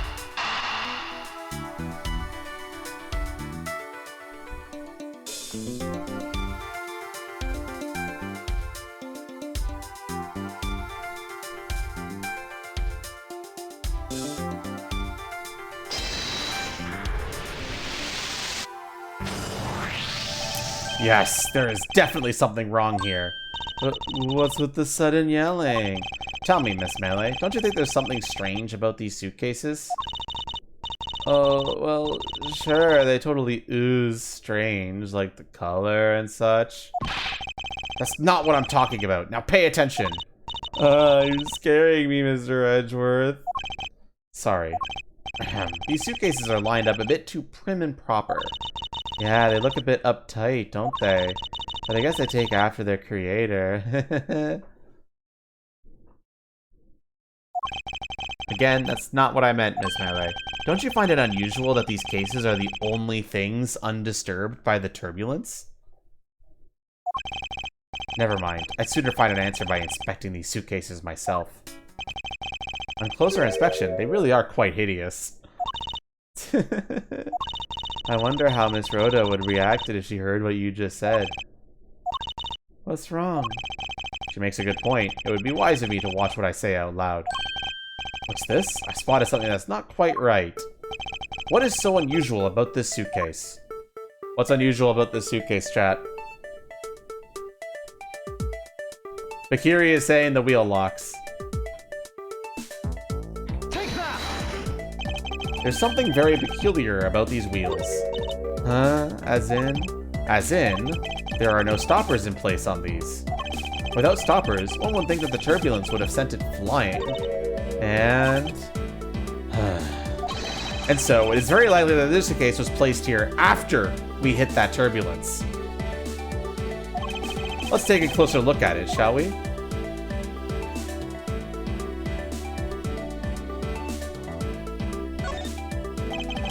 That was apparently designed by Miss Tenero herself. The design has a certain Je ne sais quoi about it.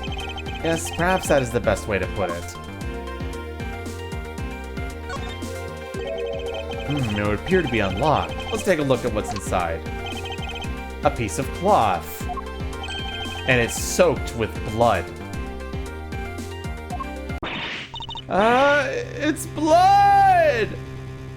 To be fair, guys, the connection that we were making with the suitcase and the turbulence was not, this suitcase is affected by turbulence. It was actually, why the fuck is this suitcase not affected by turbulence? And the answer was, it was put there after the turbulence.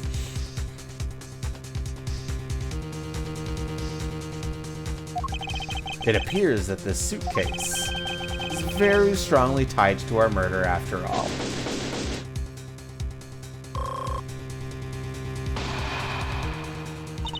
So explain this to me. What does the suitcase have to do with the murder? I believe it's pretty safe to say that the killer used this suitcase in some manner, such as to move something, perhaps. And aren't you just talking about the cloth, then?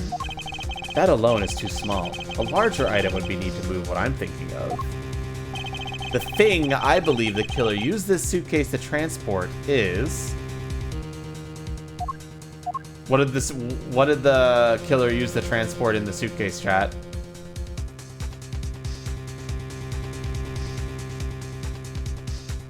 Vakiri is saying the victim. What should I present for that?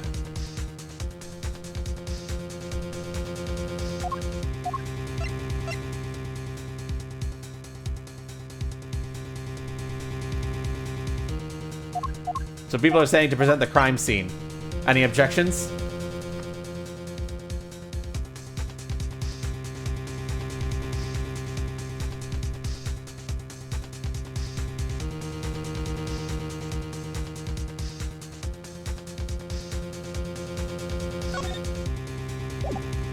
Take that! Something that would fit inside a suitcase that is also covered in blood. Sounds like a dead body, doesn't it? This was used to transport the body. It was designed by Ms. Rhoda Tenero.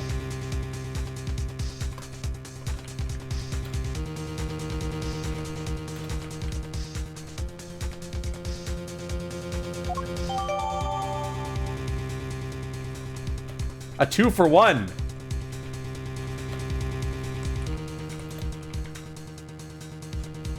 Bloody cloth. Found inside the suitcase. Its beautiful pattern has been soiled by blood.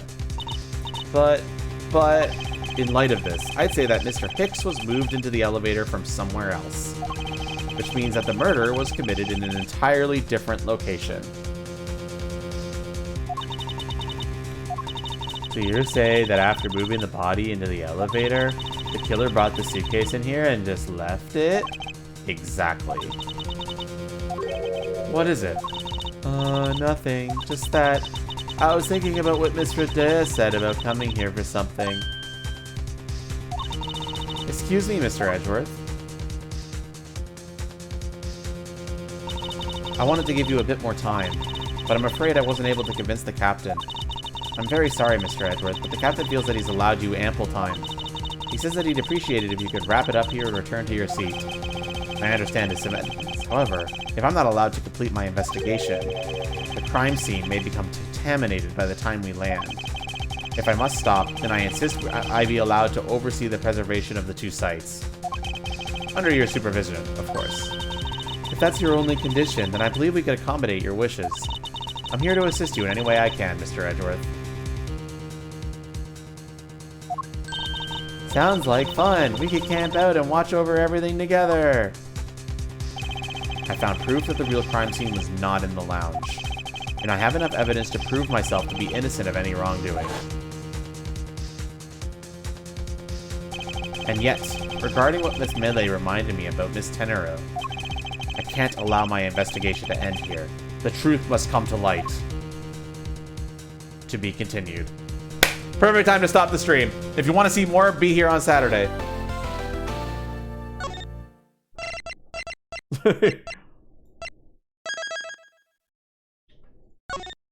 All right, chat. That's it for today. thanks also for coming down. I hope the interactive stream was fun. Please continue to stream. Bro, I gotta go to work tomorrow. I literally cannot do that. You have to be at a wedding all day Saturday? Damn. Well, too bad I can't change the stream schedule. Sorry.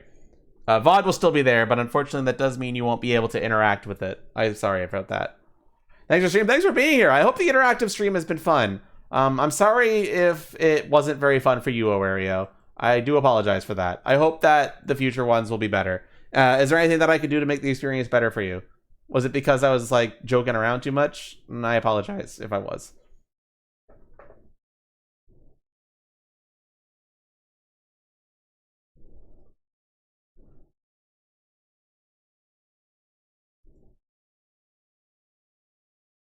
Well, I hope you enjoy yourself, though.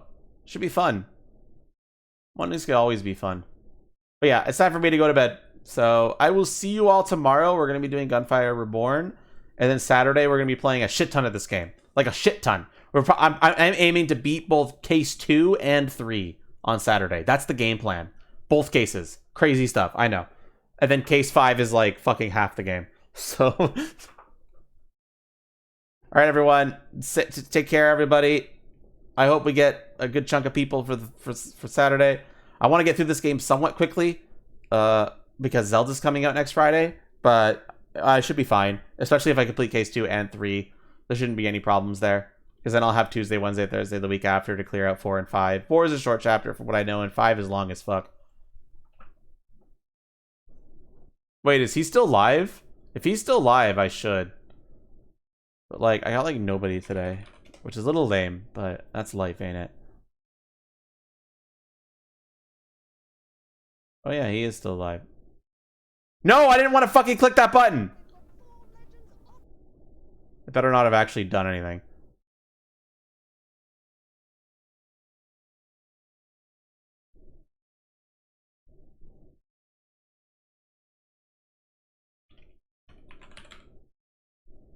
Whatever, we will raid.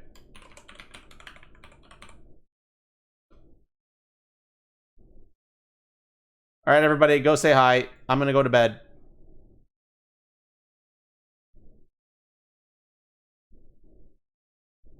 Enjoy life, enjoy experiences, and I've got work tomorrow. Have a good one, everybody. Bye.